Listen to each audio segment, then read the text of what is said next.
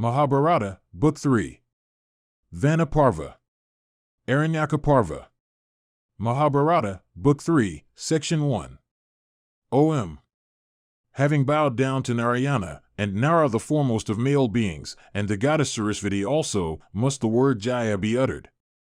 Janamejaya said, O thou foremost of regenerate ones, deceitfully defeated at dice by the sons of Dhritarashtra and their counselors, incensed by those wicked ones that thus brought about a fierce animosity, and addressed in language that was so cruel, what did the Kuru princes, my ancestors the sons of Pritha, then do?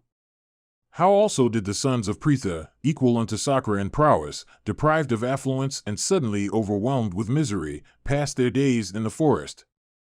Who followed the steps of those princes plunged in excess of affliction? And how did those high-souled ones bear themselves and derive their sustenance, and where did they put up? And, O illustrious ascetic and foremost of Brahmanas, how did those 12 years of exile of those warriors who were slayers of foes pass away in the forest? And undeserving of pain, how did that princess, the best of her sex, devoted to her husbands, eminently virtuous, and always speaking the truth, endure that painful exile in the forest? O thou of ascetic wealth, tell me all this in detail, for, O Brahmana, I desire to hear thee narrate the history of those heroes possessed of abundant prowess and luster. Truly my curiosity is great. Vaisampayana said, thus defeated at dice and incensed by the wicked sons of Dhritarashtra and their counselors, the sons of Pritha set out from Hastinapura. And issuing through Vardhamana gate of the city, the Pandavas bearing their weapons and accompanied by Draupadi set out in a northerly direction. Indrasena and others, with servants numbering altogether 14, with their wives, followed them on swift cars. And the citizens, learning of their departure, became overwhelmed with sorrow, and began to censure Bhishma and Vidura and Drona and Gautama. And having met together, they thus addressed one another fearlessly. Alas, our families, we ourselves, and our homes are all gone, when the wicked Duryodhana, backed by the son of Suvala, by Karna and Dusasana, aspireth to this kingdom. And, oh, our families, our ancestral usages, our virtue and prosperity, are all doomed where this sinful wretch, supported by wretches as sinful, aspireth to the kingdom. And, oh, how can happiness be there where these are not? Duryodhana beareth malice towards all superiors, hath taken leave of good conduct, and quarrelleth with those that are near to him in blood. Covetous and vain and mean, he is cruel by nature. The whole earth is doomed when Duryodhana becometh its ruler. Thither, therefore, let us proceed whither the merciful and high-minded sons of Pandu, with passions under control and victorious over foes, and possessed of modesty and renown, and devoted to pious practices, repair. Vaisampayana said, and saying this, the citizens went after the Pandavas, and having met them, they all, with joined hands, thus addressed the sons of Kunti and Madri. Blessed be ye! Where will ye go, leaving us in grief? We will follow you whithersoever ye will go.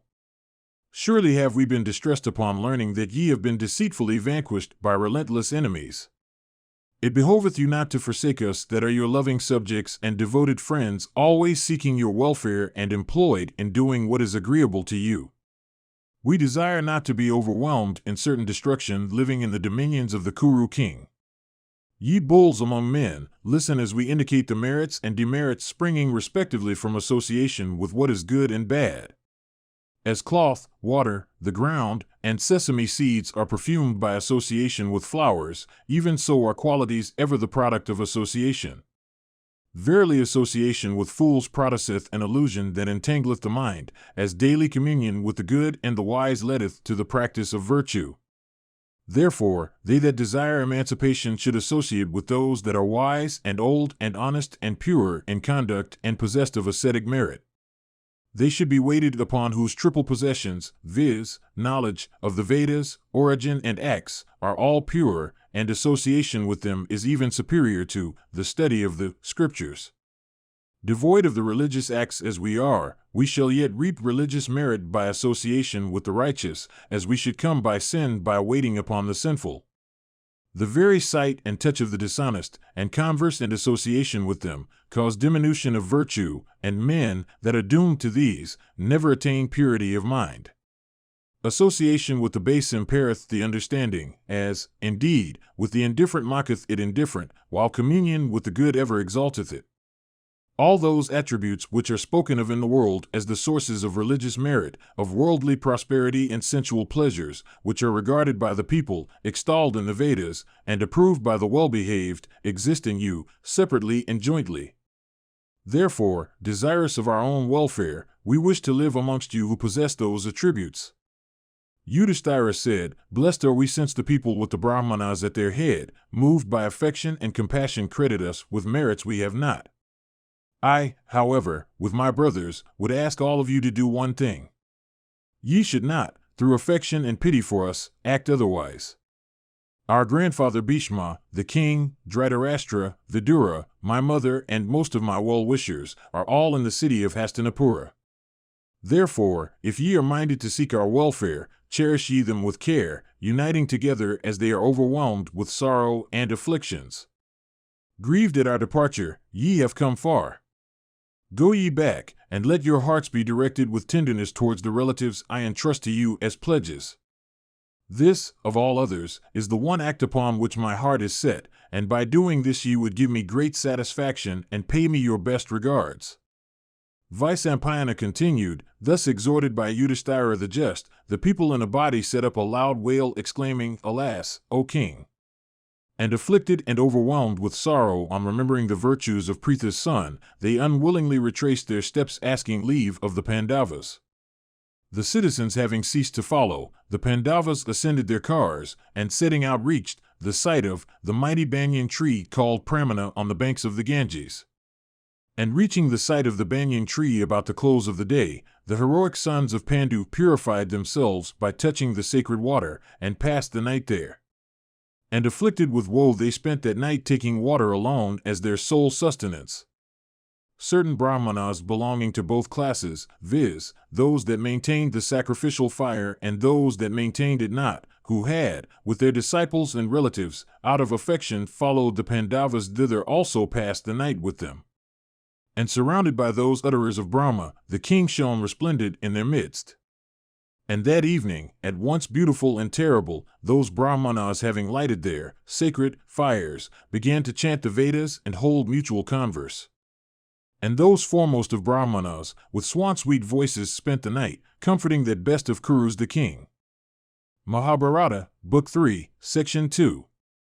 Vyasa said, when that night passed away and day broke in, those Brahmanas who supported themselves by mendicancy stood before the Pandavas of exalted deeds, who were about to enter the forest.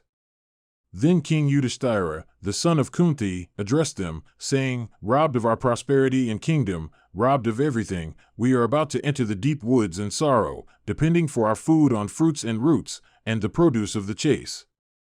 The forest, too, is full of dangers, and abounds with reptiles and beasts of prey. It appeareth to me that ye will certainly have to suffer much privation and misery there. The sufferings of the Brahmanas might overpower even the gods. That they would overwhelm me is too certain. Therefore, O Brahmana, go ye back whithersoever ye list. The Brahmanas replied, O king, our path is even that on which ye are for setting out. It behoveth thee not, therefore, to forsake us who are thy devoted admirers practicing the true religion. The very gods have compassion upon their worshippers, especially upon Brahmanas of regulated lives. Yudhisthira said, We regenerate ones, I too am devoted to the Brahmanas. But this destitution that hath overtaken me overwhelmed me with confusion. These my brothers that are to procure fruits and roots and the deer of the forest are stupefied with grief arising from their afflictions and on account of the distress of Draupadi and the loss of our kingdom. Alas, as they are distressed, I cannot employ them in painful tasks. The Brahmanas said, Let no anxiety, O king, in respect of our maintenance, find a place in thy heart. Ourselves providing our own food, we shall follow thee, and by meditation and saying our prayers we shall compass thy welfare, while by pleasant converse we shall entertain thee and be cheered ourselves. Yudhisthira said, Without doubt, it must be as ye say, for I am ever pleased with the company of the regenerate ones. But my fallen condition mocketh me, behold in myself an object of reproach. How shall I behold you all, that do not deserve to bear trouble, out of love for me painfully subsisting upon food procured by your own toil? Oh, fie upon the wicked sons of Dhritarashtra! Vyasa continued. Saying this, the weeping king sat himself down upon the ground. Then a learned Brahmana, Saunaka by name, versed in self-knowledge and skilled in the Sankhya system of yoga, addressed the king, saying, Causes of grief by thousands, and causes of fear by hundreds, day after day, overwhelm the ignorant but not the wise. Surely, sensible men like thee never suffer themselves to be deluded by acts that are opposed to true knowledge, fraught with every kind of evil, and destructive of salvation. O king, in thee dwelleth that understanding furnished with the 8 attributes which is said to be capable of providing against all evils, and which resulteth from a study of the Shruti, Vedas, and Scriptures. And men like unto thee are never stupefied, on the accession of poverty or an affliction overtaking their friends, through bodily or mental uneasiness. Listen, I shall tell the slokas which were chanted of old by the illustrious Janaka touching the subject of controlling the self. This world is afflicted with both bodily and mental suffering. Listen now to the means of allaying it as I indicate them both briefly and in detail. Disease, contact with painful things, toil and want of objects desired, these are the 4 causes that induce bodily suffering. And as regards disease, it may be allayed by the application of medicine, while mental ailments are cured by seeking to forget them yoga meditation. For this reason, sensible physicians first seek to allay the mental sufferings of their patients by agreeable converse and the offer of desirable objects, and as a hot iron bar thrust into a jar mocketh the water therein hot, even so doth mental grief bring on bodily agony. And as water quencheth fire, so doth true knowledge allay mental disquietude. And the mind attaining ease, the body findeth ease also. It seemeth that affection is the root of all mental sorrow. It is affection that maketh every creature miserable and bringeth on every kind of woe. Verily affection is the root of all misery and of all fear, of joy and grief, of every kind of pain. From affection spring all purposes, and it is from affection that spring the love of worldly goods. Both of these latter are sources of evil, though the first, our purposes, is worse than the second. And as a small portion of fire thrust into the hollow of a tree consumeth the tree itself to its roots, even so affection, ever so little, destroyeth both virtue and profit. He cannot be regarded to have renounced the world who hath merely withdrawn from worldly possessions. He, however, who though in actual contact with the world regardeth its faults, may be said to have truly renounced the world. Freed from every evil passion, soul dependent on nothing, with such a one hath truly renounced the world. Therefore, should no one seek to place his affections on either friends or the wealth he hath earned. And so should affection for one's own person be extinguished by knowledge. Like the lotus leaf that is never drenched by water, the souls of men capable of distinguishing between the ephemeral and the everlasting, of men devoted to the pursuit of the eternal, conversant with the Scriptures and purified by knowledge, can never be moved by affection. The man that is influenced by affection is tortured by desire, and from the desire that springeth up in his heart his thirst for worldly possessions increaseth. Verily, this thirst is sinful and is regarded as the source of all anxieties. It is this terrible thirst, fraught with sin, that leaneth unto unrighteous acts. Those find happiness that can renounce this thirst, which can never be renounced by the wicked, which decayeth not with the decay of the body, and which is truly a fatal disease. It hath neither beginning nor end. Dwelling within the heart, it destroyeth creatures, like a fire of incorporeal origin. And as a faggot of wood is consumed by the fire that is fed by itself, even so doth a person of impure soul find destruction from the covetousness born of his heart. And as creatures endued with life have ever a dread of death, so men of wealth are in constant apprehension of the king and the thief, of water and fire, and even of their relatives. And as a morsel of meat, if in air, may be devoured by birds, if on ground by beasts of prey, and if in water by the fishes, even so is the man of wealth exposed to dangers wherever he may be. To many the wealth they own is their bane, and he that beholding happiness in wealth becometh wedded to it, knoweth not true happiness. And hence accession of wealth is viewed as that which increaseth covetousness and folly. Wealth alone is the root of niggardliness and boastfulness, pride and fear and anxiety. These are the miseries of men that the wise see in riches. Men undergo infinite miseries in the acquisition and retention of wealth. Its expenditure also is fraught with grief. Nay, sometimes, life itself is lost for the sake of wealth. The abandonment of wealth produces misery, and even they that are cherished by one's wealth become enemies for the sake of that wealth. When, therefore, the possession of wealth is fraught with such misery, one should not mind its loss. It is the ignorant alone who are discontented. The wise, however, are always content. The thirst of wealth can never be assuaged. Contentment is the highest happiness, therefore, it is that the wise regard contentment as the highest object of pursuit.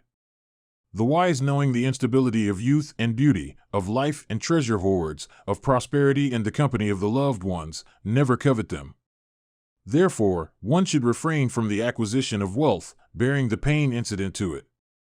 None that is rich free from trouble, and it is for this that the virtuous applaud them that are free from the desire of wealth. And as regards those that pursue wealth for purposes of virtue, it is better for them to refrain altogether from such pursuit, for, surely, it is better not to touch mire at all than to wash it off after having been besmeared with it. And, O Yudhisthira, it behoveth thee not to covet anything. And if thou wouldst have virtue, emancipate thyself from desire of worldly possessions. Yudhisthira said, O Brahmana, this my desire of wealth is not for enjoying it when obtained.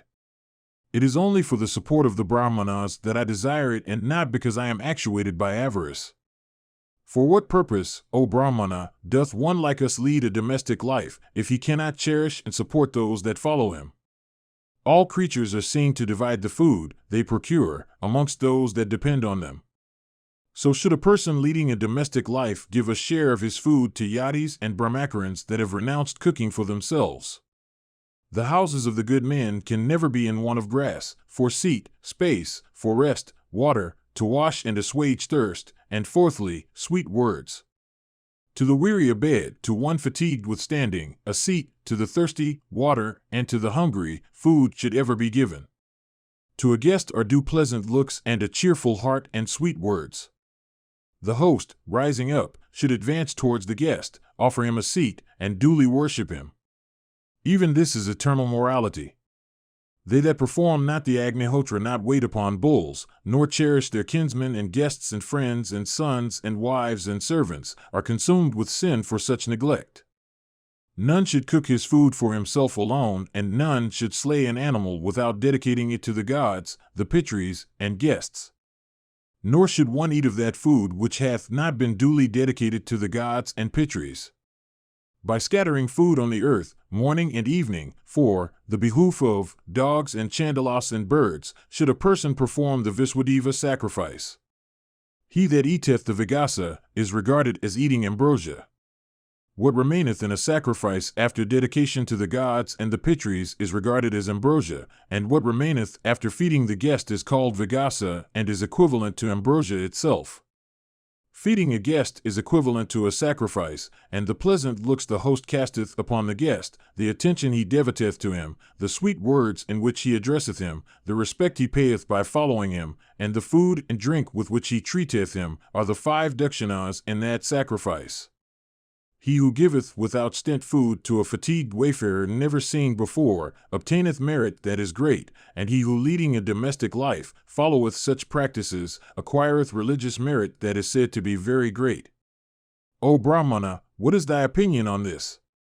Saunaka said, Alas, this world is full of contradictions. That which shameth the good, gratifieth the wicked. Alas, moved by ignorance and passion and slaves of their own senses, even fools perform many acts of apparent merit to gratify in afterlife their appetites. With eyes open are these men led astray by their seducing senses, even as a charioteer, who hath lost his senses, by restive and wicked steeds. When any of the 6 senses findeth its particular object, the desire springeth up in the heart to enjoy that particular object. And thus when one's heart proceedeth to enjoy the objects of any particular sense, a wish is entertained which in its turn giveth birth to a resolve. And finally, like unto an insect falling into a flame from love of light, the man falleth into the fire of temptation, pierced by the shafts of the object of enjoyment, discharged by the desire constituting the seed of the resolve. And thenceforth blinded by sensual pleasure which he seeketh without stint, and steeped in dark ignorance and folly which he mistaketh for a state of happiness, he knoweth not himself. And like unto a wheel that is incessantly rolling, every creature, from ignorance and deed and desire, falleth into various states in this world, wandering from one birth to another, and rangeth the entire circle of existences from a Brahma to the point of a blade of grass, now in water, now on land, and now against in the air. This then is the career of those that are without knowledge. Listen now to the course of the wise, they that are intent on profitable virtue, and are desirous of emancipation. The Vedas enjoin act, but renounce interest in action. Therefore, shouldst thou act, renouncing abhimana, performance of sacrifices, study of the Vedas, gifts, penance, truth, and both speech and act, forgiveness, subduing the senses, and renunciation of desire. These have been declared to be the 8 cardinal duties constituting the true path. Of these, the 4 first pave the way to the world of the Pitris, and these should be practiced without abhimana. The 4 last are always observed by the pious, to attain the heaven of the gods. And the pure in spirit should ever follow these 8 paths. Those who wish to subdue the world for purpose of salvation should ever act fully renouncing motives, effectually subduing their senses, rigidly observing particular vows, devotedly serving their preceptors, austerely regulating their fare, diligently studying the Vedas, renouncing action as mean and restraining their hearts. By renouncing desire and aversion, the gods have attained prosperity. It is by virtue of their wealth of yoga that the Rudras, and the Sathyas, and the Adityas and the Vasus, and the twin Ashwins, rule the creatures. Therefore, O son of Kunti, like unto them, do thou, O Bharata, entirely refraining from action with motive, strive to attain success in yoga and by ascetic austerities. Thou hast already achieved such success so far as thy debts to thy ancestors, both male and female concerned, and that success also which is derived from action, sacrifices. Do thou, for serving the regenerate ones, endeavor to attain success in penances. Those that are crowned with ascetic success can, by virtue of that success, do whatever they list. Do thou, therefore, practicing asceticism, realize all thy wishes. Footnotes 6:1 This seems to be the obvious. There is a different reading, however. For Drisayate scene, some texts have Sasiate applauded. Nilkantha imagines that the meaning is as distribution of food amongst the various classes of beings like the gods, the Pitris, and C, is applauded and C, and C. 7:1 a.m. form of sacrifice, which consists in pouring oblations of clarified butter with prayers into a blazing fire. It is obligatory on Brahmanas and Kshatriyas, except those that accept certain vows of great austerity. 7:2 The Viswadeva sacrifice is the offer of food to all creatures of the earth, by scattering a portion. 7:3 a.m. gift. It may be of various kinds. The fees paid to Brahmanas assisting at sacrifices and religious rites, such as offering oblations to the dead, are dakshinas, as also gifts to Brahmanas on other occasions, particularly when they are fed. It bring to this day the custom never to feed a Brahmana without paying him a pecuniary fee. There can be no sacrifice, no religious rite, without dakshina. 8:1 Reference to self, i.e., without the motive of bettering one's own self, or without any motive at all. This contains the germ of the doctrine preached more elaborately in the Bhagavad Gita. 8:2 This yoga consists, in their case, of a combination of attributes by negation of the contrary ones, i.e., by renunciation of motives in all they do. Mahabharata, Book 3, Section 3. Vyasa said, Yudhisthira the son of Kunti, thus addressed by Saunaka, approached his priest and in the midst of his brothers said, The Brahmanas versed in the Vedas are following me who am departing for the forest. Afflicted with many calamities, I am unable to support them. I cannot abandon them, nor have I the power to offer them sustenance. Tell me, O Holy One, what should be done by me in such a pass? Vyasa said, after reflecting for a moment, seeking to find out the proper coursed by his yoga powers, Daumya, that foremost of all virtuous men, addressed Yudhisthira in these words: In days of old, all living beings that had been created were sorely afflicted with hunger. And like a father, unto all of them, Savita, the sun, took compassion upon them.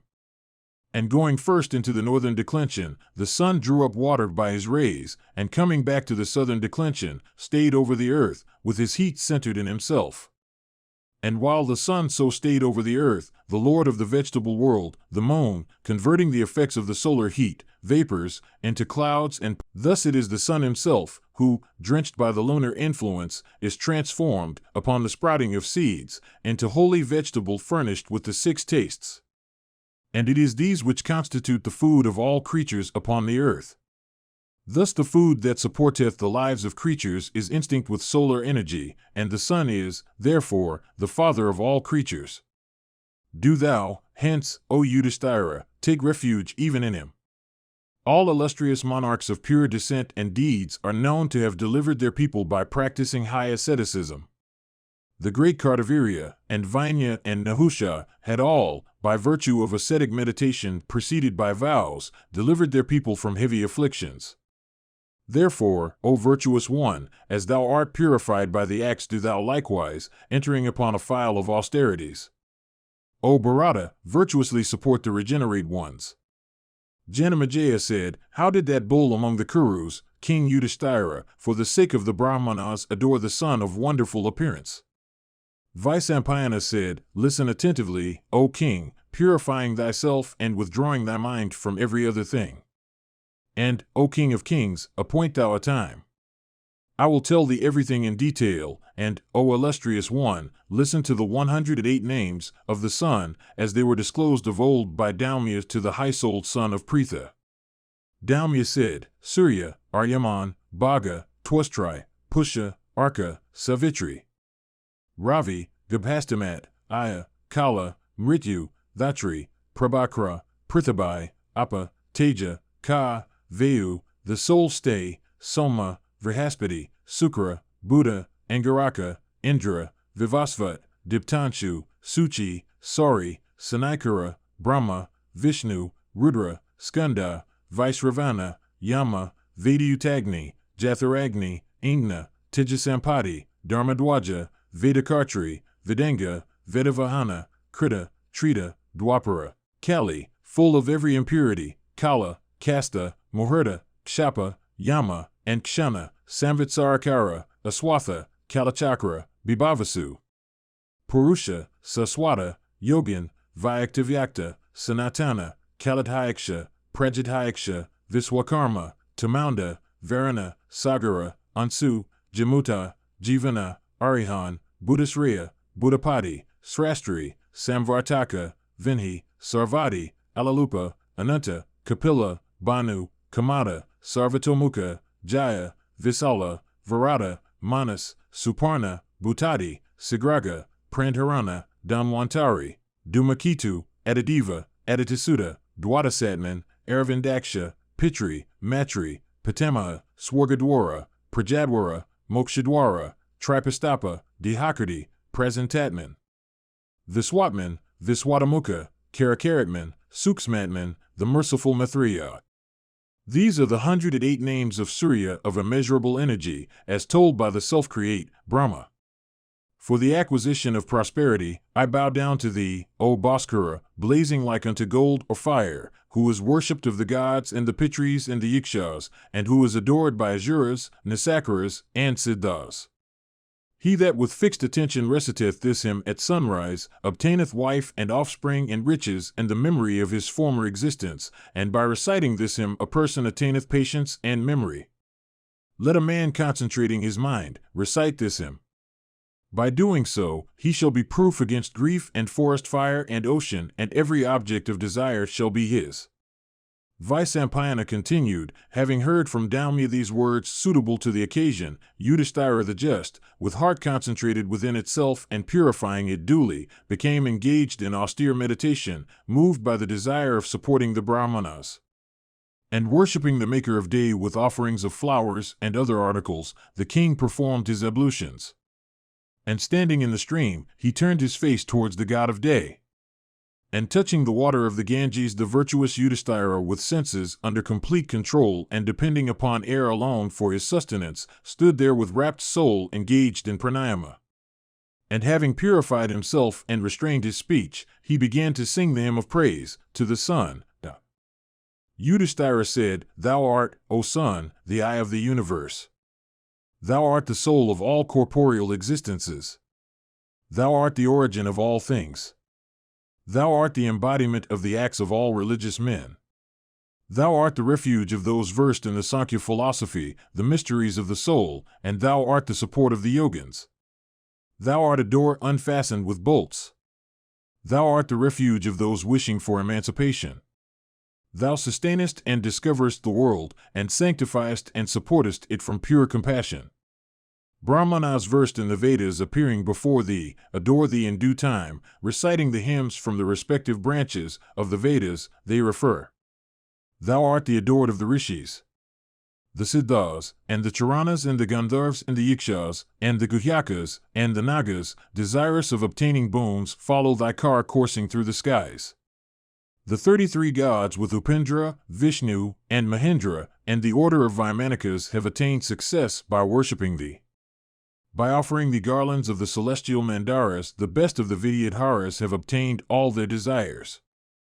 The Guyas and the 7 orders of the Pitris, both divine and human, have attained superiority by adoring thee alone. The Vasus, the Manilas, and the Rudras, the Sathyas, the Marichipas, the Valakilyas, and the Siddhas have attained preeminence by bowing down unto thee. There is nothing that I know in the entire 7 worlds, including that of Brahma, which is beyond thee. There are other beings both great and endued with energy, but none of them hath thy luster and energy. All light is in thee, indeed, thou art the Lord of all light. In thee are the 5 elements and all intelligence, and knowledge and asceticism and the ascetic properties. The discus by which the wielder of the saranga humbleth the pride of Asuras, and which is furnished with a beautiful nave, was forged by Viswakarman with thy energy. In summer thou drawest, by thy rays, moisture from all corporeal existences and plants and liquid substances, and pourest it down in the rainy season. Thy rays warm and scorch, and becoming as clouds roar and flash with lightning and pour down showers when the season cometh. Neither fire nor shelter, nor woolen cloths give greater comfort to one suffering from chilling blasts than thy rays. Thou illuminest by thy rays the whole earth with her 13 islands. Thou alone art engaged in the welfare of the 3 worlds. If thou dost not rise, the universe becometh blind, and the learned cannot employ themselves in the attainment of virtue, wealth, and profit. It is through thy grace that the 3 orders of Brahmanas, Kshatriyas, and Vaishyas are able to perform their various duties and sacrifices. Those versed in chronology say that thou art the beginning and thou the end of a day of Brahma, which consisteth of a full 1,000 yugas. Thou art the Lord of Manus and of the sons of the Manus, of the universe and of man, of the Manwantaras and their lords. When the time of universal dissolution cometh, the fire Samvartaka born of thy wrath consumeth the 3 worlds and existeth alone, and clouds of various hues begotten of thy rays, accompanied by the elephant Airavata and the thunderbolt, bring about the appointed deluges. And dividing thyself into 12 parts and becoming as many suns, thou drinkest up the ocean once more with thy rays. Thou art called Indra, thou art Vishnu, thou art Brahma, thou art Prajapati. Thou art fire, and thou art the subtle mind. And thou art Lord and the eternal Brahma. Thou art Hansa, thou art Savitri, thou art Banu, and Sumalan, and Vrishakapi. Thou art Vivasvan, Mihira, Pusha, Mitra, and Dharma. Thou art thousand-rayed, thou art Aditya, and Tapana, and the Lord of Rays. Thou art Mrthanda, and Arka, and Ravi, and Surya, and Saranya, and Maker of Day, and Divakara, and Saptasasti, and Dumakshan, and Virakana. Thou art spoken of as swift of speed, and the destroyer of darkness, and the possessor of yellow steeds.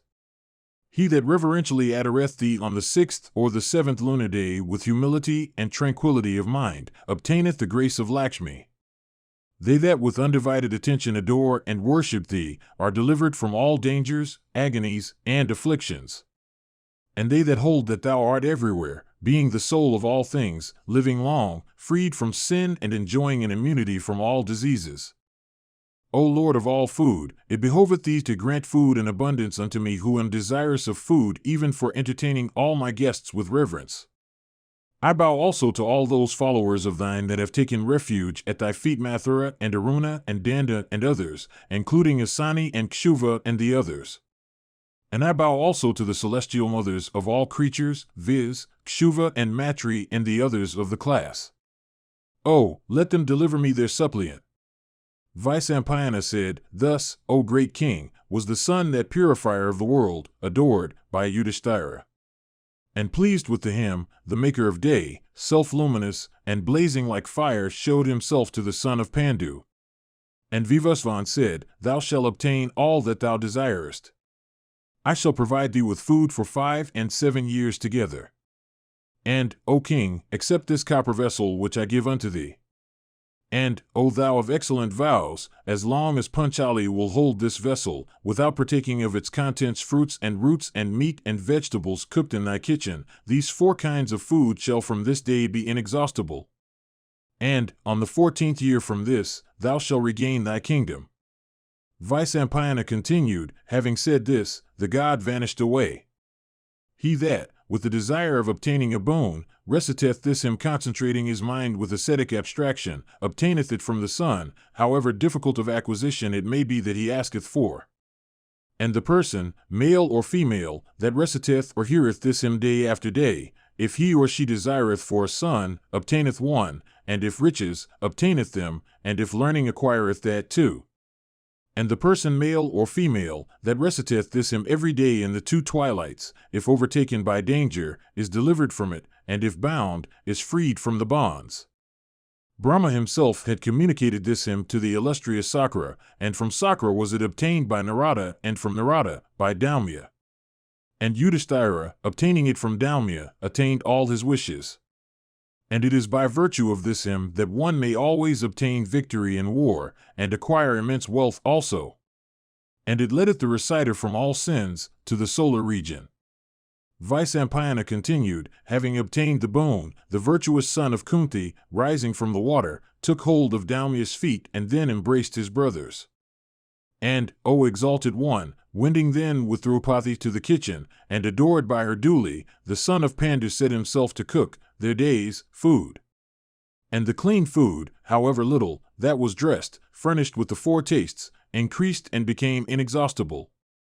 And with it Yudhisthira began to feed the regenerate ones. And after the Brahmanas had been fed, and his younger brothers also, Yudhisthira himself ate of the food that remained, and which is called Vyasa. And after Yudhisthira had eaten, the daughter of Prashada took what remained. And after she had taken her meal, the day's food became exhausted. And having thus obtained the boon from the maker of day, the son of Pandu, himself as resplendent as that celestial, began to entertain the Brahmanas agreeably to their wishes. And obedient to their priest, the sons of Pritha, on auspicious lunar days and constellations and conjunctions, performed sacrifices according to the ordinance, the scriptures, and the mantras. After the sacrifices, the sons of Pandu, blessed by the auspicious rites performed by Daumya and accompanied by him, and surrounded also by the Brahmanas, set out for the woods of Kamayaka. Footnotes: 10:1 a.m. form of yoga that is said to consist in the mingling of some of the air supposed to exist in every animal body. These airs are 5, prana, apana, samama, udana, and vyana. 11:1 The 8 Vasus, the 11 Rudras, the 12 Adityas, Prajapati, and Vishakara. 11:2 In order of celestials. 11:3 Celestial flowers of much fragrance. 11:4 The ascetic properties are anima, lagima, etc. 11:5 The bow of Vishnu, as that of Shiva, is called Panaka. 11:6 The words of the text are Adhana, Pashabanda, Ishtimantra, Yajana, and Tapakriya. Mahabharata, Book 3, Section 4. Vyasa said, after the Pandavas had gone to the forest, Dhritarashtra the son of Amvika, whose knowledge was his eye, became exceedingly sorrowful. And seated at his ease, the king addressed these words to the virtuous Vidura of profound intelligence: Thy understanding is as clear as that of Bhargava.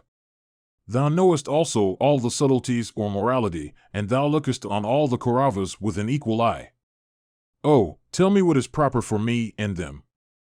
O Vidura, things having thus taken their course, what should we do now? How may I secure the goodwill of the citizens so that they may not destroy us to the roots? Oh, tell us all, since thou art conversant with every excellent expedient. Vidura said, The threefold purposes, O king, viz., profit, pleasure, and salvation, have their foundations in virtue, and the sages say that a kingdom also standeth on virtue as its basis. Therefore, O monarch, according to the best of thy power, cherish thou virtuously thy own sons and those of Pandu. That virtue had been beguiled by wicked souls, with Suvala's son at their head, when thy sons invited the righteous Yudhisthira and defeated him in the match at dice. O king, of this deed of utter iniquity I behold this expiation whereby, O chief of the Kurus, thy son, freed from sin, may win back his position among good men. Let the sons of Pandu obtain that which was given unto them by thee. For, verily, even this is the highest morality, that a king should remain content with his own, and never covet another's possessions. Thy good name then would not suffer, nor would family dissensions ensue, nor unrighteousness be thine. This then is thy prime duty now, to gratify the Pandavas and disgrace Sakuni. If thou wishest to restore to thy sons the good fortune they have lost, then, O king, do thou speedily adopt this line of conduct. If thou dost not act so, the Kurus will surely meet with destruction, for neither Bhimasena nor Arjuna, if angry, will leave any of their foes unslain. What is there in the world which is unattainable to those who cannot among their warriors Savyasakand skilled in arms, who have the Gandiva, the most powerful of all weapons in the world, for their bow, and who have amongst them the mighty Bhima also as a warrior? Formerly, as soon as thy son was born, I told thee, forsake thou this inauspicious child of thine. Herein lieth the good of thy race, but thou didst not then act accordingly. Nor also, O king, have I pointed out to thee the way of thy welfare. If thou doest as I have counseled, thou shalt not have to repent afterwards. If thy son consent to reign in peace jointly with the sons of Pandu, passing thy days in joy, thou shalt not have to repent. Should it be otherwise, abandon thou thy child for thy own happiness. Putting Duryodhana aside, do thou install the son of Pandu in the sovereignty, and let, O king, Ajatasattu, free from passion, rule the earth virtuously. All the kings of the earth, then, like Vaishyas, will, without delay, pay homage unto us. And, O king, let Duryodhana and Sakuni and Karna with alacrity wait upon the Pandavas. And let Dusasana, in open court, ask forgiveness of Bhimasena and of the daughter of Draupadi also. And do thou pacify Yudhisthira by placing him on the throne with every mark of respect. Asked by thee, what else can I counsel thee to do? By doing this, O monarch, thou wouldst do what was proper. Dhritarashtra said, These words, O Vidura, then thou hast spoken in this assembly, with reference to the Pandavas and myself, are for their good but not for ours. My mind doth not approve them. How hast thou settled all this in thy mind now? When thou hast spoken all this on behalf of the Pandavas, I perceive that thou art not friendly to me. How can I abandon my son for the sake of the sons of Pandu? Doubtless they are my sons, but Duryodhana is sprung from my body. Who then, speaking with impartiality, will ever counsel me to renounce my own body for the sake of others? O Vidura, all that thou sayest is crooked, although I hold thee in high esteem. Stay or go as thou likest. However much may she be humored, an unchaste will forsaketh her husband. Vaisampayana said, O king, saying this Dhritarashtra rose suddenly and went into the inner apartments. And Vidura, saying this race is doomed, went away to where the sons of Pritha were. Footnotes 13:1 Dhritarashtra being blind is described as pragnachakshu, i.e. having knowledge for his eye. It may also mean of the prophetic eye. 14:1 The great preceptor of the Asuras, viz., Sukra, possessing the highest intelligence as evidenced by his various works on all manner of subjects, particularly the Sukraniti. Mahabharata, Book 3, Section 5. Vyasa said, desirous of living in the forest, those bulls of the Bharata race, the Pandavas, with their followers, setting out from the banks of the Ganges, went to the field of Kurukshetra. And performing their ablutions in the Sarasvati, the Draupadi, and the Yamuna, they went from one forest to another, traveling in an westerly direction. And at length they saw before them the woods, Kamayaka, the favorite haunt of Munis, situated by a level and wild plain on the banks of the Sarasvati. And in those woods, O Bharata, abounding in birds and deer, those heroes began to dwell, entertained and comforted by the Munis. And Vidura, always longing to see the Pandavas, went in a single car to the Kamayaka woods, abounding in every good thing. And arriving at Kamayaka on a car drawn by swift steeds, he saw Yudhisthira the just, sitting with Draupadi at a retired spot, surrounded by his brothers and the Brahmanas. And seeing Vidura approach from a distance with swift steps, the virtuous king addressed brother Bhimsena, saying, "With what message doth Kshata come to us? Doth he come hither, dispatched by Sakuni, to invite us again to a game of dice? Doth the little-minded Sakuni intend to win again our weapons at dice? O Bhimsena, challenged by anyone addressing me, come, I am unable to stay. And if our possession of the Gandiva becomes doubtful, will not the acquisition of our kingdom also be so?" Vyasa said, "O king, the Pandavas then rose up and welcomed Vidura. And received by them, that descended of the Ajamata line, Vidura, sat in their midst and made the usual inquiries.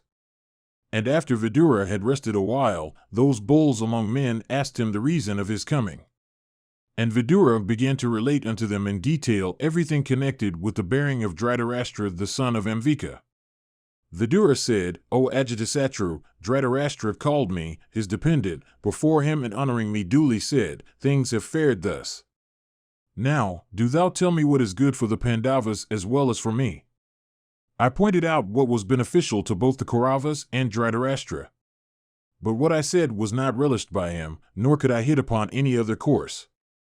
What I advised was, O Pandavas, highly beneficial, but the son of Amvika heeded me not. Even as medicine recommendeth itself not to one that is ill, so my words failed to please the king. And, O thou without a foe, as all unchaste while in the family of a man of pure descent cannot be brought back to the path of virtue, so I failed to bring Dhritarashtra back.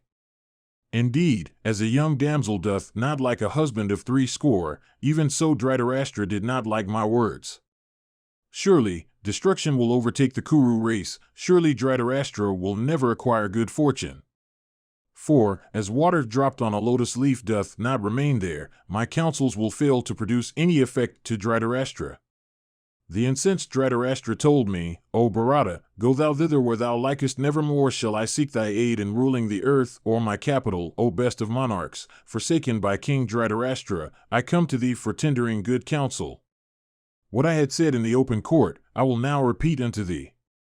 Listen, and bear my words in mind, that wise man who, bearing all the gross wrong heaped upon him by his enemies, patiently bideth his time, and multiplieth his resources, even as men by degrees turn a small fire into a large one, ruleth alone this entire earth. He that, in prosperity, enjoyeth his substance with his adherents findeth in them sharers of his adversity. This is the best means of securing adherents, and it is said that he that hath adherents winneth the sovereignty of the world. And, O Pandava, divided thy prosperity with thy adherents, behave truthfully towards them, and converse with them agreeably. Share also your food with them, and never boast thyself in their presence. This behavior increaseth the prosperity of kings. Yudhisthira said, having recourse to such high intelligence, undisturbed by passion, I will do as thou counsellest. And whatever else thou mayst counsel in respect of time and place, I will carefully follow entirely. Mahabharata, Book 3, Section 6. Vyasa said, O king, after Vidura had gone to the abode of the Pandavas, Dhritarashtra, O Bharata, of profound wisdom, repented of his action. And thinking of the great intelligence of Vidura in matters connected with both war and peace, and also of the aggrandizement of the Pandavas in the future, Dhritarashtra, pained at the recollection of Vidura, having approached the door of the hall of state, fell down senseless in the presence of the monarchs, and waiting, and regaining consciousness, the king rose from the ground and thus addressed Sanjaya standing by, My brother and friend is even like the God of justice himself. Recollecting him today, my heart burneth in grief. Go, bring unto me without delay my brother well versed in morality. Saying this, the monarch wept bitterly.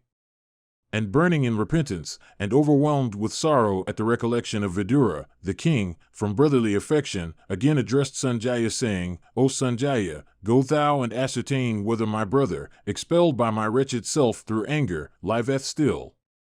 That wise brother of mine of immeasurable intelligence hath never been guilty of even the slightest transgression, but, on the other hand, he it is who hath come by grievous wrong at my hands. Seek him, O wise one, and bring him hither, else, O Sanjaya, I will lay down my life. Vyasa continued, hearing these words of the king, Sanjaya expressed his approbation, and saying, so be it, went in the direction of the Kamayaka woods. And arriving without loss of time at the forest where the sons of Pandu dwelt, he beheld Yudhisthira clad in deerskin, seated with Vidura, in the midst of Brahmanas by thousands and guarded by his brothers, even like Purandara in the midst of the celestials. And approaching Yudhisthira, Sanjaya worshipped him duly and was received with due respect by Bhima and Arjuna and the twins. And Yudhisthira made the usual inquiries about his welfare, and when he had been seated at his ease, he disclosed the reason of his visit, in these words, King Dhritarashtra, the son of Amvika, hath, O Kshata, remembered thee. Returning unto him without loss of time, do thou revive the king. And, O thou best of men, with the permission of these Kuru princes, these foremost of men, it behoveth thee, at the command of that lion among kings, to return unto him. Vyasa continued, thus addressed by Sanjaya, the intelligent Vidura, ever attached to his relatives, with the permission of Yudhisthira returned to the city named after the elephant. And after he had approached the king, Dhritarashtra of great energy, the son of Amvika, addressed him, saying, from my good luck alone, O Vidura, thou, O sinless one, of conversant with morality, hast come here remembering me. And, O thou bull of the Bharata race, in thy absence I was beholding myself, sleepless through the day and the night, as one that hath been lost on earth. And the king then took Vidura on his lap and smelt his head, and said, forgive me, O sinless one, the words in which thou wert addressed by me. And Vidura said, O king, I have forgiven thee. Thou art my superior, worthy of the highest reverence. Here am I, having come back, eagerly wishing to behold thee. All virtuous men, O tiger among men, are, instinctively, partial towards those that are distressed. This, O king, is scarcely the result of deliberation. My partiality to the Pandavas proceedeth from this cause. O Bharata, thy sons are as dear to me as the sons of Pandu, but as the latter are now in distress, my heart yearneth after them. Vyasa continued, and addressing each other thus in apologetic speeches, the two illustrious brothers, Vidura and Dhritarashtra, felt themselves greatly happy. Mahabharata, Book 3, Section 7. Vyasa said, hearing that Vidura had returned, and that the king had consoled him, the evil-minded son of Dhritarashtra began to burn in grief. His understanding clouded by ignorance, he summoned the son of Suvala, and Karna and Dusasana, and addressed them, saying, the learned Vidura, the minister of the wise Dhritarashtra, hath returned. The friend of the sons of Pandu, he is ever engaged in doing what is beneficial to them. So long as this Vidura doth not succeed in inducing the king to bring them back, do ye all think of what may benefit me? If ever I behold the sons of Pritha return to the city, I shall again be emaciated by renouncing food and drink, even though there be no obstacle in my path. And I shall either take poison or hang myself, either enter the pyre or kill myself with my own weapons. But I shall never be able to behold the sons of Pandu in prosperity. Sakuni said, O king, O lord of the earth, what folly hath taken possession of thee? The Pandavas have gone to the forest, having given a particular pledge, so that what thou apprehendest can never take place. O bull of the Bharata race, the Pandavas ever abide by the truth. They will never, therefore, accept the words of thy father. If, however, accepting the commands of the king, they come back to the capital, violating their vow, even this would be our conduct, viz., assuming an aspect of neutrality and in apparent obedience to the will of the monarch, we will closely watch the Pandavas, keeping our counsels. Dussasana said, O uncle of great intelligence, it is even as thou sayest. The words of wisdom thou utterest always recommend themselves to me. Karna said, O Duryodhana, all of us seek to accomplish thy will and, O king, I see that unanimity at present prevaileth among us. The sons of Pandu, with passions under complete control, will never return without passing away the promised period. If, however, they do return from failing sense, do thou defeat them again at dice. Vaisampayana said, thus addressed by Karna, King Duryodhana with cheerless heart averted his face from his counselors. Marking all this, Karna expanding his beautiful eyes, and vehemently gesticulating in anger, haughtily addressed Duryodhana and Dussasana and Suvala's son, saying, Ye princes, know ye my opinion. We are all servants of the king, Duryodhana, waiting upon him with joined palms. We should, therefore, do what is agreeable to him. But we are not always able to seek his welfare with promptness and activity, owing to our dependence on Dhritarashtra. But let us now, encased in mail and armed with our weapons, mount our cars and go in a body to slay the Pandavas now living in the forest. After the Pandavas have been quieted and after they have gone on the unknown journey, both ourselves and the sons of Dhritarashtra will find peace. As long as they are in distress, as long as they are in sorrow, as long as they are destitute of help, so long are we a match for them. This is my mind. Hearing those words of the charioteer's son, they repeatedly applauded him, and at last exclaimed, Very well. And saying this, each of them mounted his car, and sanguine of success, they rushed in a body to slay the sons of Pandu. And knowing by his spiritual vision that they had gone out, the master Krishnadvipayana of pure soul came upon them, and commanded them to desist. And sending them away, the Holy One, worshipped by all the worlds, quickly appeared before the king whose intelligence served the purposes of eyesight, and who was then seated at his ease. And the Holy One addressed the monarch thus. Mahabharata, Book 3, Section 8. Vyasa said, O wise Dhritarashtra, hear what I say. I will tell thee that which is for the great good of all the Kauravas. O thou of mighty arms, it hath not pleased me that the Pandavas have gone to the forest dishonestly defeated, at dice, by Duryodhana and others. O Bharata, on the expiration of the 13th year, recollecting all their woes, they may shower death-dealing weapons, even like virulent poison, upon the Kauravas. Why doth thy sinful son of wicked heart, ever inflamed with ire, seek to slay the sons of Pandu for the sake of their kingdom? Let the fool be restrained, let thy son remain quiet. In attempting to slay the Pandavas in exile, he will only lose his own life. Thou art as honest as the wise Vidura, or Bhishma, or ourselves, or Kripa, or Drona, O thou of great wisdom, dissension with one's own kin are forbidden, sinful and reprehensible. Therefore, O king, it behoveth thee to desist from such acts. And, O Bharata, Duryodhana looketh with such jealousy towards the Pandavas that great harm would be the consequence, if thou didst not interfere. Or let this wicked son of thine, O monarch, along and unaccompanied, himself go to the forest and live with the sons of Pandu.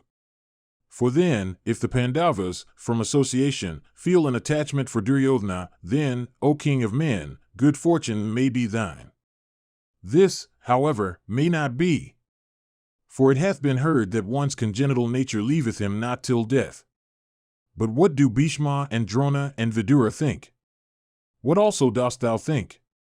That which is beneficial should be done while there is time, else thy purposes will be unrealized. Mahabharata, Book 3, Section 9. Dhritarashtra said, O Holy One, I did not like this business of gambling, but, O Muni, I think, I was made to consent to it drawn by fate. Neither Bhishma, nor Drona, nor Vidura, nor Gandhari liked this game at dice. No doubt, it was begot of folly. And, O thou who delightest in the observance of vows, O illustrious one, knowing everything yet influenced by paternal affection, I am unable to cast off my senseless son, Duryodhana. Vyasa said, O king, O son of Vichitravirya, what thou sayest is true. We know it well that a son is the best of all things, and that there is nothing that is so good as a son. Instructed by the tears of Saravi, Indra came to know that the son surpasseth in worth other valuable possessions. O monarch, I will, in this connection, relate to thee that excellent and best of stories, the conversation between Indra and Saravi. In days of yore, Saravi, the mother of cows, was once weeping in the celestial regions. O child, Indra took compassion upon her, and asked her, saying, O auspicious one, why dost thou weep? Is everything well with the celestials? Hath any misfortune, ever so little, befallen the world of men or serpents? Saravi replied, No evil hath befallen thee that I perceive. But I am aggrieved on account of my son, and it is therefore, O Kausika, that I weep. See, O chief of the celestials, yonder cruel husbandman is belaboring my weak son with the wooden stick, and oppressing him with the weight of the plow, in consequence of which my child, agitated with agony, is falling upon the ground and is at the point of death. At sight of this, O Lord of the celestials, I am filled with compassion, and my mind is agitated. The one that is the stronger of the pair is bearing his burthen of greater weight, with ease, but, O Vasva, the other is lean, and weak, and is a mass of veins and arteries. He beareth his burthen with difficulty. And it is for him that I grieve. See, O Vasva, sore inflicted with the whip, and harassed exceedingly, he is unable to bear his burthen. And it is for him that, moved by grief, I weep in heaviness of heart, and these tears of compassion trickle down my eyes. Sakra said, O fair one, when thousands of thy son are, daily, oppressed, why dost thou grieve for one under infliction?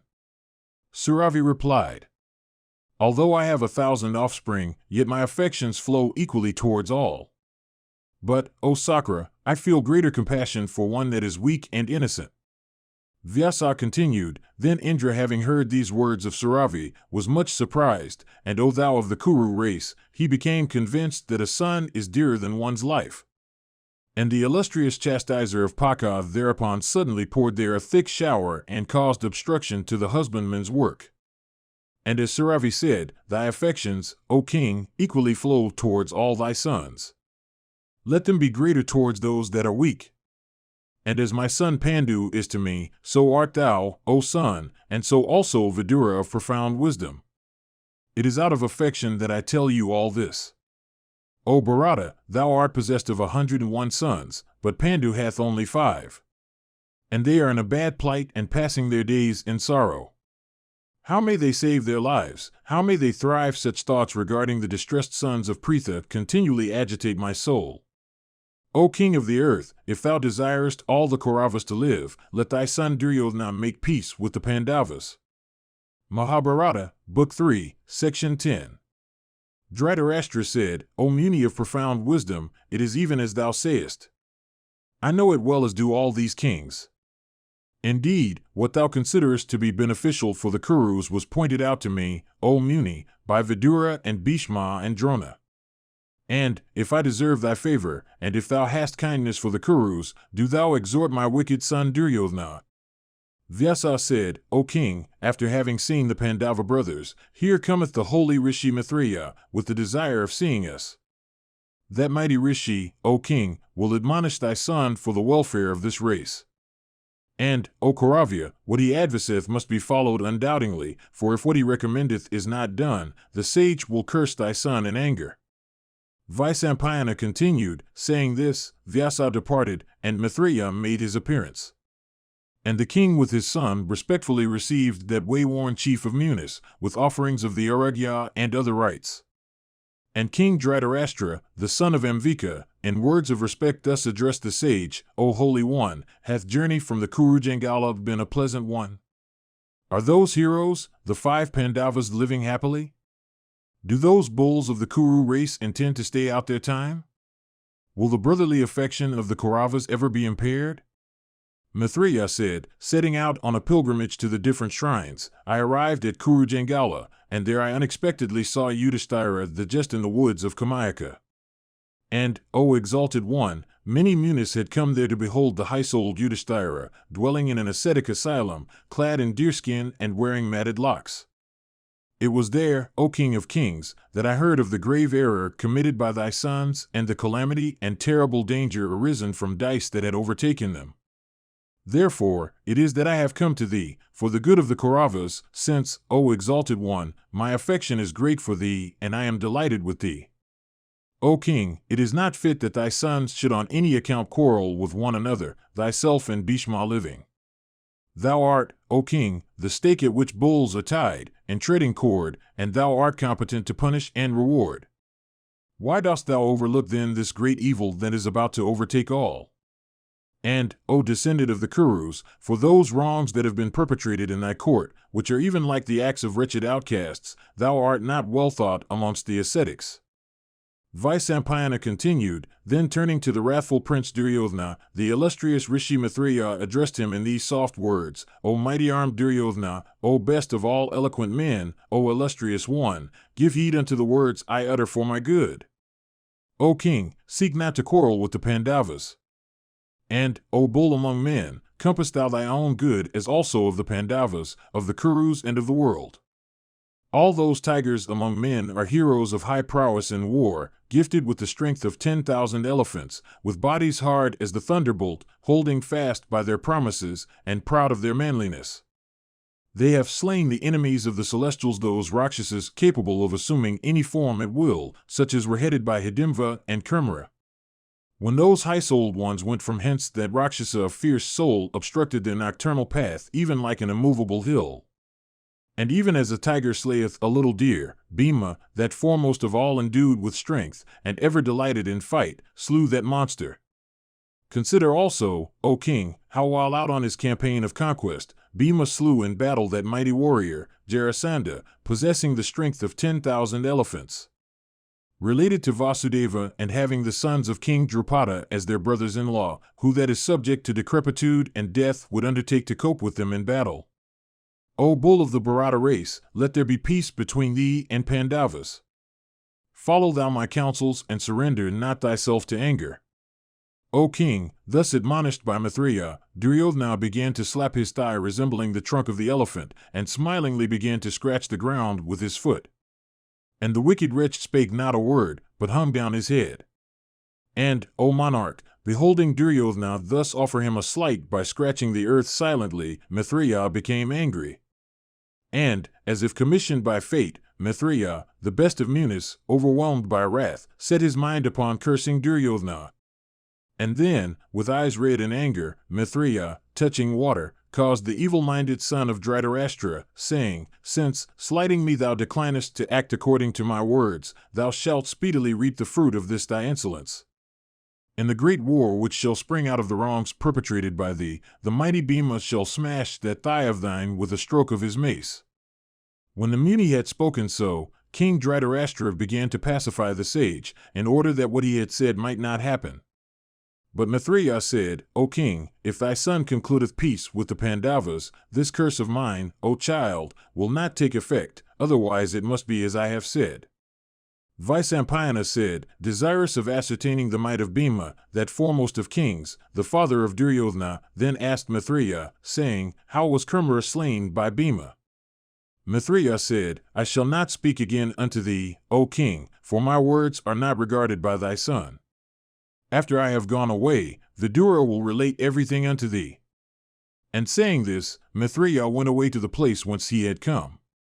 And Duryodhana also went out perturbed at the tidings of Kirmira's death at the hand of Bhima.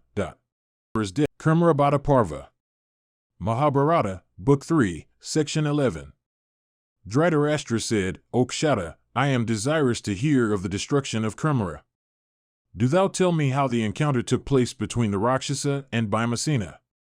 Vidura said, Listen to the story of that feat of Bhimasena of superhuman achievements. I have often heard of it in course of my conversation with the Pandavas, while I was with them, O foremost of kings. Defeated at dice the Pandavas departed from hence, and traveling for 3 days and nights they at length reached those woods that go by the name of Kamayaka. O king, just after the dreadful hour of midnight, when all nature is asleep, when man-eating Rakshasas of terrible deeds begin to wander, the ascetics and the cowherds and other rangers of the forest used to shun the woods of Kamayaka and fly to a distance from fear of cannibals. And, O Bharata, as the Pandavas were at this hour entering those woods, a fearful Rakshasa of flaming eyes appeared before them with a lighted brand, obstructing their path.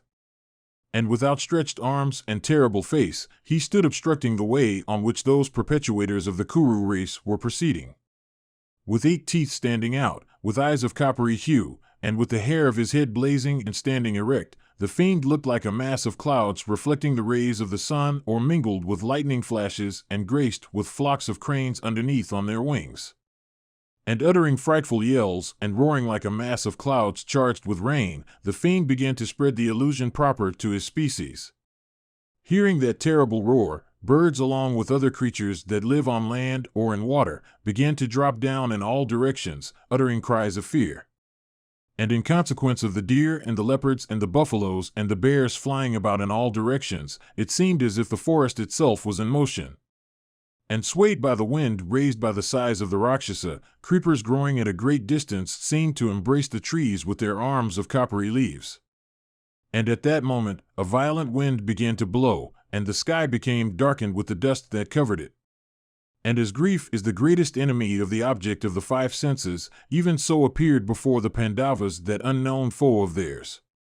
And beholding the Pandavas from a distance clad in black deerskins, the Rakshasa obstructed their passage through the forest even like the Saunaka mountain. And at the sight of him never seen before, the lotus-eyed Krishna, agitated with fear, closed her eyes.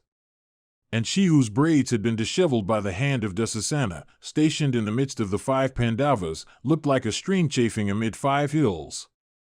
And seeing her overwhelmed with fear, the 5 Pandavas supported her, as the 5 senses influenced by desire adhere to the pleasures relating to their objects. And Daumya, of great ascetic energy, in the presence of the sons of Pandu, destroyed the fearful illusion that had been spread by the Rakshasa by applying various mantras calculated to destroy the Rakshasa.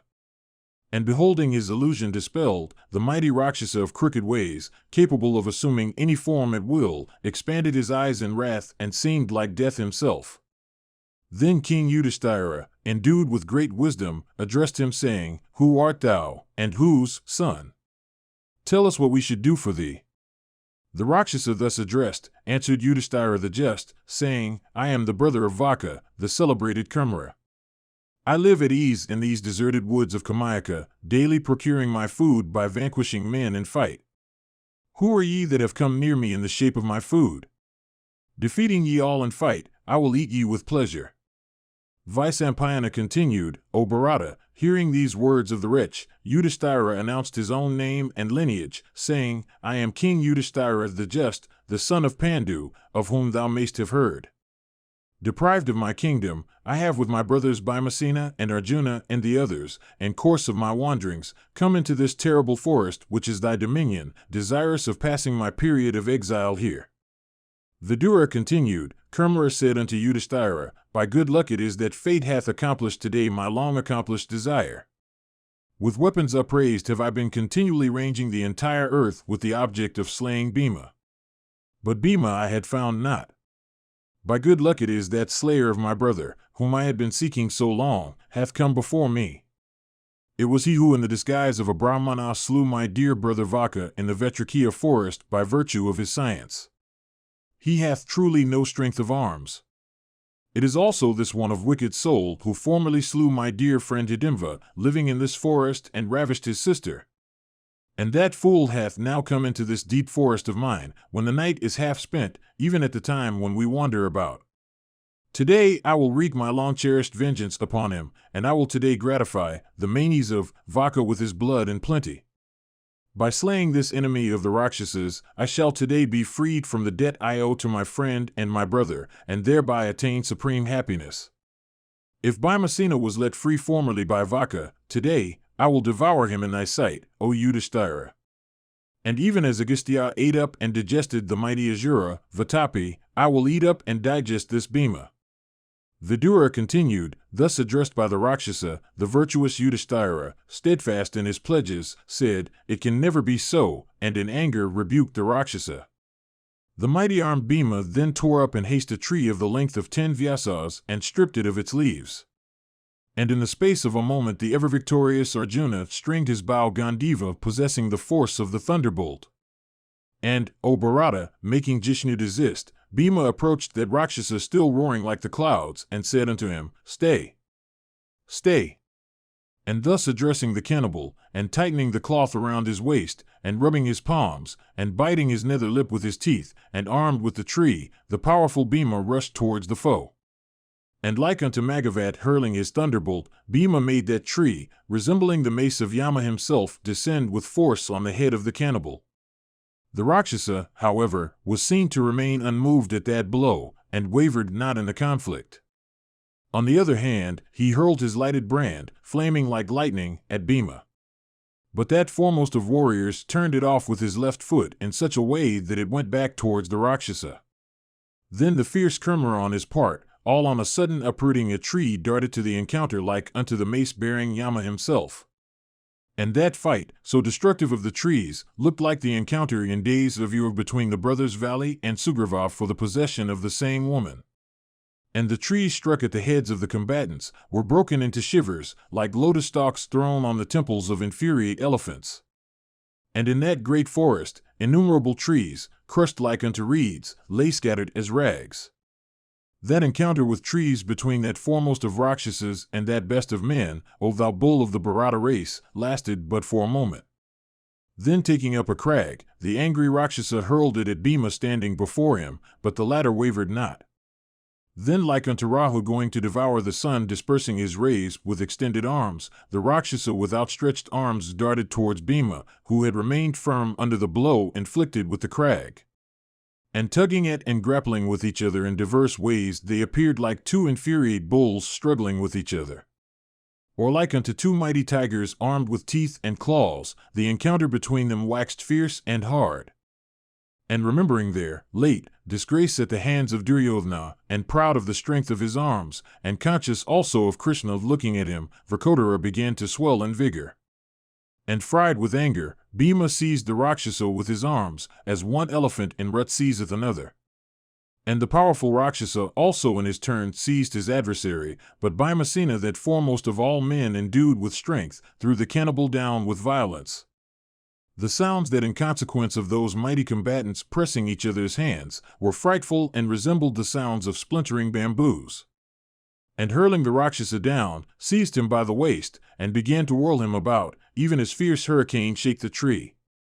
And thus seized by the mighty Bhima, the fatigued Rakshasa became faint, and trembling all over, he still pressed the Pandava with all his strength.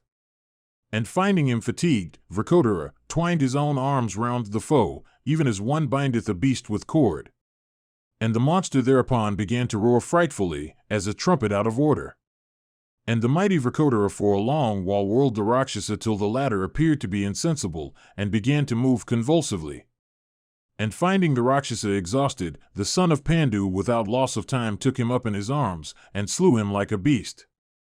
And placing his knee on the waist of that wretch of Rakshasa, Vrkodara began to press the neck of the foe with his hands. Then Bhima, dragging along the earth the bruised body of the Rakshasa with the eyelids about to close, said, O sinful wretch, thou wilt no more have to wipe away the tears of Hidimva or Vaka, for thou too art about to go to the mansions of Yama.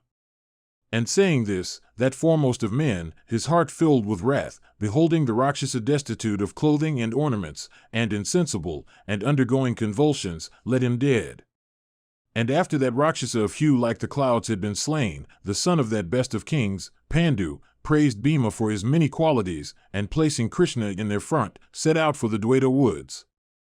Vidura said, It was thus, O Lord of men, that Kirmira was slain in combat by Bhima, in obedience, O Kaurava, to the commands of Yudhisthira the just. And having rid the forest of its pest, the victorious Yudhisthira the just began to live in that dwelling of theirs, with Draupadi. And those bulls of the Bharata race comforting Draupadi began to cheerfully extol Bhima with glad hearts. And after the Rakshasa had been slain, borne down by the might of Bhima's arms, those heroes entered into the peaceful forest freed from its annoyance. Passing through the great forest, I saw lying the body of the wicked and fearless Rakshasa slain by Bhima's might. And, O Bharata, there I heard of this achievement of Bhima from those Brahmanas who have assembled round the Pandavas. Vyasa continued, hearing the account of the slaughter in combat of Kirmira, that foremost of Rakshasas, the king sighed in sorrow and became absorbed in thought. Arjuna Begamana Parva. Mahabharata, Book 3, Section 12. Vyasa said, hearing that the Pandavas had been banished, the Bhojas, the Vrishnis, and the Andhakas went to those heroes residing in affliction in the great forest. And the consanguineous relatives of Panchala, and Drishtaketu the king of Chedi, and those celebrated and powerful brothers the Kaikyas, their hearts fired with wrath, went to the forest to see the sons of Pritha. And reproaching the sons of Dhritarashtra, they said, "What should we do?" And those bulls of the Kshatriya race, with Vasudeva at their head, sat themselves down round Yudhisthira the just. And respectfully saluting that foremost of the Kurus, Kesva mournfully said, "The earth shall drink the blood of Duryodhana and Karna, of Dusasana and the wicked Sakuni." Slaying these in battle and defeating their followers along with their royal allies, will we all install Yudhisthira the just on the throne. The wicked deserve to be slain. Verily, this is eternal morality. Vyasa continued, and when on account of the wrongs of Pritha's sons, Janardana had thus got into a passion, and seemed bent upon consuming all created things, Arjuna exerted himself to pacify him. And beholding Kesva angry, Falguna began to recite the feats achieved in his former lives by that soul of all things, himself immeasurable, the Eternal One, of infinite energy, the Lord of Prajapati himself, the supreme ruler of the worlds, Vishnu of profound wisdom. Arjuna said, "In days of old, thou, O Krishna, hadst wandered on the Gandhamadana mountains for 10,000 years as a Muni having his home where evening fell. Living upon water alone, thou hadst, in days of old, O Krishna, also dwelt for full 11,000 years by the lake of Pushkara. And, O slayer of Madhu, with arms upraised and standing on one leg, thou hadst passed 100 years on the high hills of Vidari, living all the while upon air. And leaving aside thy upper garment, with body emaciated and looking like a bundle of veins, thou hadst lived on the banks of the Sarasvati, employed in thy sacrifice extending for 12 years. And, O Krishna of mighty energy, in observance of thy vow thou hadst stood on one leg for the length of 1,000 years of the celestials, on the plains of Prabhasa which it behoveth the virtuous to visit. Vyasa hath told me that thou art the cause of the creation and its course. And, O Kesva, the Lord of Kshetra, thou art the mover of all minds, and the beginning and end of all things. All asceticism resteth in thee, and thou too art the embodiment of all sacrifices, and the Eternal One. Slaying the Asura Naraka, offspring of the earth first begotten, thou hadst obtained his earrings, and performed, O Krishna, the first horse sacrifice, offering up that Asura as the sacrificial horse. And, O Bull of all the worlds, having performed that feat, thou hast become victorious over all. Thou hadst slain all the Daityas and Danavas mustered in battle, and giving the Lord of Sachi, Indra, the sovereignty of the universe, thou hast, O Kesva of mighty arms, taken thy birth among men. O slayer of all foes, having floated on the primordial waters, thou subsequently becamest Hari, and Brahma, and Surya, and Dharma, and Dhatri, and Yama, and Anala, and Vasu, and Vaisravana, and Rudra, and Kala, and the firmament, the earth, and the 10 directions. Thyself increate, thou art the Lord of the mobile and the immobile universe, the creator of all, O thou foremost of all existences. And, O slayer of Madhu, O thou of abundant energy, in the forest of Kshatrartha thou didst, O Krishna, gratify with thy sacrifice the chief of all the gods, the highest of the high. O Janardana, at each sacrifice thou didst offer, according to shares, gold by hundreds and thousands.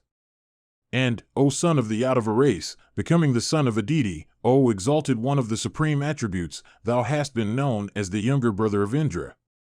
And, O thou chastiser of foes, even while a child thou didst, O Krishna, in consequence of thy energy, filled by 3 steps only the heaven, the firmament, and the earth. And, O thou soul of all covering the heaven and the firmament, while thou wert thus transformed, thou didst dwell in the body of the sun and afflict him with thy own splendor. And, O exalted one, in thy incarnations on those 1,000 occasions, thou hadst slain, O Krishna, sinful Asuras by hundreds. By destroying the Kauravas and the Pashas, and slaying Nisunda and Naraka, thou hast again rendered safe the road to Pragyatisha. Thou hast slain Avriti at Jeruthi, and Kratha and Sasupala with his adherents, and Jarasandha and Saivya and Sad at Hanwin. And on thy car roaring like unto clouds, and effulgent like the sun, thou didst obtain for thy queen the daughter of Boja, defeating Rukmi in battle. Thou didst in fury slay Indra the Yamna and the Yavna called Kasaraman. And slaying Salwa the lord of Salba, thou didst destroy that city of Salba itself. These have all been slain in battle. Listen to me as I speak of others, also slain by thee. At Iravathi thou hast slain King Boja equal unto Kartavirya in battle, and both Gopathi and Talakitu also have been slain by thee. And, O Janardana, thou hast also appropriate unto thyself the sacred city of Dvarka, abounding in wealth and agreeable unto the Rishi themselves, and thou wilt submerge it at the end within the ocean. O slayer of Madhu, how can crookedness be in thee, devoid as thou art, O thou of the Dasara race, of anger and envy and untruth and cruelty? O thou who knowest no deterioration, all the rishis, coming unto thee seated in thy glory on the sacrificial ground, seek protection of thee. And, O slayer of Madhu, thou stayest at the end of the yuga, contracting all things and withdrawing this universe into thy own self, thou repressor of all foes. O thou of the Vrishni race, at the beginning of the yuga, there sprang from thy lotus-like navel, Brahma himself, and lord of all mobile and immobile things, and whose is this entire universe. When the dreadful Danavas Madhu and Kaitava were bent on slaying Brahma, beholding their impious endeavor thou wert angry, and from thy forehead, O Hari, sprang Sambhu, the holder of the trident. Thus these two foremost of the deities have sprung from thy body in order to do thy work. Even Narada it was who hath told me this. O Narayana, thou didst, in the forest of Chaitrartha, celebrate with plentiful gifts a grand sacrifice consisting of a multitude of rites.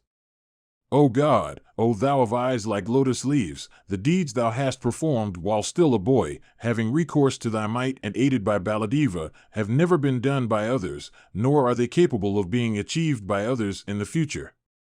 Thou didst even dwell in Kailasa, accompanied by Brahmanas. Vaisampayana continued, having addressed Krishna thus, the illustrious Pandava, who was the soul of Krishna, became dumb, when Janardana, in reply addressed that son of Pritha, saying, Thou art mine and I am thine, while all that is mine is thine also. He that hath thee hath me as well, and he that followeth thee followeth me.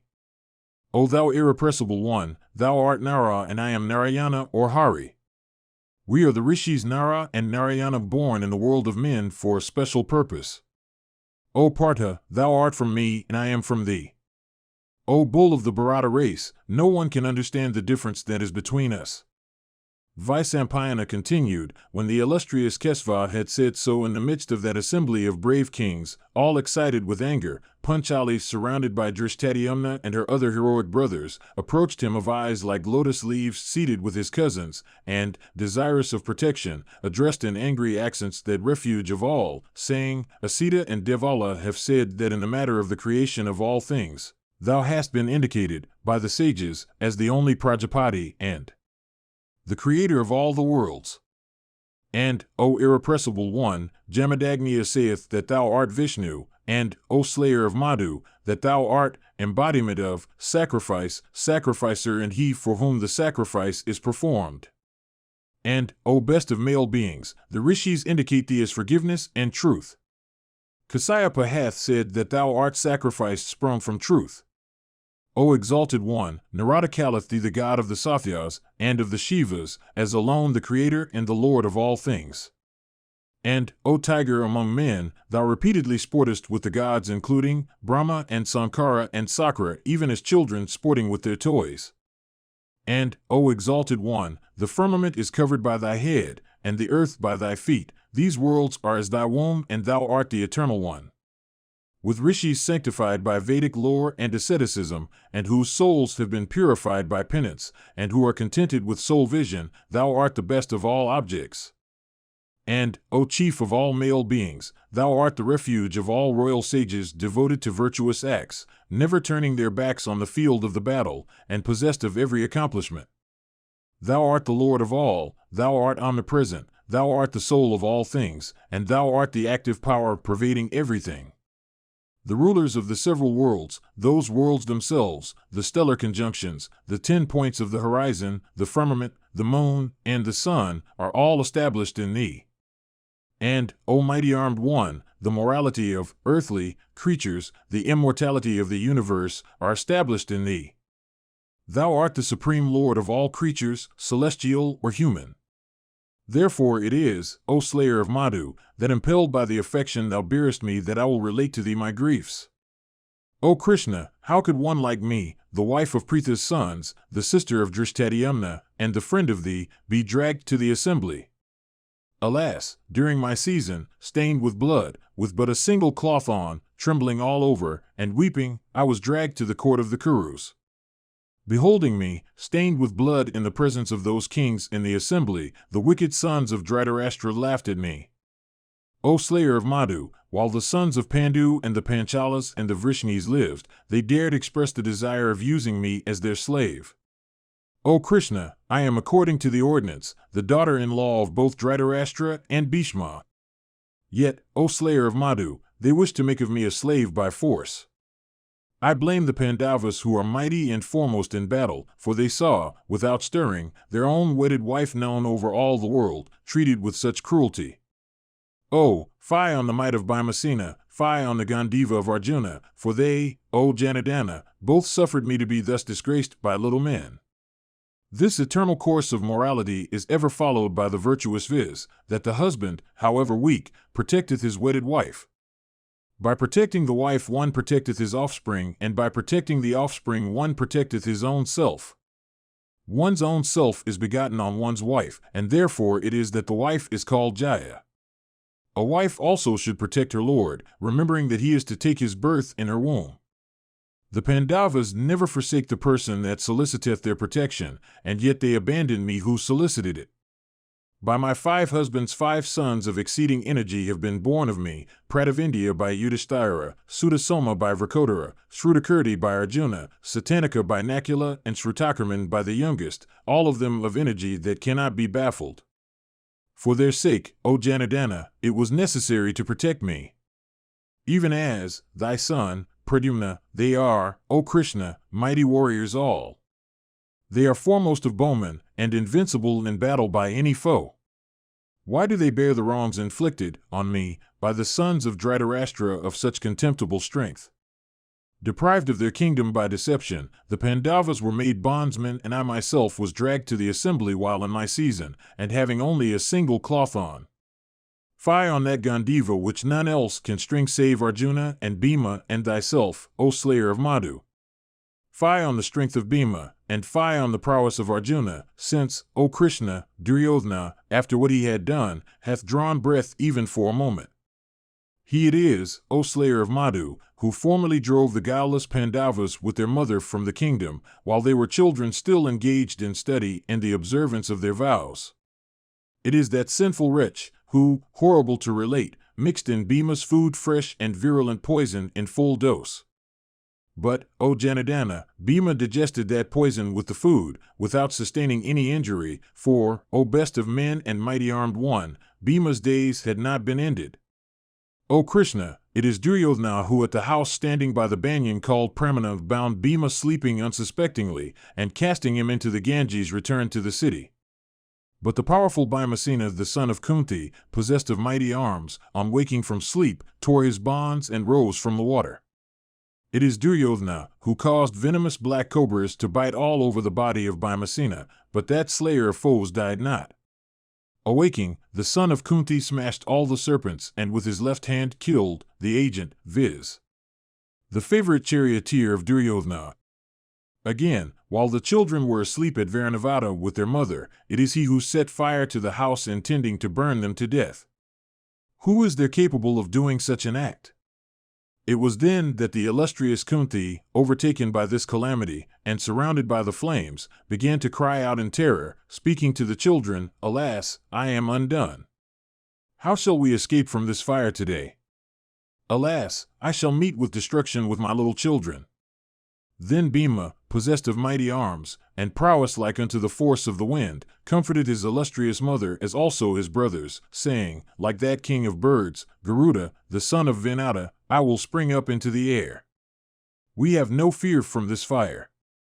And then taking his mother on his left flank, and the king in his right, and the twins on each shoulder, and Vivatsu on his back, the mighty Vrkodara, thus taking all of them, at one leap cleared the fire and delivered his mother and brother from the conflagration.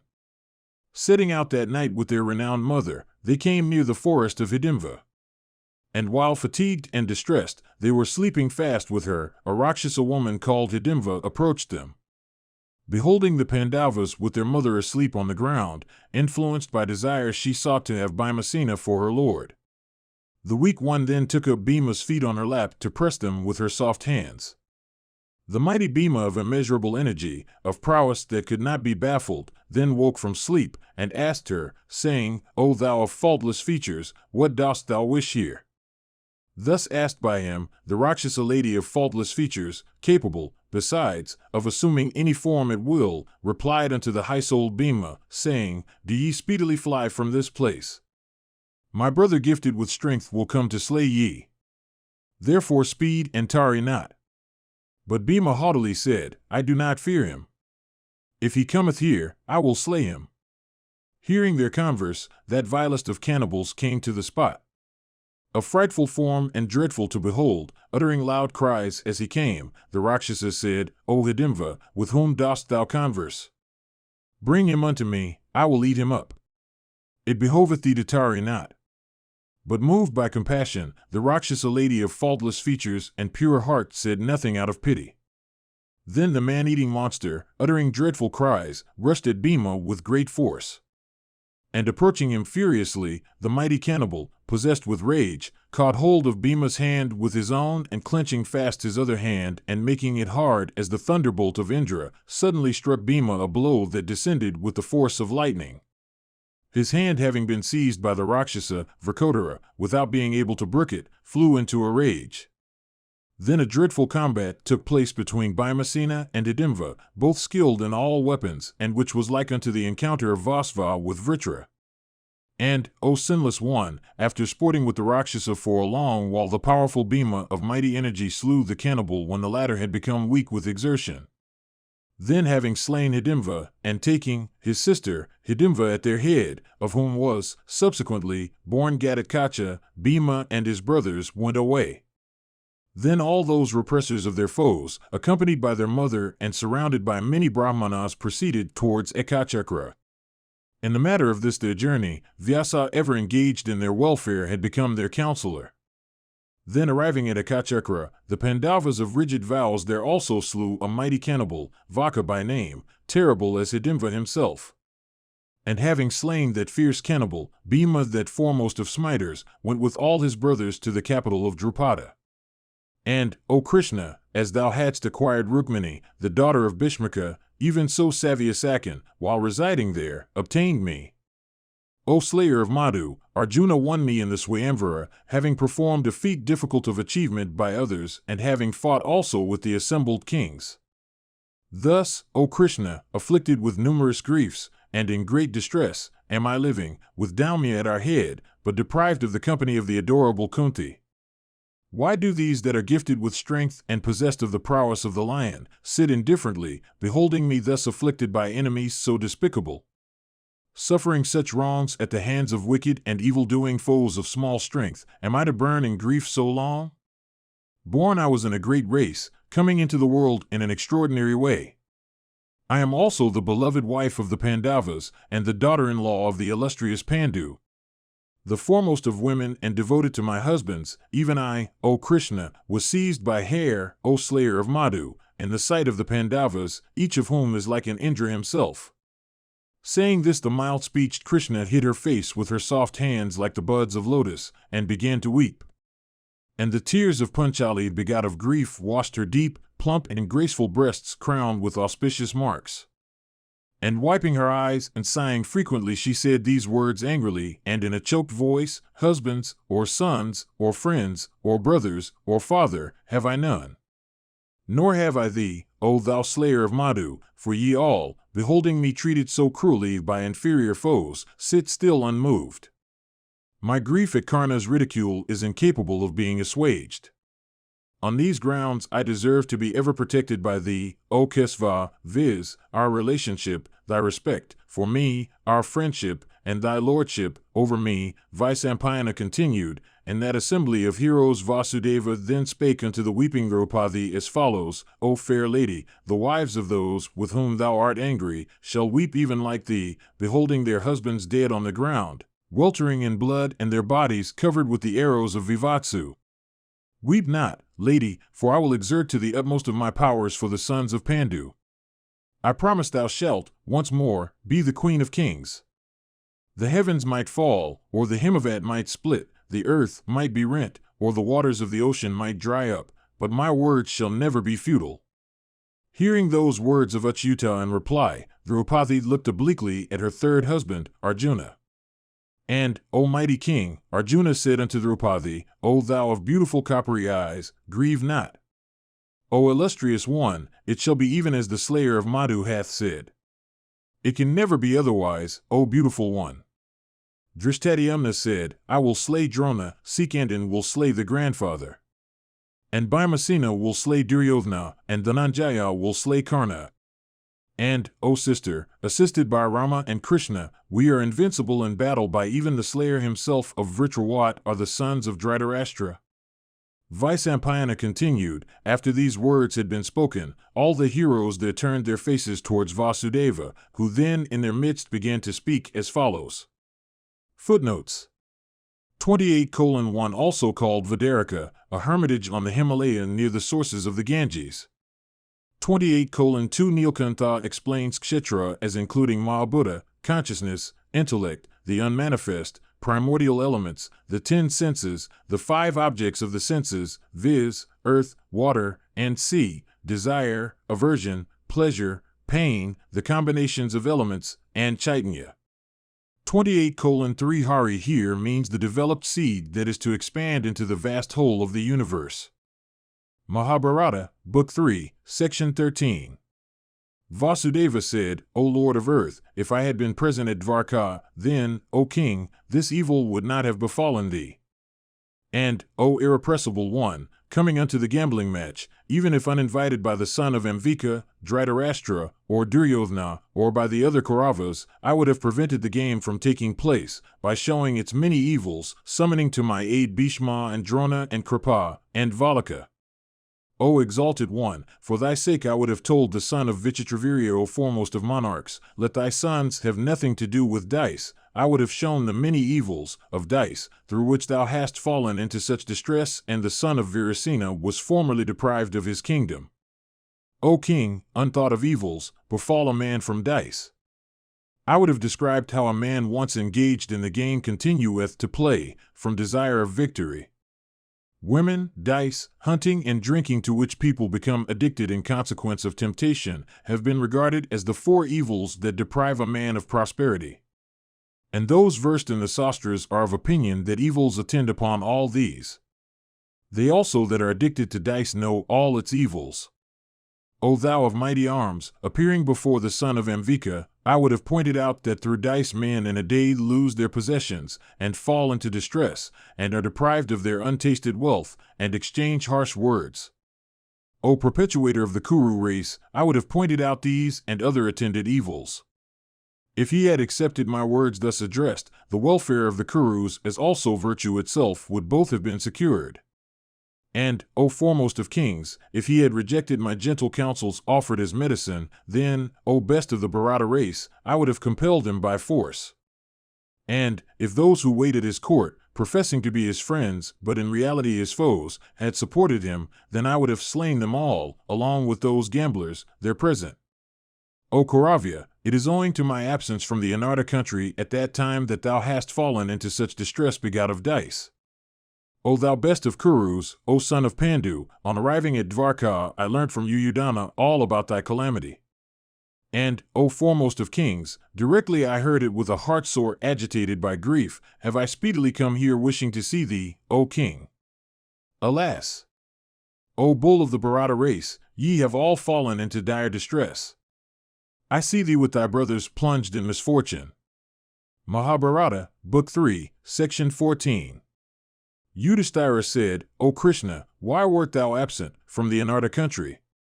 And, O descendant of the Vrishni race, while thou wert away, where didst thou dwell? And what didst thou do while out of thy kingdom?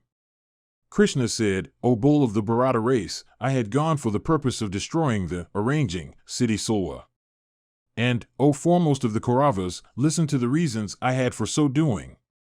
The heroic son of Damagosha, the well-known king Sisupala of mighty arms and great energy, was slain by me, O best of Bharatas, at thy Rajasuya sacrifice, because that wicked one could not from anger bear to see the first worship offered to me. Hearing that he had been slain, Salwa, burning with fierce anger, came to Dvarka, while, O Bharata, it was empty, myself being away, residing with you here. And having arrived there on a car made of precious metals and hence called the Suva, he had an encounter with the youthful princes of the Vrishni race. Those bulls of that line and fought with them mercilessly. And slaughtering many youthful Vrishnis of heroic valor, the wicked one devastated all the gardens of the city. And, O thou of mighty arms, he said, where is that wretch of the Vrishni race, Vasudeva, the evil-souled son of Vasudeva? I will humble in battle the pride of that person so eager for fight. Tell me truly, O Anartas. I will go there where he is. And after killing that slayer of Kansa and Kisari, will I return. By my weapon I swear that I will not return without slaying him. And exclaiming repeatedly, where is he? Where is he? The Lord of Sauba rusheth to this place and that, desirous of encountering me in battle? And Salwa also said, impelled by wrath for the destruction of Sisupala, I shall today send to the mansion of Yama that treacherous miscreant of mean mind. And, O king, he further said, that Janadana shall I slay, who, wretch that he is, hath killed my brother who was but a boy of tender years, and who was slain not on the field of battle, unprepared as he was. Having, O great king, wailed thus, and having, O son of the Kuru race, abused me thus, he rose into the sky on his car of precious metals capable of going anywhere at will. On returning to my kingdom, I heard what, O Kaurava, the evil-minded and wicked king of Methriya, had said regarding myself. And, O descendant of the Kuru race, I was agitated with wrath, and, O king, having reflected upon everything, I set my heart upon slaying him. And, learning, O Kauravya, of his oppression of the Anartas, of his abuse of myself, and of his excessive arrogance, I resolved upon the destruction of that wretch. And, O Lord of earth, I accordingly set out, from my city, for slaying the Lord of the Sauba. And searching him here and there, I found him in an island in the midst of the ocean. Then, O king, blowing my conch called the Panchajanya obtained from the sea, and challenging Salwa to combat, I stood for the fight. At that instant, I had an encounter with numerous Danavas, all of whom, however, I subdued and prostrated on the ground. O mighty armed one, it was owing to this affair that I could not then come unto thee. As soon as I heard of the unfair game of dice at Hastinapur, I have come here desirous of seeing ye who have been plunged in distress. Mahabharata, Book 3, Section 15. Yudhisthira said, O illustrious Vasudeva of mighty arms, tell thou in detail of the death of the Lord of Sauba. My curiosity hath not been appeased by the narration. Vasudeva said, O mighty armed king, hearing that the son of Shrudasravas, Sisupala, had been slain by me, Salwa, O best of the Bharata race, came to the city of Dwaravati. And, O son of Pandu, the wicked king, stationing his forces in array, besieged that city around and above. And stationing himself in the upper regions, the king began his fight with the city. And that encounter commenced with a thick shower of weapons from all sides. And, O bull of the Bharata race, the city at that time was well fortified on all sides, according to the science of fortification, with pennons, and arches, and combatants, and walls and turrets, and engines, and miners, and streets barricaded with spiked woodworks, and towers and edifices with gateways well filled with provisions, and engines for hurling burning brands and fires, and vessels of deerskins, for carrying water, and trumpets, tabors, and drums, lances and forks, and satagnis, and plowshares, rockets, balls of stone and battle-axes and other weapons, and shield embossed with iron, and engines for hurling balls and bullets and hot liquids. And the city was also well defended by numerous cars, and, O tiger among Kurus, by Gada and Shambha and Adhava and others, and by warriors of prowess tried in battle, all well-born and capable of encountering any foe. And these all placing themselves on commanding posts, aided by cavalry and standard-bearers, began to defend the town. And Yudhisthira and Adhava and others, to prevent carelessness, proclaimed throughout the city that nobody should drink. And all the Vrishnis and the Andhakas, well knowing that they would be slain by Salwa if they behaved carelessly, remained sober and watchful. And the police soon drove out of the city all mimes and dancers and singers of the Anarta country. And all the bridges over rivers were destroyed, and boats forbidden to ply, and the trenches around the city were spiked with poles at the bottom. And the land around the city for full 2 miles was rendered uneven, and holes and pits were dug thereon, and combustibles were secreted below the surface. Our fort, O sinless one, is naturally strong and always well defended and filled with all kinds of weapons. And in consequence of the preparations made, our city was more prepared than ever to meet the foe. And, O chief of the Bharatas, in consequence of all this, the city looked like that of Indra himself. And, O king, at the time of Salwa's approach, nobody could either enter or leave the town of the Vrishnis and the Andhakas without presenting the sign that had been agreed upon. And all the streets of the town and the open spaces were filled with numerous elephants and horses. And, O thou of mighty arms, the combatants were all specially gratified with allowances and wages and rations and weapons and dresses. And amongst the combatants there was none who was not paid in gold, and none who was not paid at all, and none who was not somehow obliged, and none who was not of tried valor. And, O thou of eyes like lotus leaves, it was thus Dvarka, abounding in well-ordered arrangements, was defended by Ahuka, Yudhisthira. Mahabharata, Book 3, Section 16. Vasudeva continued, O King of Kings, Salwa, the Lord of Salba, came towards our city with an immense force consisting of infantry, cavalry, and elephants. And the army headed by King Salwa, consisting of 4 kings of forces, occupied a level ground commanding a copious water supply. And forsaking cemeteries and temples dedicated to the gods, and sacred trees, and grounds covered by ant hills, that host occupied every other place. And the roads, leading to the city, were blocked up by the divisions of the army, and the secret entrances also were all blocked up by the enemy's camp.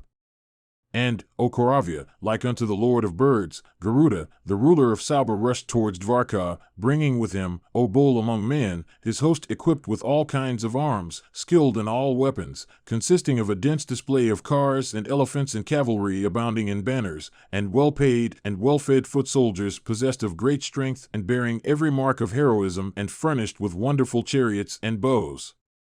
And beholding the army of Salwa, the youthful princess of the Vrishni race resolved to encounter it sallying out of the city. And, O king, Sharadeshna, Samva, and the mighty warrior Pradyumna, O descendant of the Kuru race, sailed out, ascending on their chariots, and clad in mail, and decked with ornaments, with colors flying, resolved to encounter the mighty and countless host of Salwa. And Samva, taking up his bows, eagerly attacked on the field of battle Kshimavrati, the commander of Salwa's forces and his chief counselor also.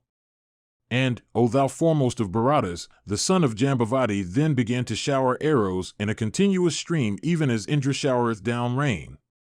And, O mighty king, then Kshimavrati, the commander of Salwa's forces, bore that shower of arrows, immovable as the Himavat. And, O foremost of kings, Kshimavrati on his part, discharged at Samva mightier volley of shafts, aided by his powers of illusion. And dispersing by counter-illusion that discharge inspired by illusion, Samva showered on his adversaries, Kar 1,000 arrows. Then pierced by the shafts on Samva and overwhelmed there with Kshimavrati, the commander of the hostile host, left the field by the help of his fleet steed. And when the wicked general of Salwa had left the field, a mighty Daikya called Vegavat rushed at my son. And, O best of monarchs, thus attacked, the heroic Samva, the perpetuator of the Vrishni race, bore that onset of Vegavat, keeping his ground. And, O son of Kunti, the heroic Samva, of prowess incapable of being baffled, whirling a quickly going mace, hurled it speedily at Vegavat.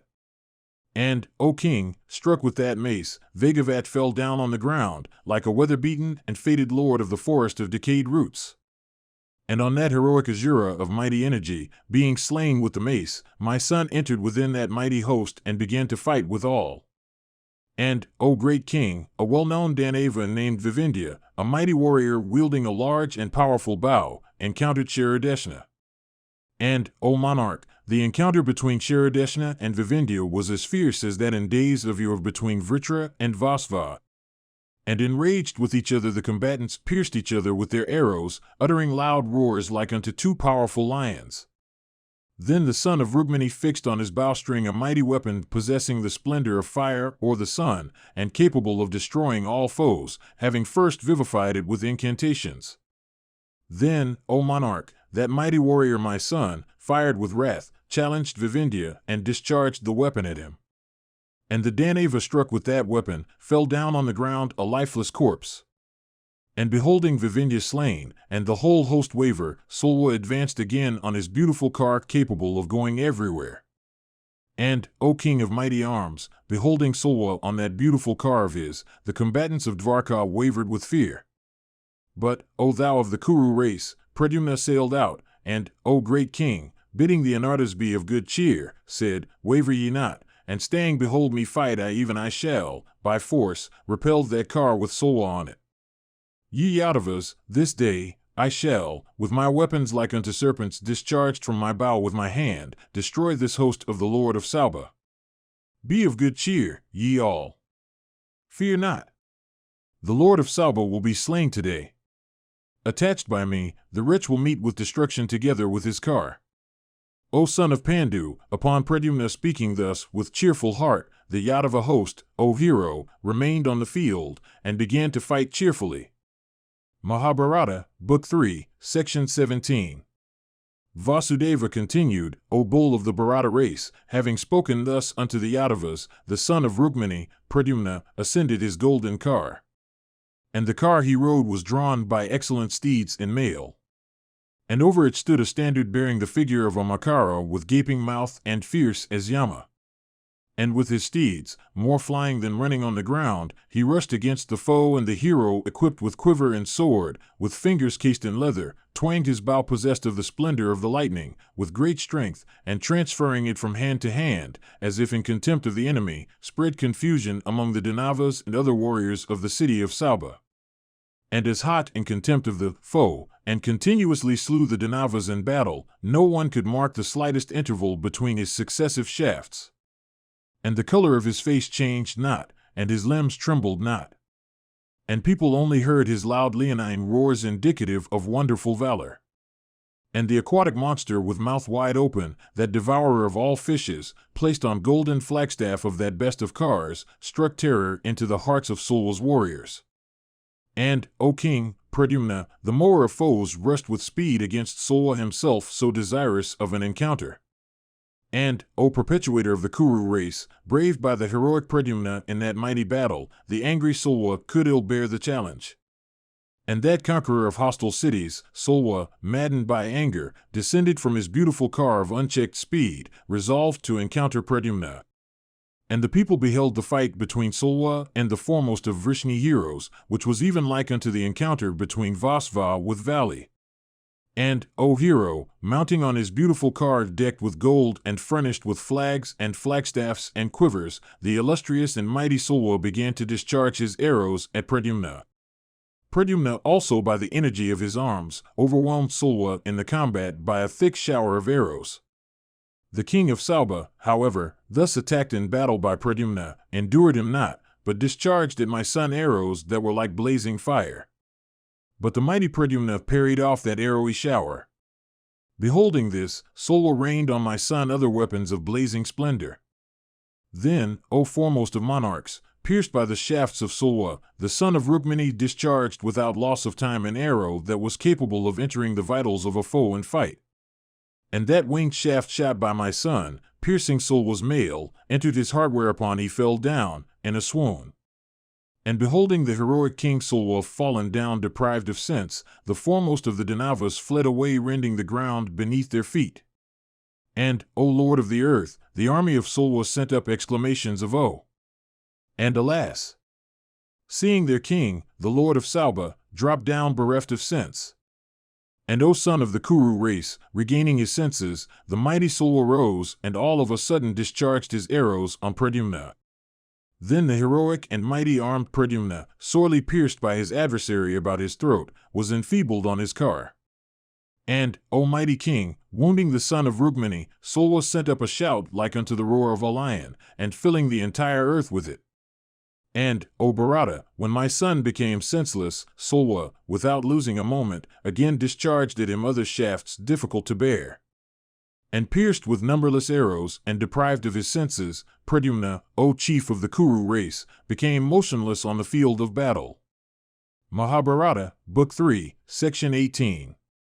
Vasudeva continued, O king, afflicted with the arrows of Salwa, when Pradyumna became senseless, the Vrishnis who had come to the fight were all disheartened and filled with grief. And the combatants of the Vrishni and Andhaka races burst into exclamations of "Oh!" and "Alas!" While great joy was felt by the enemy, and beholding him thus deprived of sense, his trained charioteer, the son of Daruka, soon carried him off the field by the help of his steeds. The car had not gone far when that best of warriors regained his senses, and taking up his bow addressed his charioteer, saying, O son of the Sudha tribe, what hast thou done? Why dost thou go leaving the field of battle? This is not the custom of the Vrishni heroes in battle. O son of Asuda, hast thou been bewildered at the sight of Salwa in that fierce encounter? Or hast thou been disheartened, beholding the fight? Oh! Tell me truly thy mind. The charioteer answered, O son of Janardana, I have not been confounded, nor hath fear taken possession of me. On the other hand, O son of Kesva, the task, I ween, of vanquishing Salwa is difficult for thee.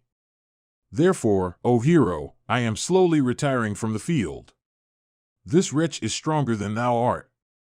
It behoveth a charioteer to protect the warrior on the car, however, when he is deprived of his senses. O thou gifted with length of days, thou shouldst always be protected by me, even as it behoveth thee to protect me. Thinking that the warrior on the car should always be protected by his charioteer, I am carrying thee away. Further, O thou of mighty arms, thou art alone, while the Danavas are many. Thinking, O son of Rukmini, that thou art not equal to them in the encounter, I am going away. Vasudeva continued, when the charioteer had spoken thus, he, O Kauravya, who hath the Makara for his mark, replied unto him, saying, Turn the car. O son of Daruka, never do so again, never, O Sudha, turn thou from the fight, while I am alive. He is no son of the Vrishni race who forsaketh the field or slayeth the foe fallen at his feet and crying, I am thine. Or killeth a woman, a boy, or an old man, or a warrior in distress, deprived of his car or with his weapons broken. Thou art born in the race of charioteers and trained to thy craft. And, O son of Daruka, thou art acquainted with the customs of the Vrishnis in battle. Versed as thou art with all the customs of the Vrishnis in battle, do thou, O Sudha, never again fly from the field as thou hast done. What will the irrepressible Madhava, the elder brother of Gada, say to me when he heareth that I have left the field of battle in bewilderment, or that I have been struck on the back a runaway from the combat? What will the elder brother of Kesva, the mighty armed Baladeva, clad in blue and inebriated with wine, say, when he returneth? What also, O Sudha, will that lion among men, the grandson of Seni, Satyaki, that great warrior, say on hearing that I have forsaken the fight? And, O charioteer, what will the ever-victorious Shambha, the irrepressible Sharadeshna, and Gada, and Sarana, and Akrura, also of mighty arms, say unto me? What also will the wives of the Vrishni heroes, when they meet together, say of me who had hitherto been considered as brave and well-conducted, respectable and possessed of manly pride? They will even say this Pradyumna is a coward who cometh here, leaving the battle. Fie on him! They will never say, Well done. Ridicule, with exclamation of fie, is to me or a person like me, O Sudha, more than death. Therefore, do thou never again leave the field of battle. Reposing the charge on me, Hari the slayer of Madhu hath gone to the sacrifice of the Bharata lion, Yudhisthira. Therefore, I cannot bear to be quiet now. O Sudha, when the brave Kritavarman was sallying out to encounter Salwa, I prevented him, saying I will resist Salwa. Do thou stay. For honoring me the son of Hridika desisted. Having left the field of battle, what shall I say unto that mighty warrior when I meet him?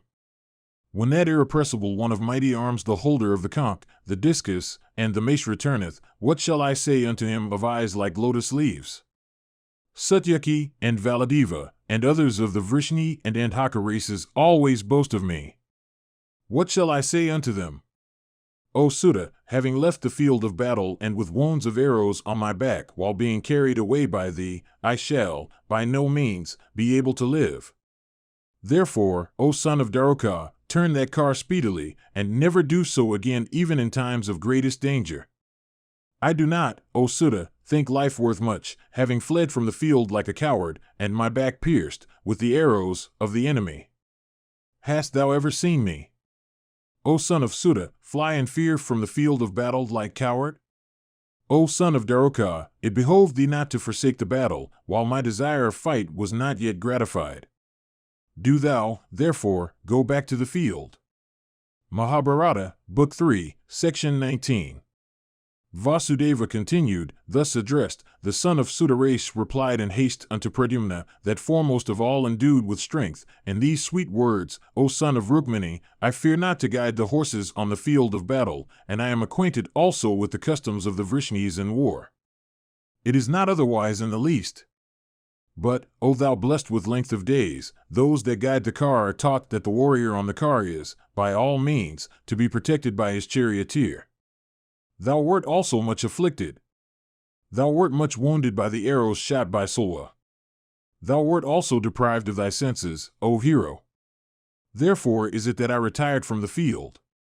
But, O chief of the Satwatas, now that thou hast regained thy senses without much ado, do thou, O son of Kesva, witness my skill in guiding the horses. I have been begotten by Daruka, and I have been duly trained. I will now penetrate into the celebrated array of Salwa without fear. Vasudeva continued, saying this, O hero, the charioteer, pulling the reins, began to lead the horses with speed towards the field of battle.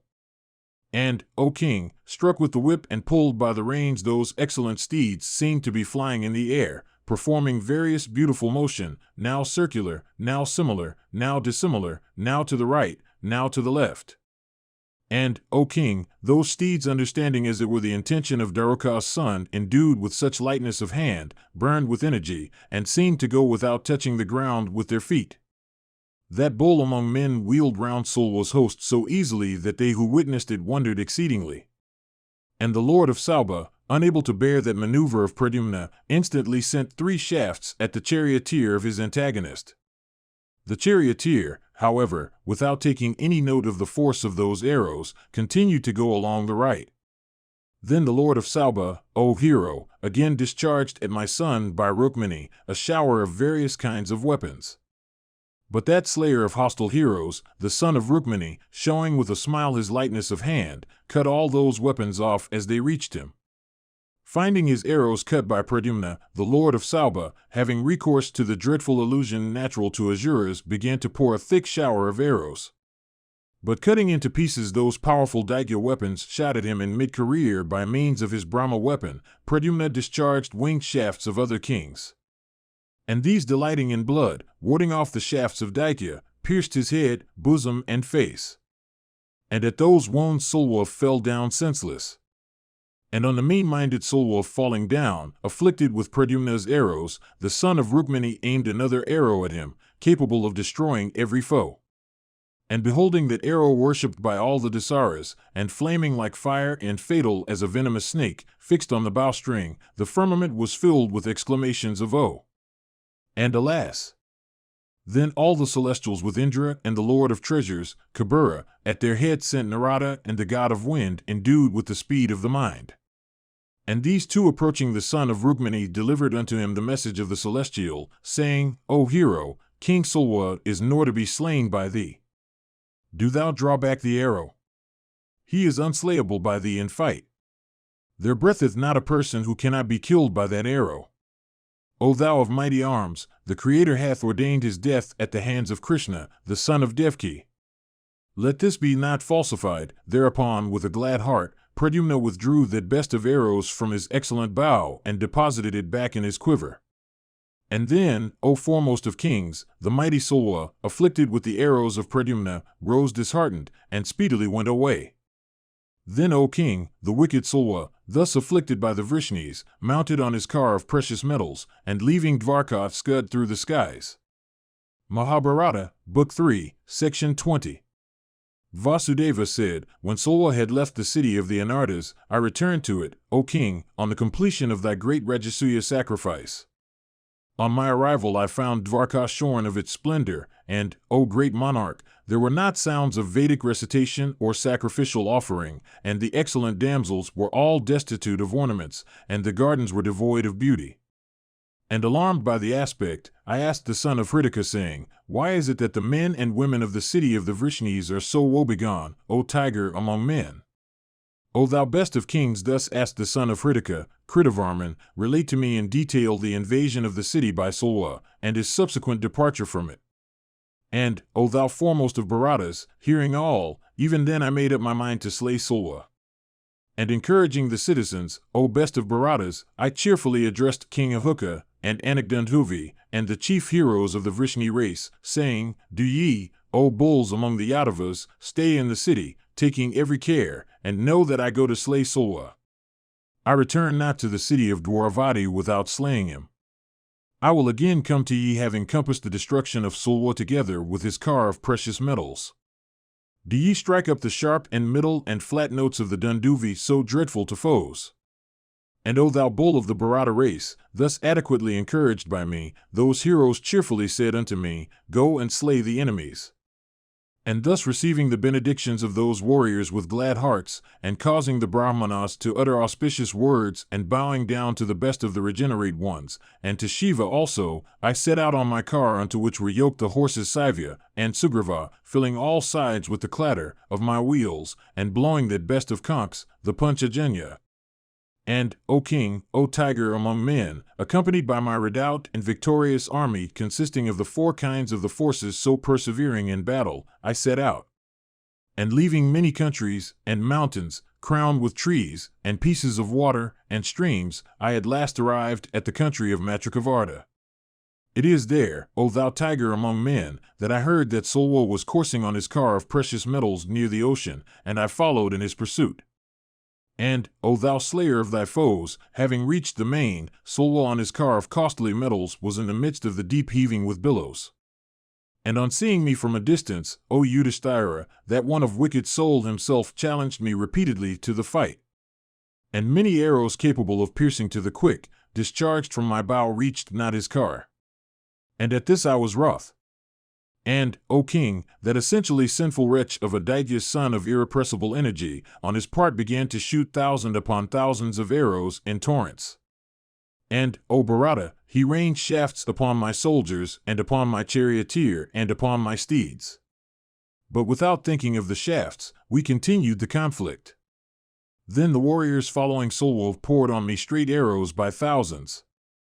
And the Asuras covered my horses and my car and Daroka with arrows capable of piercing the very vitals. And, O hero, I could not at that time see either my horses, or my car, or my charioteer Daroka.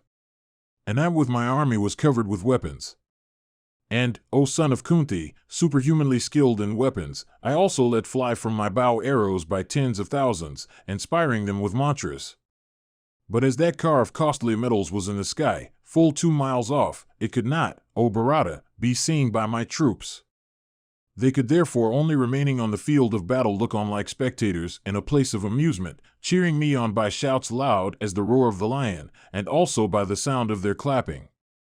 And the tinted arrows shot by the forepart of hand penetrated into the bodies of the Danavas like biting insects. And then arose cries in the car of precious metals from those that were dying of wounds by those sharp arrows and falling into the waters of the mighty ocean. And the Danavas, deprived of their arms, necks, and wearing the form of Kavandas, fell, sending up tremendous roars. And as they fell they were devoured by animals living in the waters of the ocean. And then I powerfully blew the Panchajanya obtained from the waters, and graceful as the lotus stalk and white as milk or the kunda flower or the moon or silver. And seeing his soldiers fall, Salwa, the possessor of the car of precious metals, began to fight with the help of illusion. And then he began to ceaselessly hurl at me maces, and plowshares, and winged darts and lances, and javelins, and battle-axes, and swords and arrows blazing like javelins and thunderbolts, and nooses, and broadswords, and bullets from barrels, and shafts, and axes, and rockets. And permitting them to come towards me, I soon destroyed them all by counter-illusion. And on this illusion being rendered ineffectual, he began the contest with mountain peaks. And, O Bharata, then there was darkness and light alternately, and the day was now fair, and now gloomy, and now hot, and now cold. And there was a perfect shower of coals, and ashes, and weapons. And creating such illusion the enemy fought with me. And ascertaining it I destroyed his illusion by counter-illusion. And in the due time I showered arrows all round. And then, O mighty king, the dome of heaven blazed as with 100 suns, and, O son of Kunti, with 100 moons, and thousands and 10,000s of stars. And then none could ascertain whether it was day or night, or distinguish the points of the horizon. And, becoming bewildered, I fixed on my bowstring the weapon called Pragnastra. And, O son of Kunti, the weapon went like unto flakes of pure cotton blown away by the winds. And a great fight took place, calculated to make the down on one's body stand on end. And O best of monarchs, having regained light, I again fought with the enemy.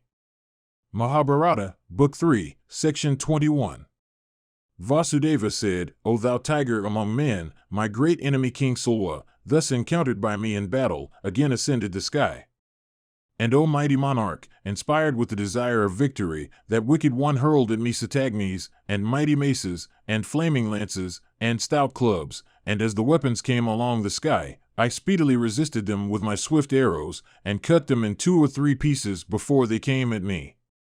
And there was a great noise in the welkins. And Salwa covered Daruka, and my steeds, and my car also with hundreds of straight shafts. Then, O hero, Daruka, evidently about to faint, said unto me, afflicted with the shafts of Salwa, I stay in the field, because it is my duty to do so. But I am incapable of doing so any longer. My body hath become weak. Hearing these piteous words of my charioteer, I looked at him, and found the driver wounded with arrows. Nor was there a spot on his breasts or the crown of his head, or body or his arms which was not, O thou foremost of sons of Pandu, covered with shafts. And blood flowed profusely from his wounds inflicted by arrows, and he looked like unto a mountain of red chalk after a heavy shower.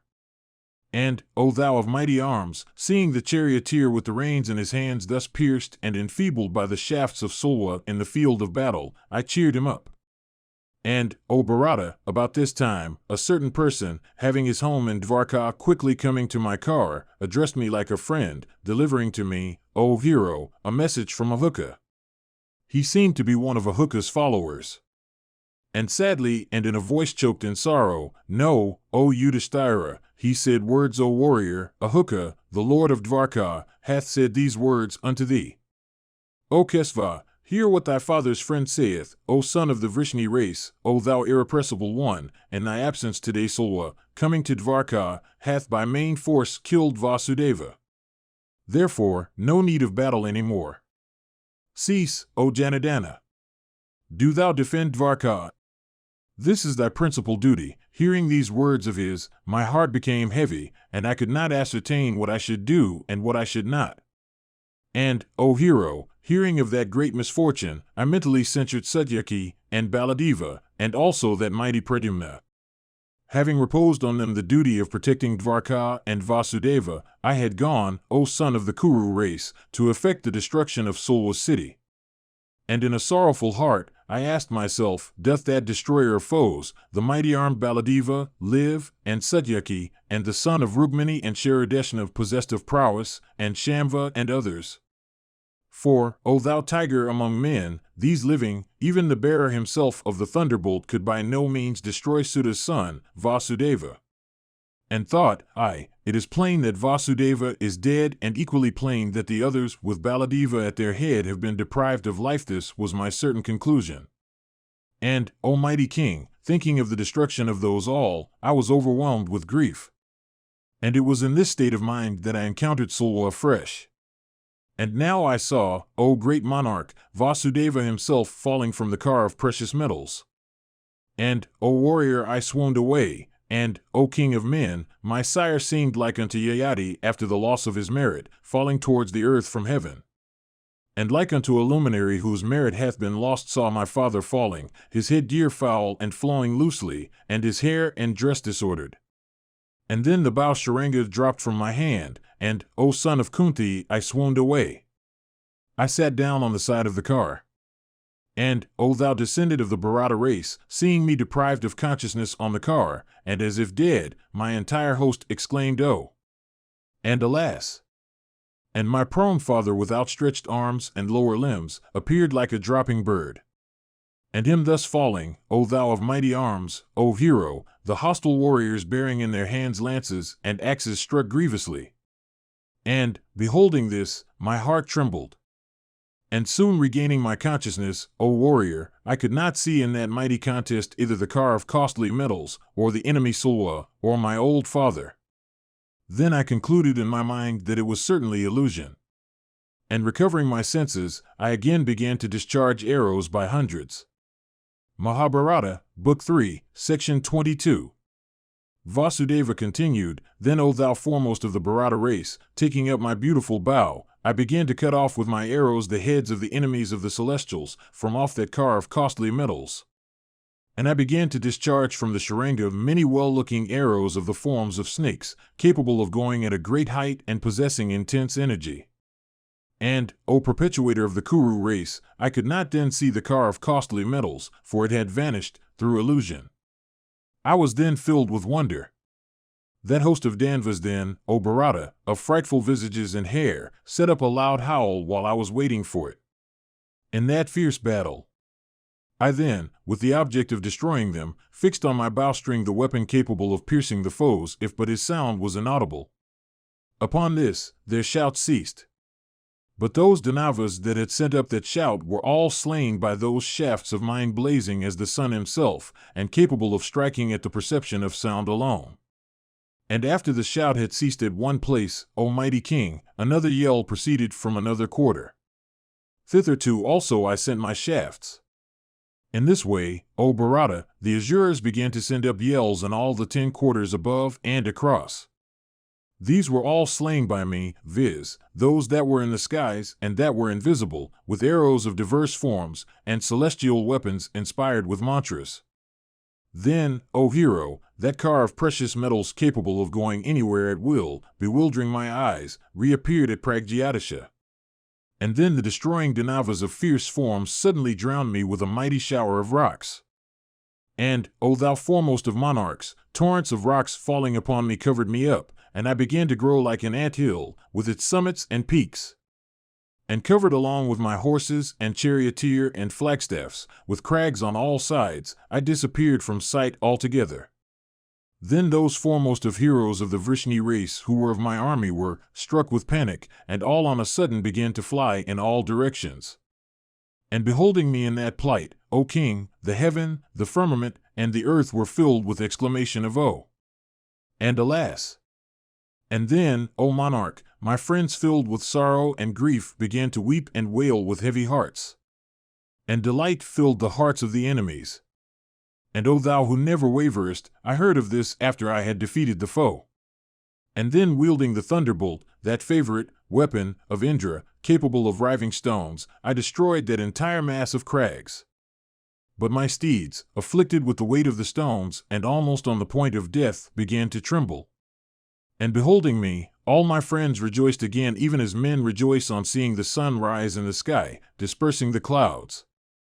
And seeing my horses almost in their last gasp for breath, afflicted with that load of stones, my charioteer said unto me in words suitable to the occasion, O thou of the Vrishni race, behold Salwa the owner of the car of precious metals sitting yonder. Do not disregard him. Do thou exert thyself. Do thou abandon thy mildness and consideration for Salwa. Slay Salwa, O thou of mighty arms. O Kesva, do not let him live. O hero, O thou destroyer of those that are not thy friends, enemies, and enemies should be slain with every exertion.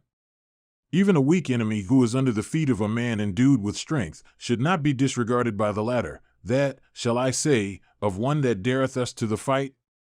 Therefore, O thou tiger among men, putting forth every exertion, slay him, O Lord, O thou foremost of the Vrishni race. Do thou not delay again. This one is not capable of being vanquished by milder measures. And he cannot, in my opinion, be thy friend who is fighting thee, and who devastated Dvarka. O Kante, hearing such words of my charioteer, and knowing that what he said was true, I directed my attention to the fight, afresh, with the view of slaying Salwa and destroying the car of costly metals. And, O hero, saying unto Daruka, stay a moment, I fixed on my bowstring my favorite weapon of fire, blazing and of celestial origin, of irresistible force, and incapable of being baffled, bursting with energy, capable of penetrating into everything, and of great splendor. And saying, destroy the car of precious metals together with all those enemies that are in it. I launched with the might of my arms, and in wrath with mantras, the great powerful discus Sudarsana which reduceth to ashes in battle yakshas and rakshasas and danavas and kings born in impure tribes, sharp-edged like the razor, and without stain, like unto Yama the destroyer, and incomparable, and which killeth enemies. And rising into the sky, it seemed like a second sun of exceeding effulgence at the end of the yuga.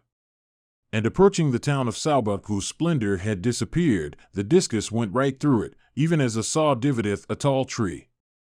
And cut in twain by the energy of the Sudarsana, it fell like the city of Tripura shaken by the shafts of Mahesvara.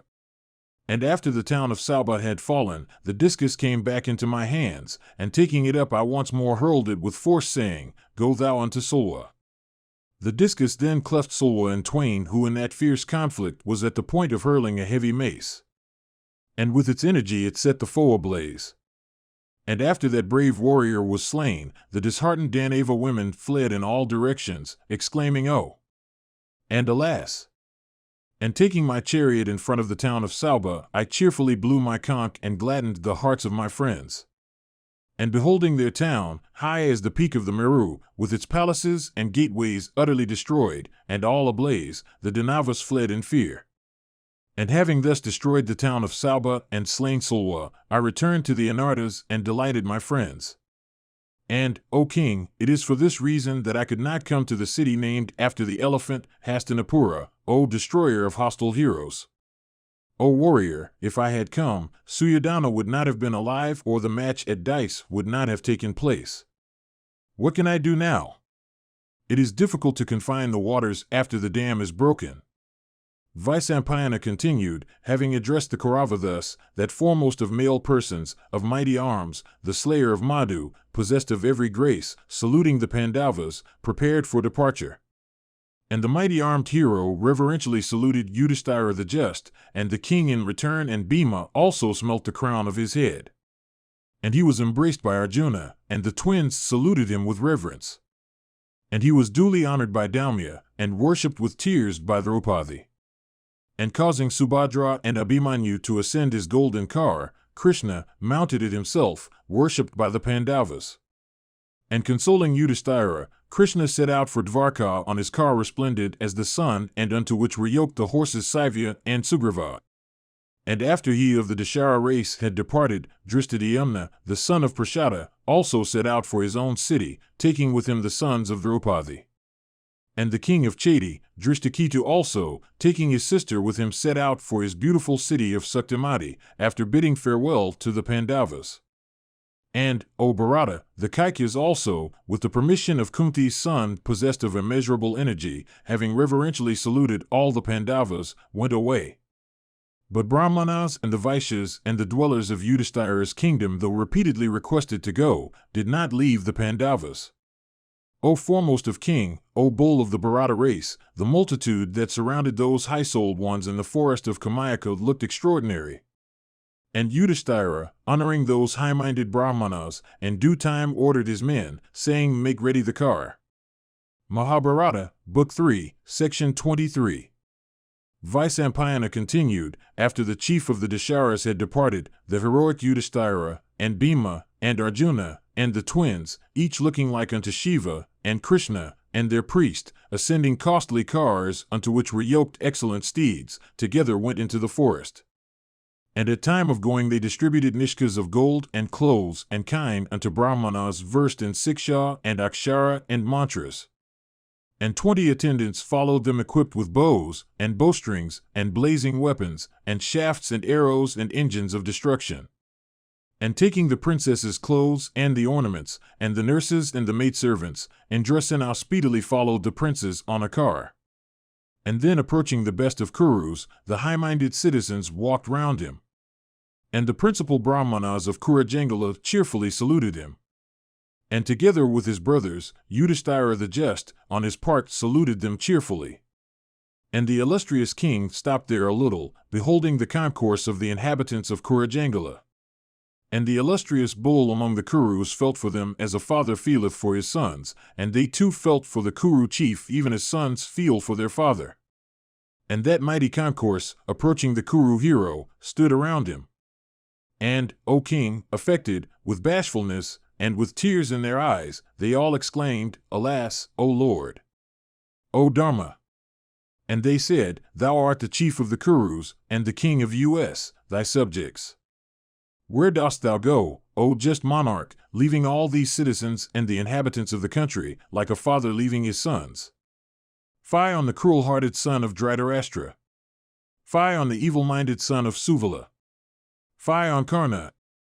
For, O foremost of monarchs, those wretches ever wish unto thee who art firm in virtue. Having thyself established the unrivaled city of Indraprastha of the splendor of Kailasa itself, where dost thou go, leaving it, O illustrious and just king, O achiever of extraordinary deeds? O illustrious one, leaving that peerless palace built by Maya, which possesseth the splendor of the palace of the celestials themselves, and is like unto a celestial illusion, ever guarded by the gods, where dost thou go, O son of Dharma?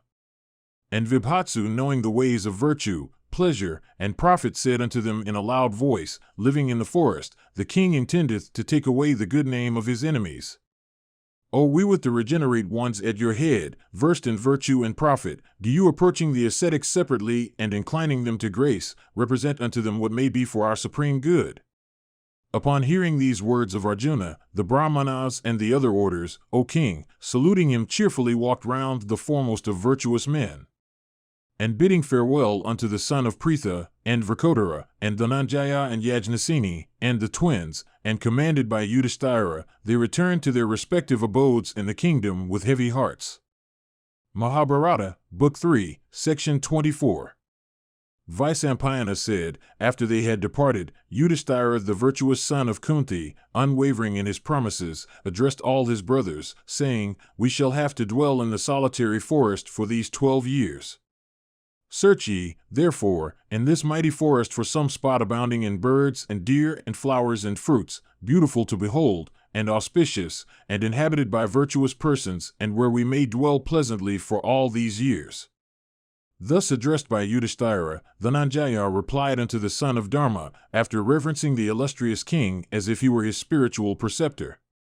And Arjuna said, Thou hast respectfully waited upon all the great and old rishis. There is nothing unknown to thee in the world of men. And O bull of the Bharata race, thou hast always waited with reverence upon Brahmanas, including Dvaipayana and others, and Narada of great ascetic merit, who with senses under control, ever goeth to the gates of all the world from the world of the gods unto that of Brahma, including that of the Gandharvas and Apsaras. And thou knowest, without doubt, the opinions of the Brahmanas, and, O king, their prowess also. And O monarch, thou knowest what is calculated to do us good. And O great king, we will live wherever thou likest.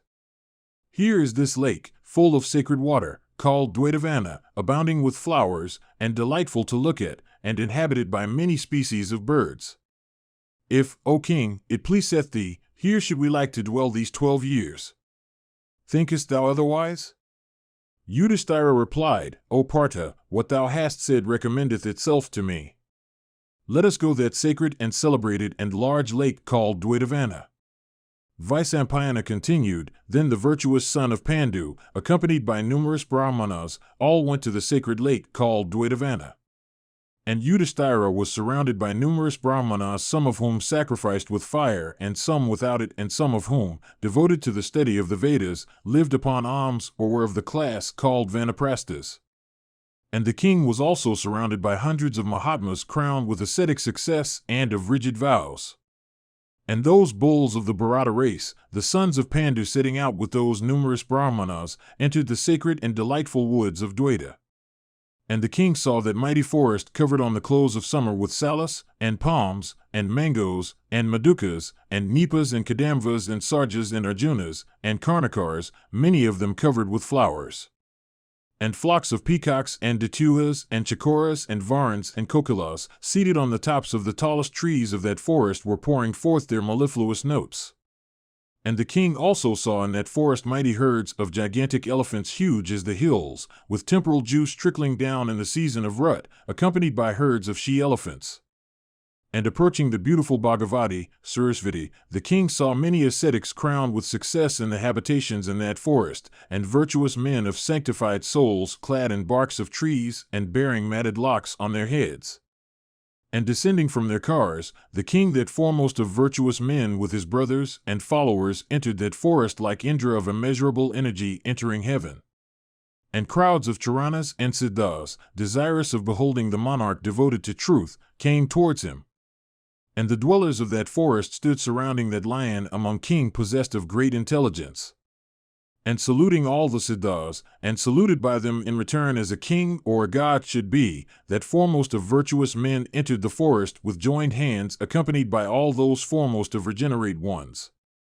And the illustrious and virtuous king, saluted in return by those virtuous ascetics that had approached him, sat down in their midst at the foot of a mighty tree decked with flowers, like his father, Pandu, in days before.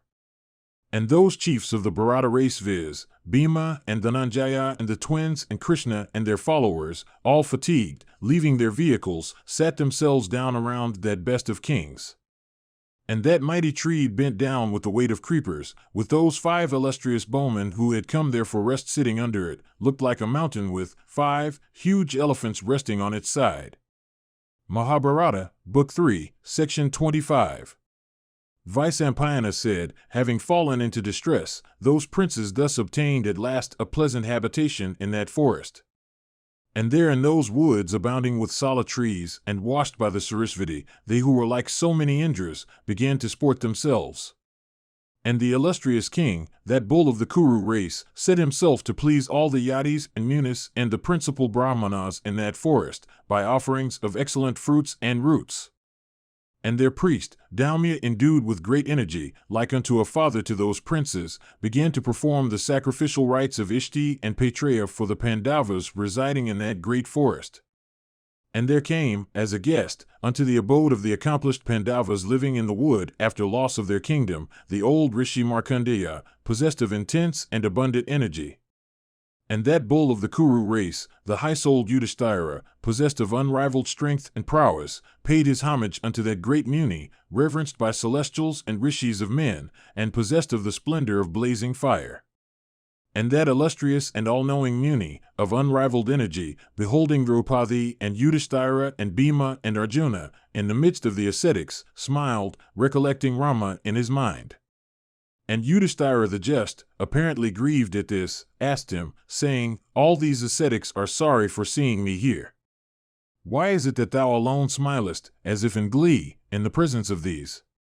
Markandeya replied, O child, I too am sorry and do not smile in glee. Nor doth pride born of joy possess my heart. Beholding today the calamity, I recollect Rama, the son of Dasaratha, devoted to truth. Even that Rama, accompanied by Lakshman, dwelt in the woods at the command of his father. O son of Pritha, I beheld him in days of old ranging with his bow on the top of the Rishyamukha hills. The illustrious Rama was like unto Indra, the lord of Yama himself, and the slayer of Namuchi. Yet that sinless one had to dwell in the forest at the command of his father, accepting it as his duty. The illustrious Rama was equal unto Sakra in prowess, and invincible in battle. And yet he had to range the forest, renouncing all pleasures. Therefore should no one act unrighteously, saying, I am mighty.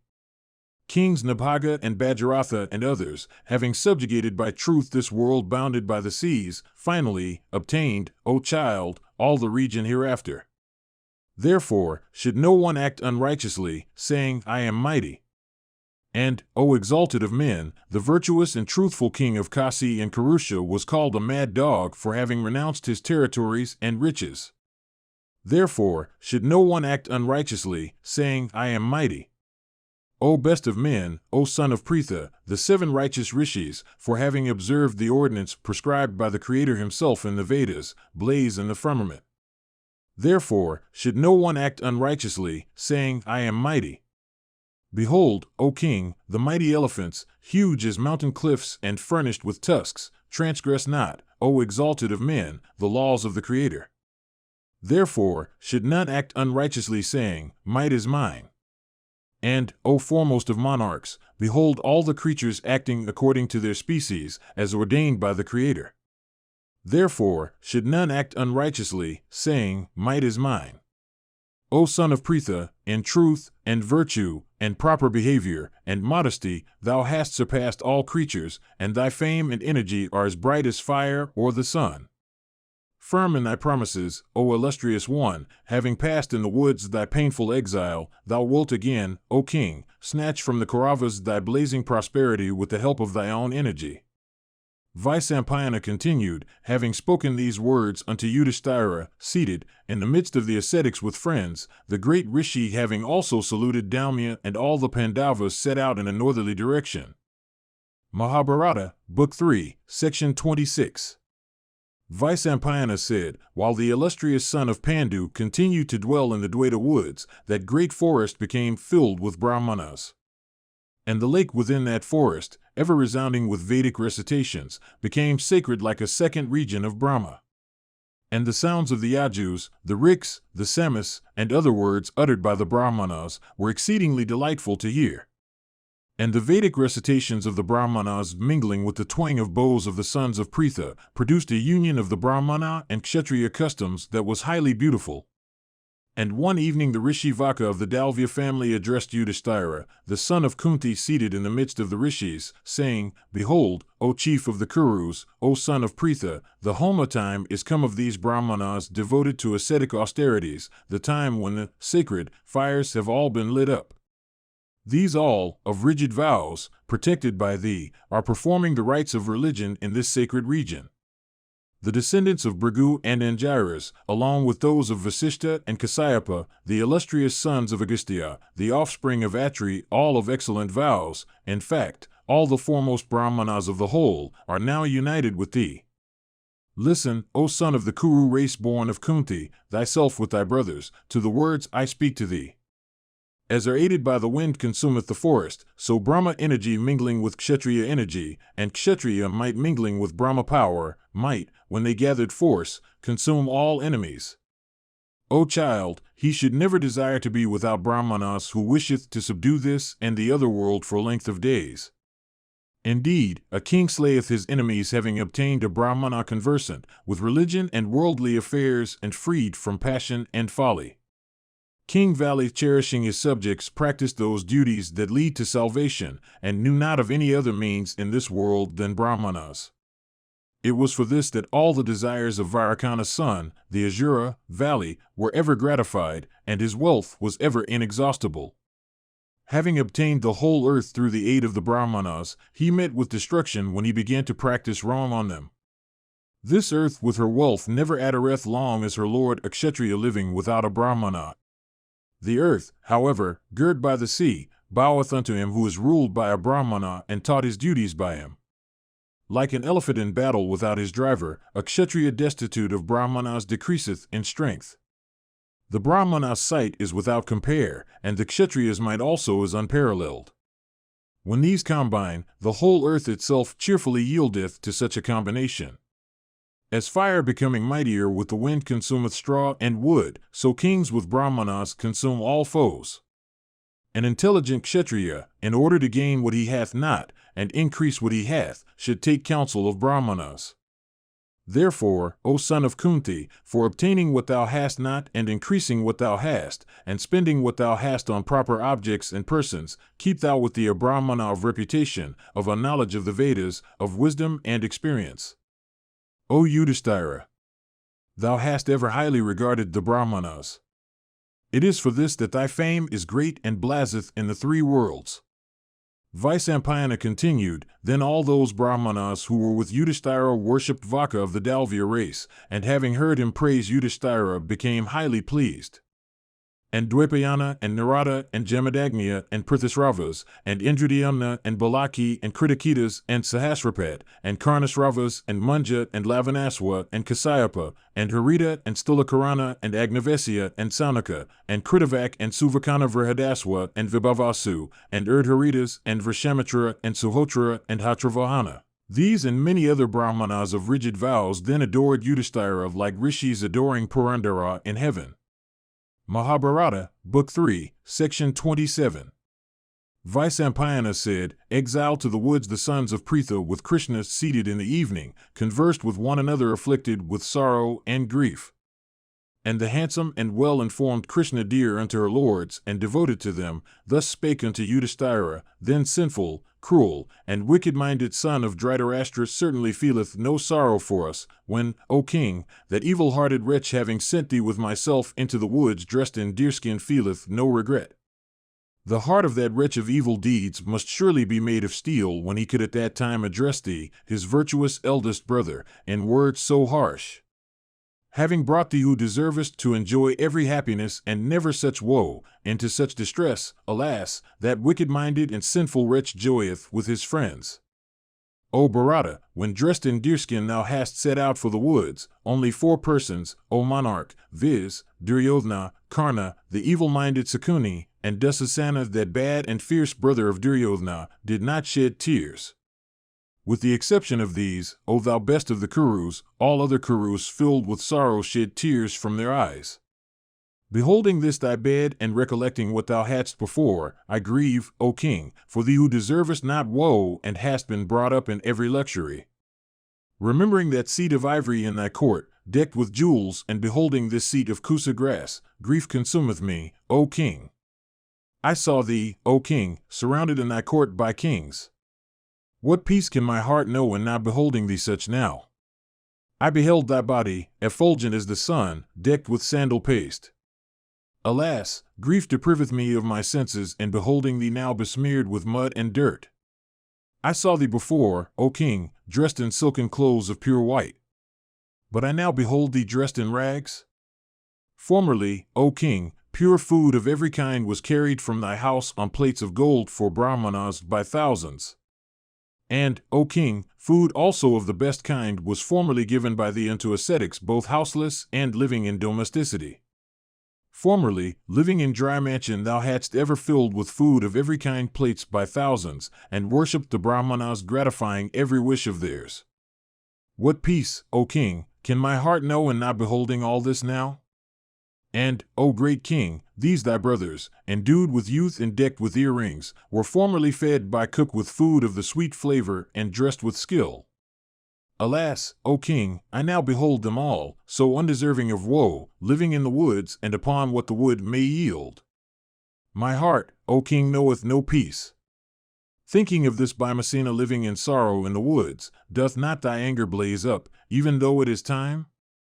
Why doth not thy anger, O king, blaze up upon beholding the illustrious Bhimasena, who ever performeth everything unaided, so fallen into distress, though deserving of every happiness? Why, O king, doth not thy anger blaze up on beholding that Bhima living in the woods, who was formerly surrounded with numerous vehicles and dressed in costly apparel? This exalted personage is ready to slay all the Kurus in battle. He beareth, however, all this sorrow, only because he waiteth for the fulfillment of thy promise.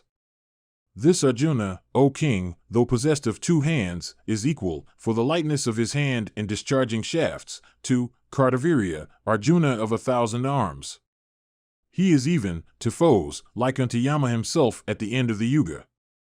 It was by the prowess of his weapons that all the kings of the earth were made to wait upon the Brahmanas at thy sacrifice. Beholding that Arjuna, that tiger among men, worshipped by both the celestials and the Pandavas, so anxious, why, O king, dost thou not feel indignant? I grieve, O Bharata, that thy wrath doth not blaze up at sight of that son of Pritha in exile, that prince who deserveth not such distress, and who hath been brought up in every luxury. Why doth not thy wrath blaze up at sight of that Arjuna in exile, who, on a single car, hath vanquished celestials and men and serpents?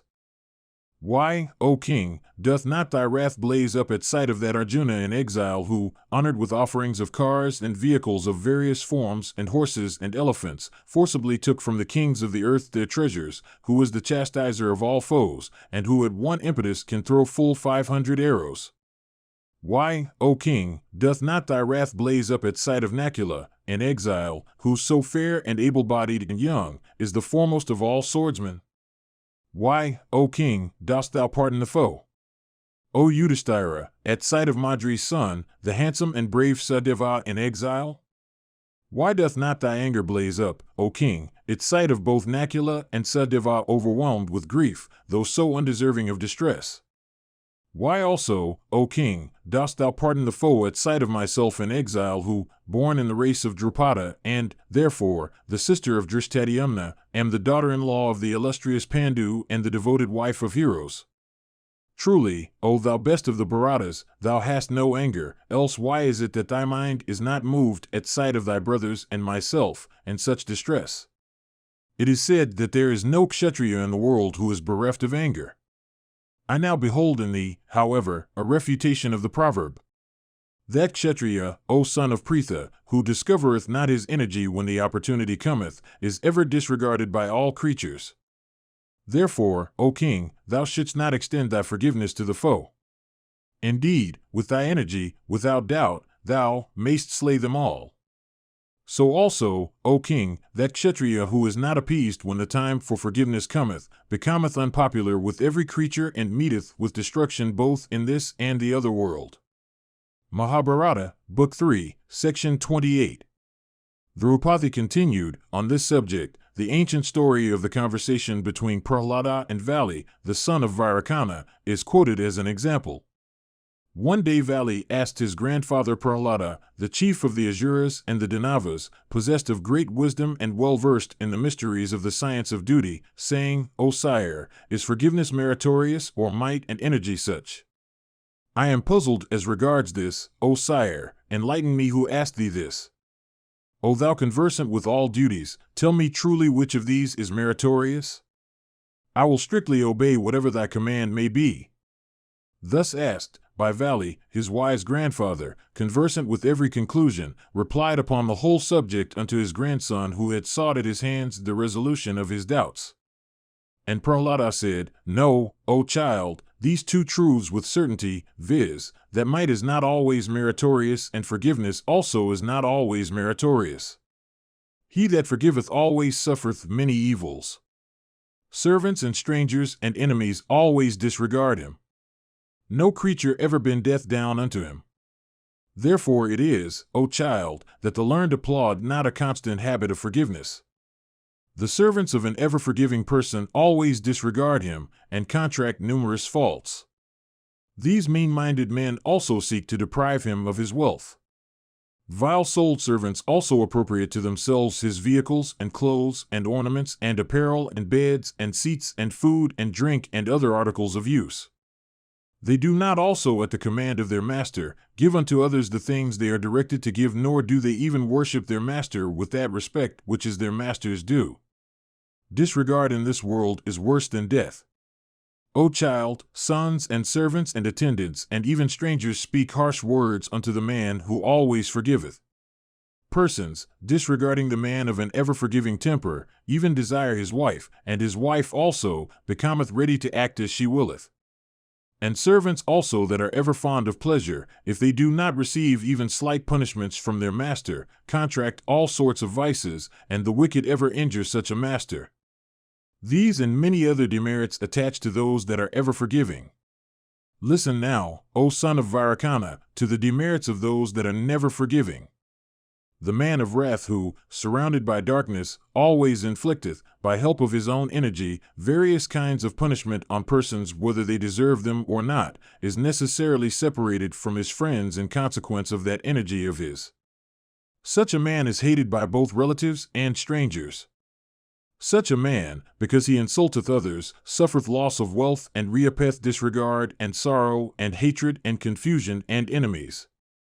The man of wrath, in consequence of his ire, inflicteth punishments on men and obtaineth, in return, harsh words. He is divested of his prosperity soon and even of life, not to say, of friends and relatives. He that putteth forth his might both upon his benefactor and his foe, is an object of alarm to the world, like a snake that hath taken shelter in a house, to the inmates thereof. What prosperity can he have who is an object of alarm to the world? People always do him an injury when they find a hole. Therefore, should men never exhibit might in excess nor forgiveness on all occasions. One should put forth his might and show his forgiveness on proper occasions. He that becometh forgiving at the proper time and harsh and mighty also at the proper time, obtaineth happiness both in this world and the other. I shall now indicate the occasions in detail of forgiveness, as laid down by the learned, and which should ever be observed by all. Hearken unto me as I speak. He that hath done thee a service, even if he is guilty of a grave wrong unto thee, recollecting his former service, shouldst thou forgive that offender. Those also that have become offenders from ignorance and folly should be forgiven, for learning and wisdom are not always easily attainable by man. They that having offended thee knowingly, plead ignorance should be punished, even if their offenses be trivial. Such crooked men should never be pardoned. The first offense of every creature should be forgiven. The second offense, however, should be punished, even if it be trivial. If, however, a person committeth an offense unwillingly, it hath been said that examining his plea well by a judicious inquiry, he should be pardoned. Humility may vanquish might, humility may vanquish weakness. There is nothing that humility may not accomplish. Therefore, humility is truly fiercer than it seemeth. One should act with reference to place and time, taking note of his own might or weakness. Nothing can succeed that hath been undertaken without reference to place and time. Therefore, do thou ever wait for place and time. Sometimes offenders should be forgiven from fear of the people. These have been declared to be times of forgiveness. And it hath been said that on occasions besides these, might should be put forth against transgressors. Draupadi continued, I, therefore, regard, O king, that the time hath come for thee to put forth thy might. Unto those Kurus, the covetous sons of Dhritarashtra, who injure us always, the present is not the time for forgiveness. It behoveth thee to put forth thy might. The humble and forgiving person is disregarded, while those that are fierce persecute others. He, indeed, is a king who hath recourse to both, each according to its time. Mahabharata, Book 3, Section 29. Yudhisthira said, Anger is the slayer of men and is again their prosperer. Know this, O thou possessed of great wisdom, that anger is the root of all prosperity and all adversity. O thou beautiful one, he that suppresseth his anger earneth prosperity. That man, again, who always giveth way to anger, reapeth adversity from his fierce anger. It is seen in this world that anger is the cause of destruction of every creature. How then can one like me indulge his anger which is so destructive of the world? The angry man committeth sin. The angry man killeth even his preceptors. The angry man insulteth even his superiors in harsh words. The man that is angry faileth to distinguish between what should be said and what should not. There is no act that an angry man may not do, no word that an angry man may not utter. From anger a man may slay one that deserveth not to be slain, and may worship one that deserveth to be slain. The angry man may even send his own soul to the regions of Yama. Beholding all these faults, the wise control their anger, desirous of obtaining high prosperity both in this and the other world. It is for this that they of tranquil souls have banished wrath. How can one like us indulge in it then? O daughter of Draupadi, reflecting upon all this, my anger is not excited one that acteth not against a man whose wrath hath been up, rescueth himself as also others from great fear. In fact, he may be regarded to be the physician of the two, viz., himself and angry man. If a weak man, persecuted by others, foolishly becometh angry towards men that are mightier than he then becometh himself the cause of his own destruction. And in respect of one who thus deliberately throweth away his life, there are no regions hereafter to gain. Therefore, O daughter of Draupadi, it hath been said that a weak man should always suppress his wrath. And the wise man also who, though persecuted, suffereth not his wrath to be roused, joyeth in the other world, having passed his persecutor over in indifference.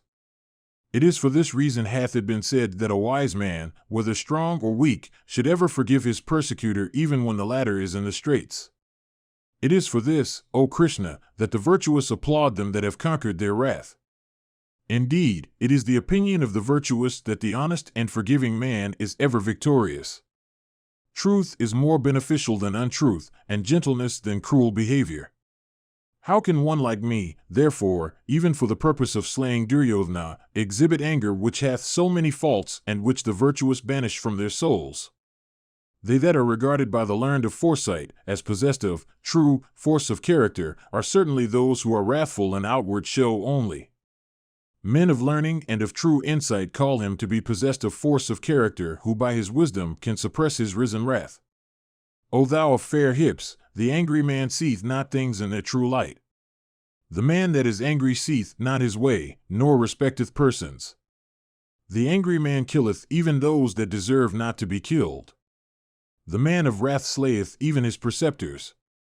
Therefore, the man possessing force of character should ever banish wrath to a distance. The man that is overwhelmed with wrath acquireth not with ease generosity, dignity, courage, skill, and other attributes belonging to real force of character. A man by forsaking anger can exhibit proper energy, whereas, O wise one, it is highly difficult for the angry man to exhibit his energy at the proper time. The ignorant always regard anger as equivalent to energy. Wrath, however, hath been given to man for the destruction of the world. The man, therefore, who wisheth to behave properly, must ever forsake anger. Even one who hath abandoned the excellent virtues of his own order, it is certain, indulgeth in wrath, if behaveth properly. If fools, of mind without light, transgress in every respect, how, O faultless one, can one like me transgress, like them? If amongst men there were not persons equal unto the earth in forgiveness, there would be no peace among men, but continued strife caused by wrath. If the injured return their injuries, if one chastised by his superior were to chastise his superior in return, the consequence would be the destruction of every creature, and sin also would prevail in the world. If the man who hath ill speeches from another returneth those speeches afterwards, if the injured man returneth his injuries, if the chastised person chastiseth in return, if fathers slay sons, and sons fathers, and if husbands slay wives, and wives husbands, then, O Krishna, how can birth take place in a world where anger prevaileth so? For, O thou of handsome face, know that the birth of creatures is due to peace. If the kings also, O Draupadi, giveth way to wrath, his subjects soon meet with destruction. Wrath, therefore, hath for its consequence the destruction and the distress of the people. And because it is seen that there are in the world men who are forgiving like the earth, it is therefore that creatures derive their life and prosperity. O beautiful one should forgive under every injury. It hath been said that the continuation of species is due to man being forgiving. He, indeed, is a wise and excellent person who hath conquered his wrath and who showeth forgiveness even when insulted, oppressed, and angered by a strong person. The man of power who controlleth his wrath hath, for his enjoyment, numerous everlasting regions, while he that is angry is called foolish, and meeteth with destruction both in this and the other world. O Krishna, the illustrious and forgiving Kashyapa hath, in this respect, sung the following verses in honor of men that are ever forgiving. Forgiveness is virtue, forgiveness is sacrifice, forgiveness is the Vedas, forgiveness is the Shruti. He that knoweth this is capable of forgiving everything. Forgiveness is Brahma, forgiveness is truth, forgiveness is stored ascetic merit, forgiveness protecteth the ascetic merit of the future, forgiveness is asceticism, forgiveness is holiness, and by forgiveness is it that the universe is held together. persons that are forgiving attain to the regions obtainable by those that have performed meritorious sacrifices, or those that are well conversant with the Vedas, or those that have high ascetic merit. Those that perform Vedic sacrifices, as also those that perform the meritorious rites of religion, obtain other regions. Men of forgiveness, however, obtain those much adored regions that are in the world of Brahma. Forgiveness is the might of the mighty, forgiveness is sacrifice, forgiveness is quiet of mind. How, O Krishna, can one like us abandon forgiveness, which is such, and in which are established Brahma, and truth, and wisdom in the worlds? The man of wisdom should ever forgive, for when he is capable of forgiving everything, he attaineth to Brahma. The world belongeth to those that are forgiving, the other world is also theirs. The forgiving acquire honors here, and a state of blessedness hereafter. Those men that ever conquer their wrath by forgiveness obtain the higher regions. Therefore hath it been said that forgiveness is the highest virtue. Those are the verses sung by Kashyapa in respect of those that are ever forgiving. Having listened, O Draupadi, to these verses in respect of forgiveness, content thyself. Give not way to thy wrath. Our grandsire, the son of Santanu, will worship peace. Krishna, the son of Devki, will worship peace. The preceptor, Drona, and Vidura called Kshatri will both speak of peace. Kripa and Sanjaya also will preach peace. And Somadatta and Yuyutshu and Drona's son and our grandsire Vyasa, every one of them speaketh always of peace. Ever urged by these towards peace, the king, Dhritarashtra, will, I think, return us our kingdom. If, however, he yieldeth to temptation, he will meet with destruction. O lady, a crisis hath come in the history of Bharatas for plunging them into calamity. This hath been my certain conclusion from some time before. Suyodhana deserveth not the kingdom. Therefore hath he been unable to acquire forgiveness. I, however, deserve the sovereignty, and therefore is it that forgiveness hath taken possession of me. Forgiveness and gentleness are the qualities of the self-possessed. They represent eternal virtue. I shall, therefore, truly adopt those qualities. Mahabharata, Book 3, Section 30. Draupadi said, I bow down unto Dhatri and Vidhatri who have thus clouded thy sense. Regarding the burden thou art to bear, thou thinkest differently from the ways of thy fathers and grandfathers. Influenced by acts, men are placed in different situations of life. Acts, therefore, produce consequences that are inevitable. Emancipation is desired from mere folly. It seemeth that man can never attain prosperity in this world by virtue, gentleness, forgiveness, straightforwardness, and fear of censure. If this were not so, O Bharata, this insufferable calamity would never have overtaken thee who art so undeserving of it, and these thy brothers of great energy. Neither in those days of prosperity nor in these days of thy adversity, thou, O Bharata, hath ever known anything so dear to thee as virtue, which thou hast even regarded as dearer to thee than life? That thy kingdom is for virtue alone, that thy life also is for virtue alone, is known to Brahmanas and thy superiors, and even the celestials. I think thou canst abandon Bhimasena and Arjuna and these twin sons of Madri along with myself, but thou canst not abandon virtue. I have heard that the king protecteth virtue, and virtue, protected by him, protecteth him in return.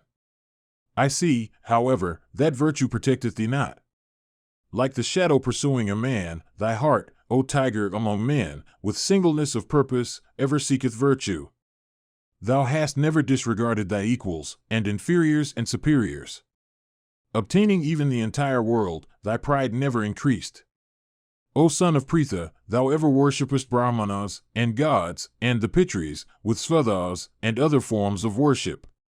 O son of Pritha, thou hast ever gratified the Brahmanas by fulfilling every wish of theirs. Yadis and sannyasins and mendicants of domestic lives have always been fed in thy house from off plates of gold where I have distributed food amongst them. Unto the Vanaprasthas thou always givest gold and food. There is nothing in thy house thou mayest not give unto the Brahmanas. In the Viswadeva sacrifice, that is, for thy peace, performed in thy house, the things consecrated are first offered unto guests and all creatures while thou livest thyself with what remaineth, after distribution. Ishtis Pashabandhas, sacrifices for obtaining fruition of desire, the religion's rites of ordinary, domesticity, paka sacrifices, and sacrifices of other kinds, are ever performed in thy house.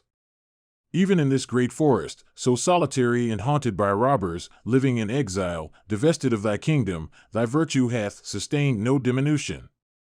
The Aswamedha, the Rajasuya, the Pundarika, and Gosava, these grand sacrifices requiring large gifts, have all been performed by thee. O monarch, impelled by a perverse sense during that dire hour of a losing match at dice, thou didst yet stake and lost thy kingdom, thy wealth, thy weapons, thy brothers, and myself. Simple, gentle, liberal, modest, truthful, how, O king, could thy mind be attracted to the vice of gambling? I am almost deprived of my sense, O king, and my heart is overwhelmed with grief, beholding this thy distress, and this thy calamity. An old history is cited as an illustration for the truth that men are subjects to the will of God and never to their own wishes. The Supreme Lord and Ordainer of all ordaineth everything in respect of the weal and woe, the happiness and misery, of all creatures, even prior to their births, guided by the acts of each, which are even like a seed, destined to sprout forth into the tree of life. O hero amongst men, as a wooden doll is made to move its limbs by the wire puller, so are creatures made to work by the Lord of all. O Bharata, like space that covereth every object, God, pervading every creature, ordaineth its weal or woe. Like a bird tied with a string, every creature is dependent on God. Every one is subject to God and none else. No one can be his own ordainer. Like a pearl on its string, or a bull held fast by the cord passing through its nose, or a tree fallen from the bank into the middle of the stream, every creature followeth the command of the Creator, because imbued with his spirit and because established in him. And man himself, dependent on the universal soul, cannot pass a moment independently. Enveloped in darkness, creatures are not masters of their own weal or woe. They go to heaven or hell urged by God himself. Like light straws dependent on strong winds, all creatures, O Bharatas, are dependent on God. And God himself, pervading all creatures and engaged in acts right and wrong, moveth in the universe, though none can say this is God. This body with its physical attributes is only the means by which God the Supreme Lord of all maketh every creature to reap fruits that are good or bad. Behold the power of illusion that hath been spread by God, who confounding with his illusion, mocketh creatures slay their fellows. Truth-knowing munis behold those differently. They appear to them in a different light, even like the rays of the sun, which to ordinary eyes are only a pencil of light, while to eyes more penetrating seem fraught with the germs of food and drink. Ordinary men behold the things of the earth otherwise. It is God who mocketh them all, adopting different processes in their creation and destruction. And, O Yudhisthira, the self-create grandsire, Almighty God, spreading illusion, slayeth his creatures by the instrumentality of his creatures, as one may break a piece of inert and senseless wood with wood, or stone with stone, or iron with iron. And the Supreme Lord, according to his pleasure, sporteth with his creatures, creating and destroying them, like a child with his toy, of soft earth. O king, it doth seem to me that God behaveth towards his creatures like a father or mother unto them. Like a vicious person, he seemeth to bear himself towards them in anger. Beholding superior and well-behaved and modest persons persecuted, while the sinful are happy, I am sorely troubled. Beholding this thy distress and the prosperity of Suyoddhana, I do not speak highly of the great ordainer who suffereth such inequality. O sir, what fruits doth the great ordainer reap by granting prosperity to Dhritarashtra's son, who transgresseth the ordinances, who is crooked and covetous, and who injureth virtue and religion? If the act done pursueth the doer and none else, then certainly it is God himself who is stained with the sin of every act. If, however, the sin of an act done doth not attach to the doer, then individual, might, and not God, is the true cause of acts, and I grieve for those that have no might. Mahabharata, Book 3, Section 31. Yudhisthira said, Thy speech, O Yajnasini, is delightful, smooth and full of excellent phrases. We have listened to it, carefully. Thou speakest, however, the language of atheism. O princess, I never act, solicitous of the fruits of my actions. I give away, because it is my duty to give. I sacrifice, because it is my duty to sacrifice. O Krishna, I accomplish to the best of my power whatever a person living in domesticity should do, regardless of the fact whether those acts have fruits or not. O thou of fair hips, I act virtuously, not from the desire of reaping the fruits of virtue, but of not transgressing the ordinances of the Veda, and beholding also the conduct of the good and wise. My heart, O Krishna, is naturally attracted towards virtue. The man who wisheth to reap the fruits of virtue is a traitor in virtue. His nature is mean, and he should never be counted amongst the virtuous. Nor doth he ever obtain the fruits of his virtues. Nor doth he of sinful heart, who having accomplished a virtuous act doubteth in his mind, obtain the fruits of his act, and consequence of that skepticism of his. I speak unto thee, under the authority of the Vedas, which constitute the highest proof in such matters, that never shouldst thou doubt virtue. The man that doubteth virtue is destined to take his birth in the brute species. The man of weak understanding who doubteth religion, virtue, or the words of the rishis, is precluded from regions of immortality and bliss, like Sudras from the Vedas. O intelligent one, if a child born of a good race studieth the Vedas and beareth himself virtuously, royal sages of virtuous behavior regard him as an aged sage, notwithstanding his years. The sinful wretch, however, who doubteth religion and transgresseth the scriptures, is regarded as lower even than Sudras and robbers. Thou hast seen with thy own eyes the great ascetic Markandeya of immeasurable soul come to us. It is by virtue alone that he hath acquired immortality in the flesh. Vyasa, and Vasistha, and Methriya, and Narada, and Lomesa, and Sukha, and other rishis have all, by virtue alone, become of pure soul. Thou beholdest them with thy own eyes as furnished with prowess of celestial asceticism, competent to curse or bless, with effect, and superior to the very gods. O sinless one, these all, equal to the celestials themselves, behold with their eyes what is written in the Vedas, and describe virtue as the foremost duty. It behoveth thee not, therefore, O amiable queen, to either doubt or censure God or act with a foolish heart. The fool that doubteth religion and disregardeth virtue, proud of the proof derived from his own reasoning, regardeth not other proofs and holdeth the rishis, who are capable of knowing the future as present as mad men. The fool regardeth only the external world capable of gratifying his senses, and is blind to everything else. He that doubteth religion hath no expiation for his offense. That miserable wretch is full of anxiety and acquireth not regions of bliss hereafter. A rejecter of proofs, a slanderer of the interpretation of the Vedic scriptures, a transgressor urged by lust and covetousness, that fool goeth to hell. O amiable one, he on the other hand, who ever cherisheth religion with faith, obtaineth eternal bliss in the other world. The fool who cherisheth not religion, transgressing the proofs offered by the rishis, never obtaineth prosperity in any life, for such transgression of the scriptures. It is certain, O handsome one, that with respect to him who regardeth not the words of the rishis or the conduct of the virtuous as proof, neither this nor the other world existeth.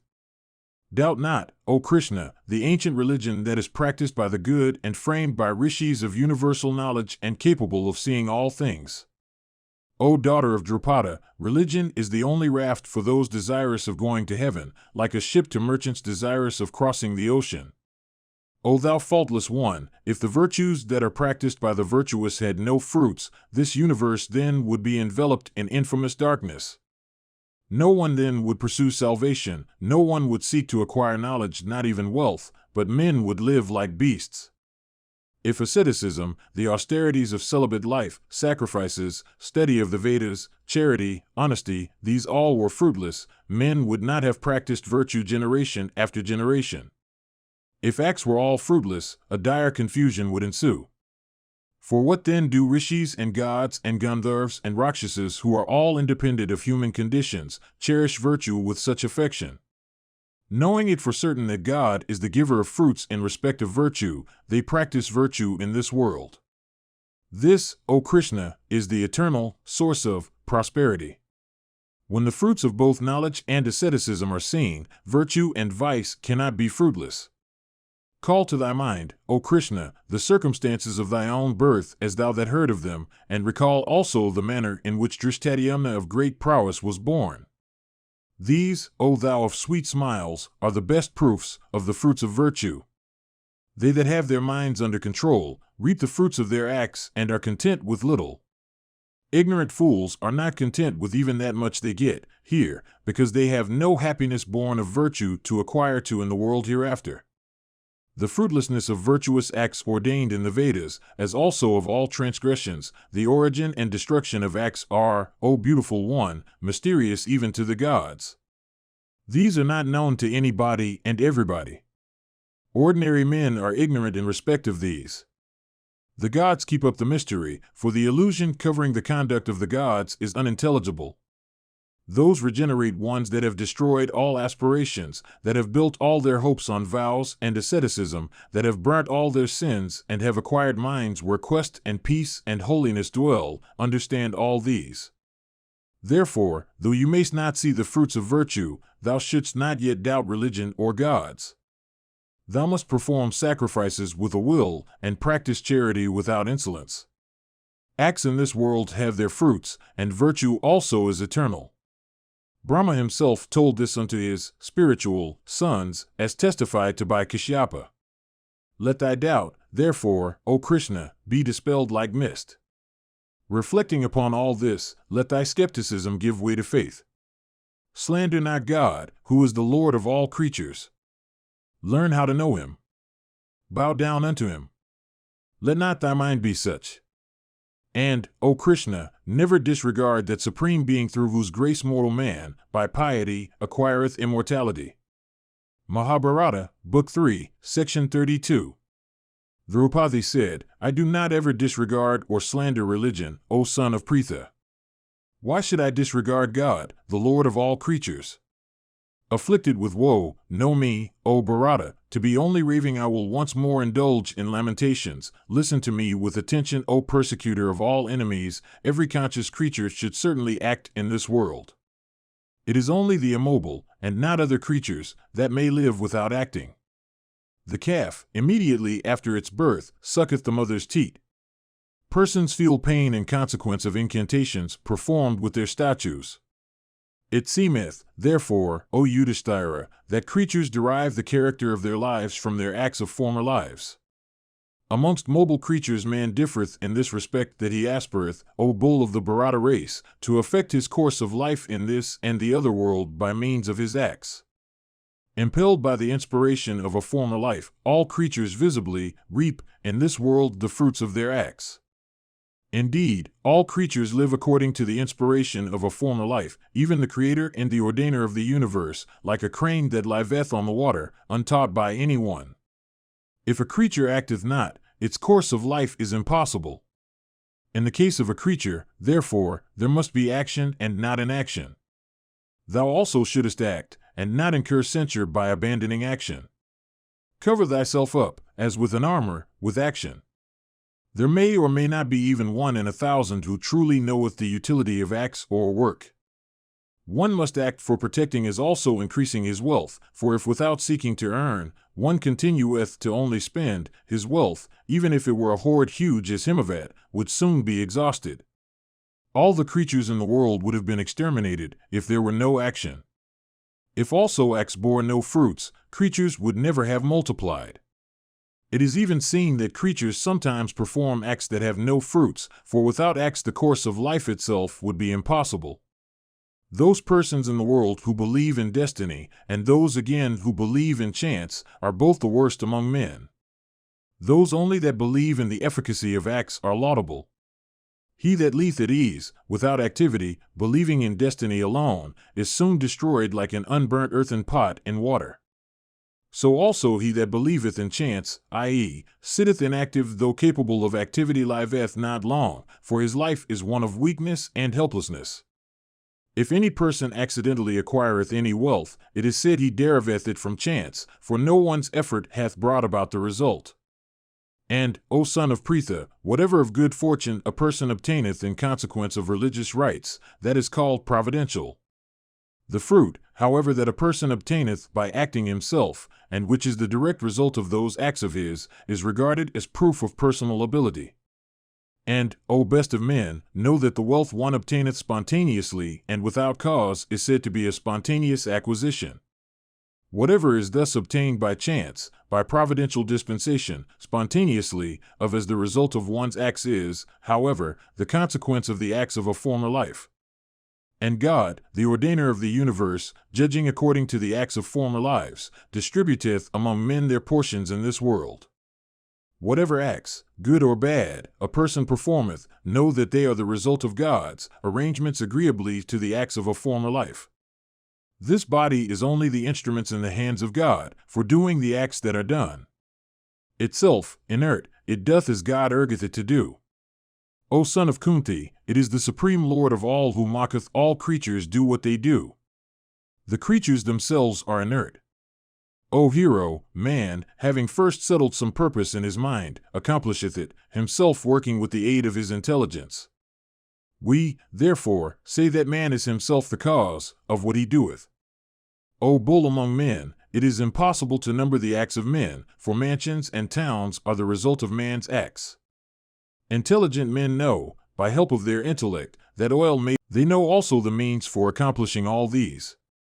And knowing them, they afterward set themselves, with proper appliances, to accomplish them. And creatures support their lives by the results achieved in these directions by their own acts. If a work is executed by a skilled workman, it is executed well. From differences in characteristics, another work may be said to be that of an unskillful hand. If a person were not, in the matter of his acts, himself the cause thereof, then sacrifices would not bear any fruits in his case, nor would any body be a disciple or a master. It is because a person is himself the cause of his work that he is applauded when he achieved success. So the doer is censured if he faileth. If a man were not himself the cause of his acts, how would all this be justified? Some say that everything is the result of providential dispensation, others again, that this is not so, but that everything which is supposed to be the result of destiny or chance is the result of the good or the bad acts of former lives. It is seen, possessions are obtained from chance, as also from destiny, something being from destiny and something from chance, something is obtained by exertion. In the acquisition of his objects, there is no fourth cause in the case of man. Thus say those that are acquainted with truth and skilled in knowledge. If, however, God himself were not the giver of good and bad fruits, then amongst creatures there would not be any that was miserable. If the effect of former acts be a myth, then all purposes for which man would work should be successful. They, therefore, that regard the three alone, mentioned above, as the doors of all success and failure in the world, without regarding the acts of former life, are dull and inert like the body itself. For all this, however, a person should act. This is the conclusion of Manu himself. The person that doth not act certainly succumbeth, O Yudhisthira. The man of action in this world generally meeteth with success. The idle, however, never achieveth success.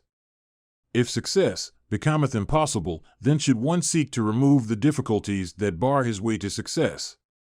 And, O king, if a person worketh hard, his debt to the gods is cancelled, whether he achieveth success or not. The person that is idle and leath at his length is overcome by adversity, while he that is active and skillful is sure to reap success and enjoy prosperity.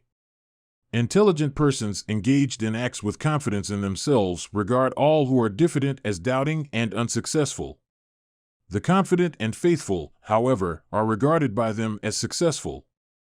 And this moment misery hath overtaken us. If, however, thou betakest to action, that misery will certainly be removed. If thou meetest failure, then that will furnish a proof unto thee and Vrkodara and Vivatsu and the twins, that ye are unable to snatch the kingdom from the foe. The acts of others, it is seen, are crowned with success. It is probable that ours also will be successful. How can one know beforehand what the consequence will be?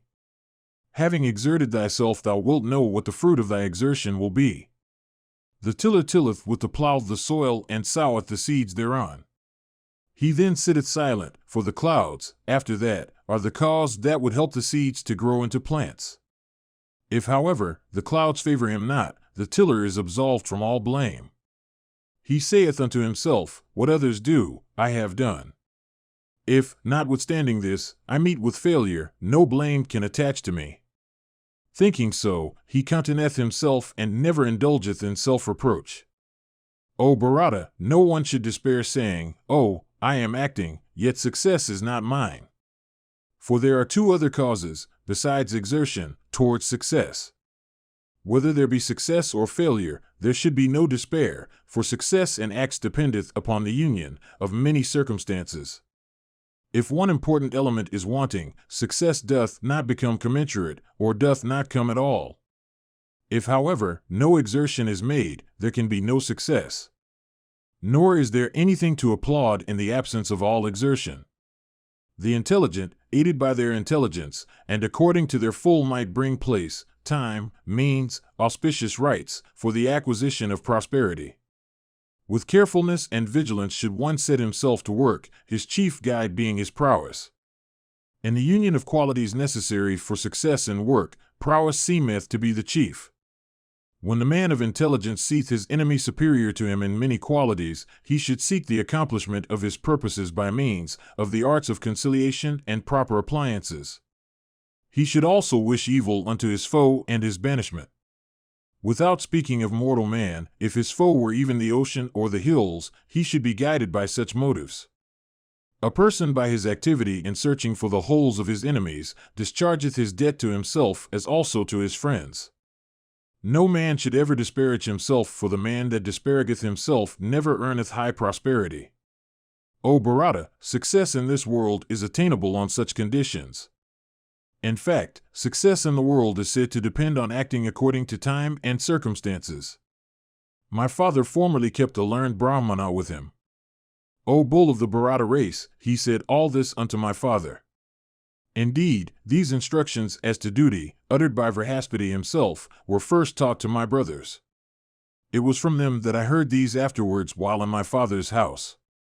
And, O Yudhisthira, while at intervals of business, I went out of the inner apartments, and sat on the lap of my father, that learned Brahmana used to recite unto me these truths, sweetly consoling me therewith. Mahabharata, Book 3, Section 33. Vyasa said, hearing these words of Yajnaseni, Bhimasena, sighing in wrath, approached the king and addressed him, saying, Walk, O monarch, in the customary path trodden by good men, before thee, in respective kingdoms. What do we gain by living in the asylum of ascetics, thus deprived of virtue, pleasure, and profit? It is not by virtue, nor by honesty, nor by might, but by unfair dice, that our kingdom hath been snatched by Duryodhana. Like a weak offal-eating jackal snatching the prey from mighty lions, he hath snatched away our kingdom. Why, O monarch, in obedience to the trite merit of sticking to a promise, dost thou suffer such distress, abandoning that wealth which is the source of both virtue and enjoyments? It was for thy carelessness, O king, that our kingdom, protected by the wielder of the Gandiva and therefore, incapable of being wrested by Indra himself, was snatched from us in our very sight. It was for thee, O monarch, that, ourselves living, our prosperity was snatched away from us like a fruit from one unable to use his arms, or like kine from one incapable of using his legs. Thou art faithful in the acquisition of virtue. It was to please thee, O Bharata, that we have suffered ourselves to be overwhelmed with such dire calamity. O bull of the Bharata race, it was because we were subject to thy control that we are thus tearing the hearts of our friends and gratifying our foes. That we did not, in obedience to thee, even then slay the sons of Dhritarashtra, is an act of folly on our part that grieveth me sorely. This thy abode, O king, in the woods, like that of any wild animal, is what a man of weakness alone would submit to. Surely, no man of might would ever lead such a life. This thy course of life is approved neither by Krishna, nor Vibhatsu, nor by Abhimanyu, nor by the Srinjayas, nor by myself, nor by the sons of Madri. Afflicted with the vows, thy cry is religion. Religion! Hast thou from despair been deprived of thy manliness? Cowards alone, unable to win back their prosperity, cherish despair, which is fruitless and destructive of one's purposes. Thou hast ability and eyes. Thou sayest that manliness dwelleth in us. It is because thou hast adopted a life of peace that thou feelest not this distress. These Dhritarashtras regard us who are forgiving as really incompetent. This, O king, grieveth me more than death in battle. If we all die in fair fight without turning our backs on the foe, even that would be better than this exile, for then we should obtain regions of bliss in the other world. Or, if, O bull of the Bharata race, having slain them all, we acquire the entire earth, that would be prosperity worth the trial. We who ever adhere to the customs of our order, who ever desire grand achievements, who wish to avenge our wrongs, have this for our bounden duty.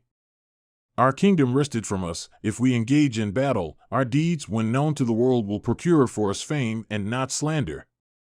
And that virtue, O king, which tortureth one's own self and friends, is really no virtue. It is rather vice, producing calamities. Virtue is sometimes also the weakness of men. And though such a man might ever be engaged in the practice of virtue, yet both virtue and profit forsake him, like pleasure and pain forsaking a person that is dead. He that practiseth virtue for virtue's sake always suffereth. He can scarcely be called a wise man, for he knoweth not the purposes of virtue, like a blind man incapable of perceiving the solar light. He that regardeth his wealth to exist for himself alone, scarcely understandeth the purposes of wealth. He is really like a servant that tendeth kine in a forest. He again that pursueth wealth too much without pursuing virtue and enjoyments, deserveth to be censured and slain by all men.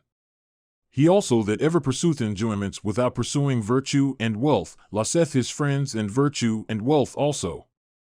Destitute of virtue and wealth such a man, indulging in pleasure at will, at the expiration of his period of indulgence, meeteth with certain death, like a fish when the water in which it liveth hath been dried up. It is for these reasons that they that are wise are ever careful of both virtue and wealth, for a union of virtue and wealth is the essential requisite of pleasure, as fuel is the essential requisite of fire. Pleasure hath always virtue for its root, and virtue also is united with pleasure. Know, O monarch, that both are dependent on each other like the ocean and the clouds, the ocean causing the clouds and the clouds filling the ocean. The joy that one feeleth in consequence of contact with objects of touch or of possession of wealth is what is called pleasure. It existeth in the mind, having no corporeal existence that one can see. He that wisheth to obtain wealth seeketh for a large share of virtue to crown his wish with success. He that wisheth for pleasure seeketh wealth, so that his wish may be realized. Pleasure, however, yieldeth nothing in its turn. One pleasure cannot lead to another, being its own fruit, as ashes may be had from wood, but nothing from those ashes in their turn. And, O king, as a fowler killeth the birds we see, so doth sin slay the creatures of the world. He, therefore, who misled by pleasure or covetousness, beholdeth not the nature of virtue, deserveth to be slain by all, and becometh wretched both here and hereafter. It is evident, O king, that thou knowest that pleasure may be derived from the possession of various objects of enjoyment. Thou also well knowest their ordinary states, as well as the great changes they undergo. At their loss or disappearance occasioned by decrepitude or death, ariseth what is called distress. That distress, O king, hath now overtaken us. The joy that ariseth from the five senses, the intellect and the heart, being directed to the objects proper to each, is called pleasure. That pleasure, O king, is, as I think, one of the best fruits of our actions. Thus, O monarch, one should regard virtue, wealth, and pleasure one after another. One should not devote oneself to virtue alone, nor regard wealth as the highest object of one's wishes, nor pleasure, but should ever pursue all three. The scriptures ordain that one should seek virtue in the morning, wealth at noon, and pleasure in the evening. The scriptures also ordain that one should seek pleasure in the first portion of life, wealth in the second, and virtue in the last. And, O thou foremost of speakers, they that are wise and fully conversant with proper division of time, pursue all three, virtue, wealth, and pleasure, dividing their time duly. O son of the Kuru race, whether independence of these three, or their possession is the better for those that desire happiness, should be settled by thee after careful thought. And thou shouldst then, O king, unhesitatingly act either for acquiring them or abandoning them all. For he who liveth wavering between the two doubtingly leadeth a wretched life. It is well known that thy behavior is ever regulated by virtue. Knowing this, thy friends counsel thee to act. Gift, sacrifice, respect for the wise, study of the Vedas, and honesty, these, O king, constitute the highest virtue and are efficacious both here and hereafter. These virtues, however, cannot be attained by one that hath no wealth, even if, O tiger among men, he may have infinite other accomplishments. The whole universe, O king, dependeth upon virtue. There is nothing higher than virtue. And virtue, O king, is attainable by one that hath plenty of wealth. Wealth cannot be earned by leading a mendicant life, nor by a life of feebleness. Wealth, however, can be earned by intelligence directed by virtue. In thy case, O king, begging, which is successful with brahmanas, hath been forbidden.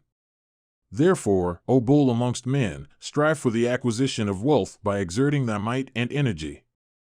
Neither mendicancy nor the life of a Sudra is what is proper for thee. Might and energy constitute the virtue of the Kshatriya in especial. Adopt thou, therefore, the virtue of thy order and slay the enemies. Destroy the might of Dhritarashtra's sons, O son of Pritha, with my and Arjuna's aid. They that are learned and wise say that sovereignty is virtue. Acquire sovereignty, therefore, for it behoveth thee not to live in a state of inferiority. Awake, O king, and understand the eternal virtues of the order. By birth thou belongest to an order whose deeds are cruel and are a source of pain to man. Cherish thy subjects and reap the fruit thereof. That can never be a reproach. Even this, O king, is the virtue ordained by God himself for the order to which thou belongest. If thou tallest away therefrom, thou wilt make thyself ridiculous. Deviation from the virtues of one's own order is never applauded. Therefore, O thou of the Kuru race, making thy heart what it ought to be, agreeably to the order to which thou belongest, and casting away this course of feebleness, summon thy energy and bear thy weight like one that beareth it manfully.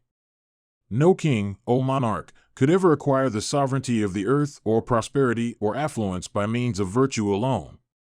Like a fowler earning his food in the shape of swarms of little easily tempted game, by offering them some attractive food, doth one that is intelligent acquire a kingdom, by offering bribes unto low and covetous enemies. Behold, O bull among kings, the Asuras, though elder brothers in possession of power and affluence, were all vanquished by the gods through stratagem. Thus, O king, everything belongeth to those that are mighty. And, O mighty armed one, slay thy foes, having recourse to stratagem. There is none equal unto Arjuna in wielding the bow in battle. Nor is there anybody that may be equal unto me in wielding the mace. Strong men, O monarch, engage in battle depending on their might, and not on the force of numbers nor on information of the enemy's plans procured through spies. Therefore, O son of Pandu, exert thy might. Might is the root of wealth. Whatever else is said to be its root is really not such. As the shade of the tree in winter goeth for nothing, so without might everything else becometh fruitless. Wealth should be spent by one who wisheth to increase his wealth, after the manner, O son of Kunti, of scattering seeds on the ground. Let there be no doubt then in thy mind. Where, however, wealth that is more or even equal is not to be gained, there should be no expenditure of wealth. For investment of wealth are like the ass, scratching, pleasurable at first, but painful afterwards. Thus, O king of men, the person who throweth away like seeds a little of his virtue in order to gain a larger measure of virtue, is regarded as wise. Beyond doubt, it is as I say. They that are wise alienate the friends of the foe that owneth such, and having weakened him by causing those friends to abandon him thus, they then reduce him to subjection. Even they that are strong engage in battle depending on their courage. One cannot by even continued efforts, uninspired by courage, or by the arts of conciliation, always conquer a kingdom. Sometimes, O king, men that are weak, uniting in large numbers, slay even a powerful foe, like bees killing the despoiler of the honey by force of numbers alone. As regards thyself, O king, like the sun that sustaineth as well as slayeth creatures by his rays, adopt thou the ways of the sun. To protect one's kingdom and cherish the people duly, as done by our ancestors, O king, is, it hath been heard by us, a kind of asceticism mentioned even in the Vedas. By asceticism, O king, a kshatriya cannot acquire such regions of blessedness as he can by fair fight, whether ending in victory or defeat. Beholding, O king, this thy distress, the world hath come to the conclusion that light may forsake the sun and grace the moon. And, O king, good men separately as well as assembling together, converse with one another, applauding thee and blaming the other. There is this, moreover, O monarch, viz., that both the Kurus and the Brahmanas, assembling together, gladly speak of thy firm adherence to truth, and that thou hast never, from ignorance, from meanness, from covetousness, or from fear, uttered an untruth. Whatever sin, O monarch, a king committeth in acquiring dominion, he consumeth it all afterwards by means of sacrifices distinguished by large gifts. Like the moon emerging from the clouds, the king is purified from all sins by bestowing villages on Brahmanas and kind by thousands. Almost all the citizens as well as the inhabitants of the country, young or old, O son of the Kuru race, praise thee, O Yudhisthira. This also, O Bharata, the people are saying amongst themselves, viz., that as milk in a bag of dog's hide, as the Vedas in a Sudra, as truth in a robber, as strength in a woman, so is sovereignty in Duryodhana. Even women and children are repeating this, as if it were a lesson they seek to commit to memory. O repressor of foes, thou hast fallen into this state along with ourselves. Alas, we also are lost with thee for this calamity of thine. Therefore, ascending in thy car furnished with every implement, and making the superior Brahmanas utter benedictions on thee, march thou with speed, even this very day, upon Hastinapura, in order that thou mayst be able to give unto Brahmanas the spoils of victory. Surrounded by thy brothers, who are firm wielders of the bow, and by heroes skilled in weapons, and like unto snakes of virulent poison, set thou out even like the slayer Vritra surrounded by the Marutas. And, O son of Kunti, as thou art powerful, grind thou with thy might thy weak enemies, like Indra grinding the Asuras, and snatch thou from Dhritarashtra's son the prosperity he enjoyeth. There is no mortal that can bear the touch of the shafts furnished with the feathers of the vulture and resembling snakes of virulent poison, that would be shot from the Gandiva. And, O Bharata, there is not a warrior, nor an elephant, nor a horse, that is able to bear the impetus of my mace when I am angry in battle. Why, O son of Kunti, should we not wrest our kingdom from the foe, fighting with the aid of the Srinjayas and Kaikyas and the bull of the Vrishni race? Why, O king, should we not succeed in wresting the sovereignty of the earth that is now in the hands of the foe, if, aided by a large force, we do but strive? Mahabharata, Book 3, Section 34. Vaisampayana said, thus addressed by Bhimasena, the high-souled king Ajatasattu, firmly devoted to truth, mustering his patience, after a few moments said these words, no doubt, O Bharata, all this is true. I cannot reproach thee for thy torturing me thus by piercing me with thy arrowy words. From my folly alone hath this calamity come against you. I sought to cast the dice desiring to snatch from Dhritarashtra's son his kingdom with the sovereignty. It was therefore that cunning gambler Suvala's son played against me on behalf of Suryodhana. Sakuni, a native of the hilly country, is exceedingly artful. Casting the dice in the presence of the assembly, unacquainted as I am with artifices of any kind, he vanquished me artfully. It is, therefore, O Bhimasena, that we have been overwhelmed with this calamity. Beholding the dice favorable to the wishes of Sakuni in odds and evens, I could have controlled my mind. Anger, however, driveth off a person's patience. O child, the mind cannot be kept under control when it is influenced by hauteur, vanity, or pride. I do not reproach thee, O Bhimasena, for the words thou usest. I only regard that what hath befallen us was preordained. When King Duryodhana, the son of Dhritarashtra, coveting our kingdom, plunged us into misery and even slavery, then, O Bhima, it was Draupadi that rescued us.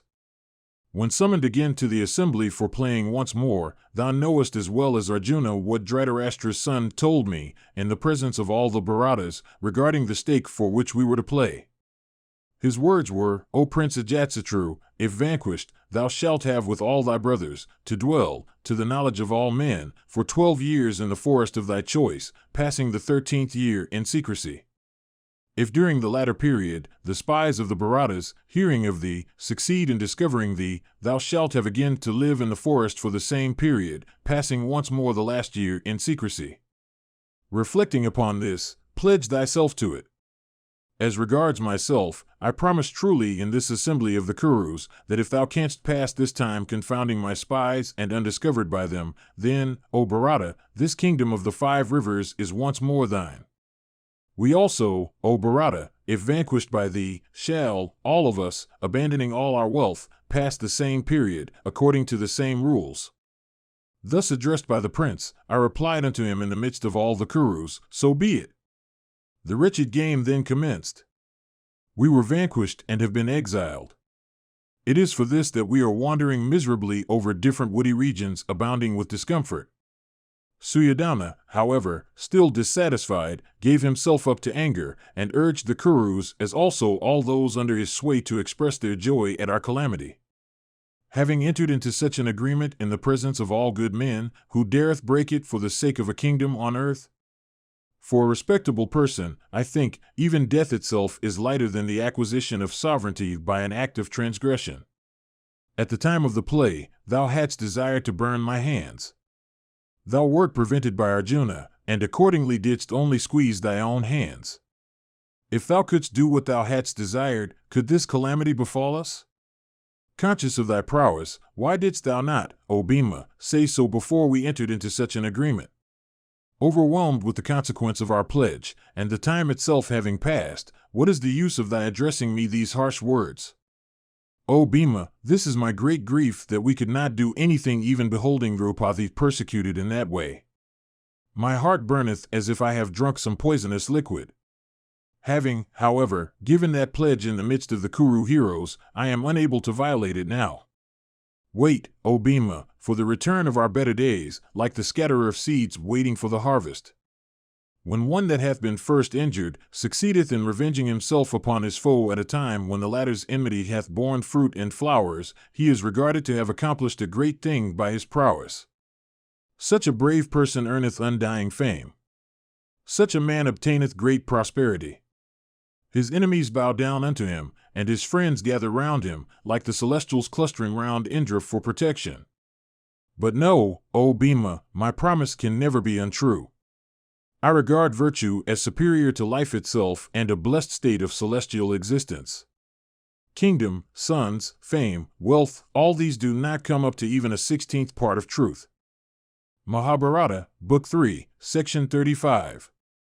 Bhima said, O king, unsubstantial as thou art like froth, unstable like a fruit, falling when ripe, dependent on time, and mortal, having entered into an agreement in respect of time, which is infinite and immeasurable, quick like a shaft or flowing like a stream, and carrying everything before it like death itself, how canst regard it as available by thee? How can he, O son of Kunti, wait whose life is shortened every moment, even like a quantity of collyrium that is lessened each time a grain is taken up by the needle? He only whose life is unlimited, or who knoweth with certitude what the period of his life is, and who knoweth the future as if it were before his eyes, can indeed wait for the arrival of an expected time. If we wait, O king, for 13 years, that period, shortening our lives, will bring us nearer to death. Death is sure to overtake every creature having a corporeal existence. Therefore, we should strive for the possession of our kingdom before we die. He that faileth to achieve fame, by failing to chastise his foes, is like an unclean thing. He is a useless burden on the earth like an incapacitated bull, and perisheth ingloriously. The man who, destitute of strength and courage, chastiseth not his foes, liveth in vain. I regard such a one as lowborn. Thy hand can rain gold, thy fame spreadeth over the whole earth, slaying thy foes, therefore, in battle, enjoy thou the wealth acquired by the might of thy arms. O represser of all foes, O king, if a man slaying his injurer, goeth the very day into hell, that hell becometh heaven to him. O king, the pain one feeleth in having to suppress one's wrath is more burning than fire itself.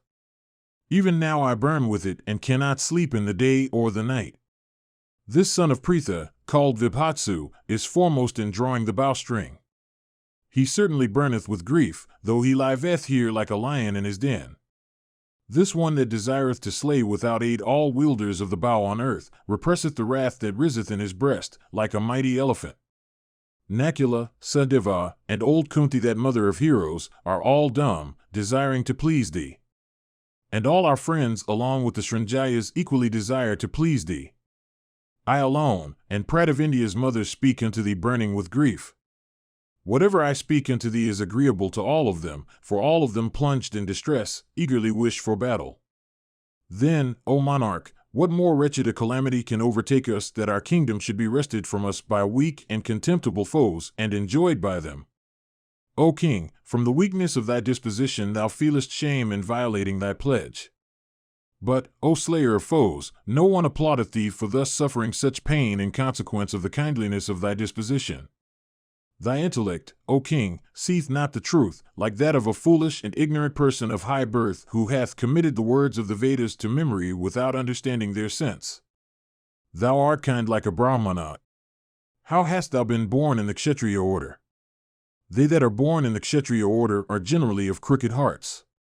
Thou hast heard, recited, the duties of kings, as promulgated by Manu, fraught with crookedness and unfairness and precepts opposed to tranquility and virtue. Why dost thou then, O king, forgive the wicked sons of Dhritarashtra? Thou hast intelligence, prowess, learning, and high birth. Why dost thou then, O tiger among men, act in respect of thy duties, like a huge snake that is destitute of motion? O son of Kunti, he that desireth to conceal us, only wisheth to conceal the mountains of Himavat by means of a handful of grass. O son of Pritha, known as thou art over whole earth, thou wilt not be able to live unknown, like the sun that can never course through the sky unknown to men. Like a large tree in a well-watered region with spreading branches and flowers and leaves, or like Indra's elephant, how will Jishnu live unknown? How also will these children, the brothers, Nakula and Sadeva, equal unto a couple of young lions, both live in secret? How, O son of Pritha, will Krishna, the daughter of Draupadi, a princess and mother of heroes, of virtuous deeds and known over all the world, live unknown? Me also, everybody knoweth from my boyhood. I do not see how I can live unknown. As well mighty mountains of Meru be sought to be concealed. Then, again, many kings had been expelled by us from their kingdom. These kings and princes will all follow the bad son of Dhritarashtra, for robbed and exiled by us, they have not still become friendly. Desiring to do good unto Dhritarashtra, they will certainly seek to injure us. They will certainly set against us numerous spies in disguise. If these discover us and report their discovery, a great danger will overtake us. We have already lived in the woods full 13 months. Regard them, O king, for their length as 13 years. The wise have said that a month is a substitute for a year, like the pot herb that is regarded as a substitute for the soma. Or, if thou breakest thy pledge, O king, thou mayst free thyself from this sin by offering good savory food to a quiet bull carrying sacred burdens. Therefore, O king, resolve thou to slay thy enemies. There is no virtue higher than fighting, for every Kshatriya. Mahabharata, Book 3, Section 36. Vyasa said, hearing those words of Bhima, Yudhisthira, the son of Kunti, tiger among men and slayer of all foes, began to sigh heavily and reflect in silence. And he thought within himself, I have heard recited the duties of kings, also all truths about the duties of the different orders. He is said to observe those duties truly who keepeth them before his eyes, so as to regulate his conduct both in the present and the future. Knowing as I do the true course of virtue, which, however, is so very difficult of being known, how can I forcibly grind virtue down like grinding the mountains of Meru? Having reflected so for a moment, and settled what he should do, he replied unto Bhima as follows, without allowing him another word. O thou of mighty arms, it is even so as thou hast said. But, O thou foremost of speakers, listen now to another word I say. Whatever sinful deeds, O Bhima, one seeketh to achieve, depending on his courage alone, become always a source of pain. But, O thou of mighty arms, whatever is begun with deliberation, with well-directed prowess, with all appliances, and much previous thought, is seen to succeed. The gods themselves favor such designs. Hear from me something about what, proud of thy might, O Bhima, and led away by thy restlessness, thou thinkest should be immediately begun. Purusharthas, Salwa, the mighty Jarasandha, Bhishma, Drona, Karna, the mighty son of Drona, Dhritarashtra's sons Duryodhana, and others so difficult of being vanquished, are all accomplished in arms and ever ready for battle with us. Those kings and chiefs of the earth also who have been injured by us have all adopted the side of the Kauravas and are bound by ties of affection to them. O Bharata, they are engaged in seeking the good of Duryodhana and not of us. With full treasures and aided by large forces, they will certainly strive their best in battle. All the officers also of the Kuru army together with their sons and relatives have been honored by Duryodhana with wealth and luxuries. Those heroes are also much regarded by Duryodhana. This is my certain conclusion that they will sacrifice their lives for Duryodhana in battle. Although the behavior of Bhishma, Drona, and the illustrious Kripa is the same towards us as towards them, yet, O thou of mighty arms, this is my certain conclusion that in order to pay off the royal favors they enjoy, they will throw their very lives, than which there is nothing dearer, in battle. All of them are masters of celestial weapons, and devoted to the practice of virtue. I think they are incapable of being vanquished even by gods led by Vyasa himself. There is again amongst them that mighty warrior Karna, impetuous and ever wrathful, master of all weapons, and invincible, and encased in impenetrable mail. Without first vanquishing in battle all those foremost of men, unaided as thou art, how canst thou slay Duryodhana? O Vrkodara, I cannot sleep thinking of the lightness of hand of that Suta's son, who, I regard, is the foremost of all wielders of the bow. Vyasa continued, hearing these words of Yudhisthira, the impetuous Bhima became alarmed, and forbore from speaking anything. And while the sons of Pandu were thus conversing with each other, there came to that spot the great ascetic Vyasa, the son of Satyavati. And as he came, the sons of Pandu worshipped him duly. Then that foremost of all speakers, addressing Yudhisthira, said, O Yudhisthira, O thou of mighty arms, knowing by spiritual insight what is passing in thy heart, I have come to thee, O thou bull among men. The fear that is in thy heart, arising from Bhishma, and Drona, and Kripa, and Karna, and Drona's son, and Prince Duryodhana, and Dusasana, I will dispel, O slayer of all foes, by means of an act enjoined by the ordinance. Hearing it from me, accomplish it thou with patience, and having accomplished it, O king, quell this fever of thine soon. That foremost of speakers then, the son of Parashara, taking Yudhisthira to a corner, began to address him in words of deep import, saying, O best of the Bharatas, the time is come for thy prosperity, when, indeed, Dhananjaya that son of Pritha will slay all thy foes in battle. Uttered by me, and like unto success personified, accept from me this knowledge called Pratismriti that I impart to thee, knowing thou art capable of receiving it. Receiving it, from thee, Arjuna will be able to accomplish his desire. And let Arjuna, O son of Pandu, go unto Mahendra and Rudra, and Varuna, and Kuvara, and Yama, for receiving weapon from them. He is competent to behold the gods for his asceticism and prowess.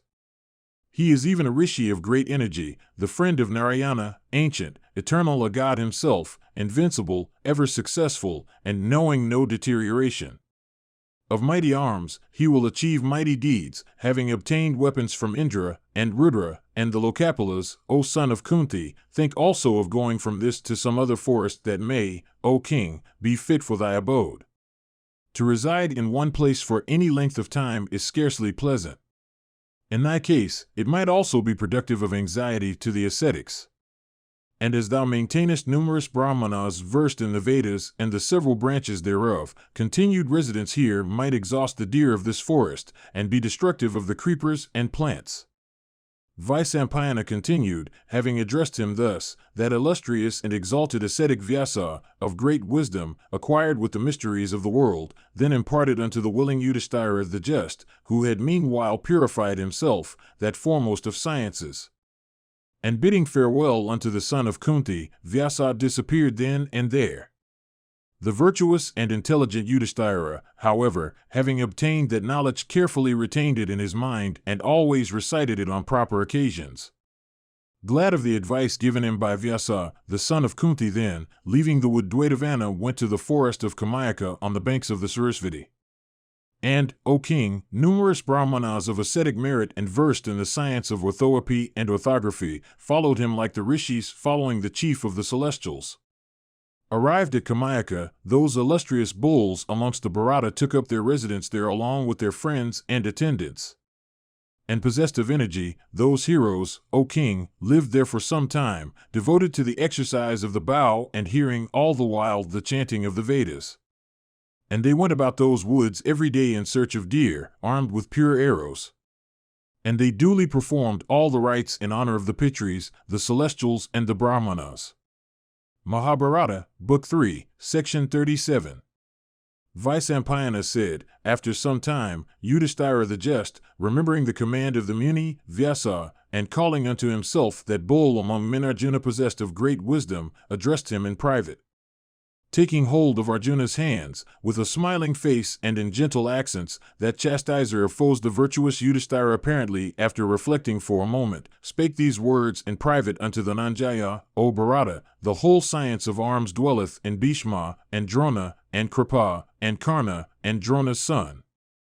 They fully know all sorts of Brahma and celestial and human and Vayavya weapons, together with the modes of using and warding them off. All of them are conciliated and honored and gratified by Dhritarashtra's son, who behaveth unto them as one should behave unto his preceptor. Towards all his warriors Dhritarashtra's son behaveth with great affection, and all the chiefs honored and gratified by him seek his good in return. Thus honored by him, they will not fail to put forth their might. The whole earth, besides, is now under Duryodhana's sway, with all the villages and towns, O son of Pritha, and all the seas and woods and mines. Thou alone art our sole refuge. On thee resteth a great burden. I shall, therefore, O chastiser of all foes, tell thee what thou art to do now. I have obtained a science from Krishna Dwaipayana. Used by thee, that science will expose the whole universe to thee. O child, attentively receive thou that science from me, and in due time, by its aid, attain thou the grace of the celestials. And, O bull of the Bharata race, devote thyself to fierce asceticism. Armed with the bow and sword, and cased in mail, betake thyself to austerities and good vows, and go thou northwards, O child, without giving way to anybody. O Dhananjaya, all celestial weapons are with Indra. The celestials, from fear of Vritra, imparted at the time all their might to Sakra. Gathered together in one place, thou wilt obtain all weapons. Go thou unto Sakra, he will give thee all his weapons. Taking the bow set thou out this very day in order to behold Purandara. Vyasa continued, having said this, the exalted Yudhisthira the just imparted that science unto Arjuna. And the elder brother, having communicated with due rites the knowledge unto his heroic brother, with speech and body and mind under perfect control, commanded him to depart.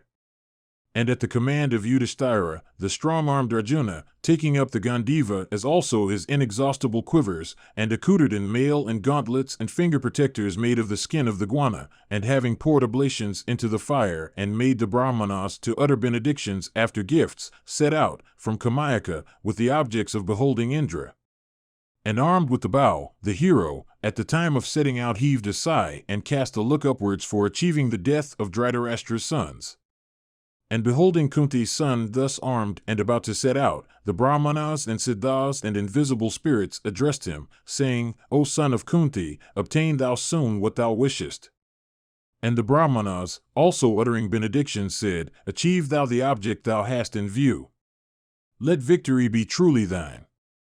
And beholding the heroic Arjuna, of thighs stout as the trunks of the Salwa, about to set out taking away with him the hearts of all, Krishna addressed him saying, O thou strong-armed one, let all that Kunti had desired at thy birth, and let all that thou desirest, be accomplished, O Dhananjaya. Let no one amongst us be ever again born in the order of Kshatriyas. I always bow down unto the Brahmanas whose mode of living is mendicancy. This is my great grief that the wretch Duryodhana, beholding me in the assembly of princes, mockingly called me a cow.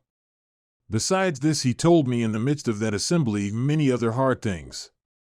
But the grief I experience at parting with thee is far greater than any I felt at those insults.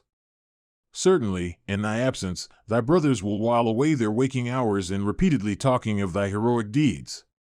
If, however, O son of Pritha, thou stayest away for any length of time, we shall derive no pleasure from our enjoyments or from wealth. Nay, life itself will be distasteful to us. O son of Pritha, our weal and woe, life and death, our kingdom and prosperity, are all dependent on thee. O Bharata, I bless thee, let success be thine. O sinless one, thy present task thou wilt be able to achieve even against powerful enemies. O thou of great strength, go thou to win success with speed. Let dangers be not thine. I bow to Dhatri and Vidhatri. I bless thee. Let prosperity be thine. And, O Dhananjaya, let Hri, Shri, Kirti, Dhriti, Pushti, Uma, Lakshmi, Sarasvati, all protect thee on thy way, for thou ever worshippest thy elder brother and ever obeyest his commands. And, O bull of the Bharata race, I bow to the Vasus, the Rudras and Adityas, the Manilas, the Viswadevas, and the Sathyas, for procuring thy welfare. And, O Bharata, be thou safe from all spirits of mischief belonging to the sky, the earth, and the heaven, and from such other spirits generally. Vaisampayana continued. Krishna, the daughter of Yajnasena, having uttered these benedictions, ceased. The strong-armed son of Pandu then, having walked round his brothers and round Daumya also, and taking up his handsome bow, set out. And all creatures began to leave the way that Arjuna of great energy and prowess, urged by the desire of beholding Indra, took. And that slayer of foes passed over many mountains inhabited by ascetics, and then reached the sacred Himavat, the resort of the celestials. And the high-souled one reached the sacred mountain in one day, for like the winds he was gifted with the speed of the mind, in consequence of his ascetic austerities. And having crossed the Himavat, as also the Gandhamadana, he passed over many uneven and dangerous spots, walking night and day without fatigue. And having reached Indrakula, Dhananjaya stopped for a moment. And then he heard a voice in the skies, saying, "Stop." And hearing that voice, the son of Pandu cast his glances all around.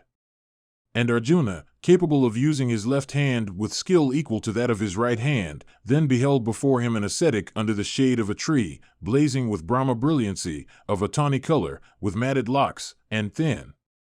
And the mighty ascetic, beholding Arjuna stop at place, addressed him, saying, "Who art thou, O child, arrived hither with bow and arrows, and cased in mail and accoutred in scabbard and gauntlet, and, evidently, wedded to the customs of the Kshatriya?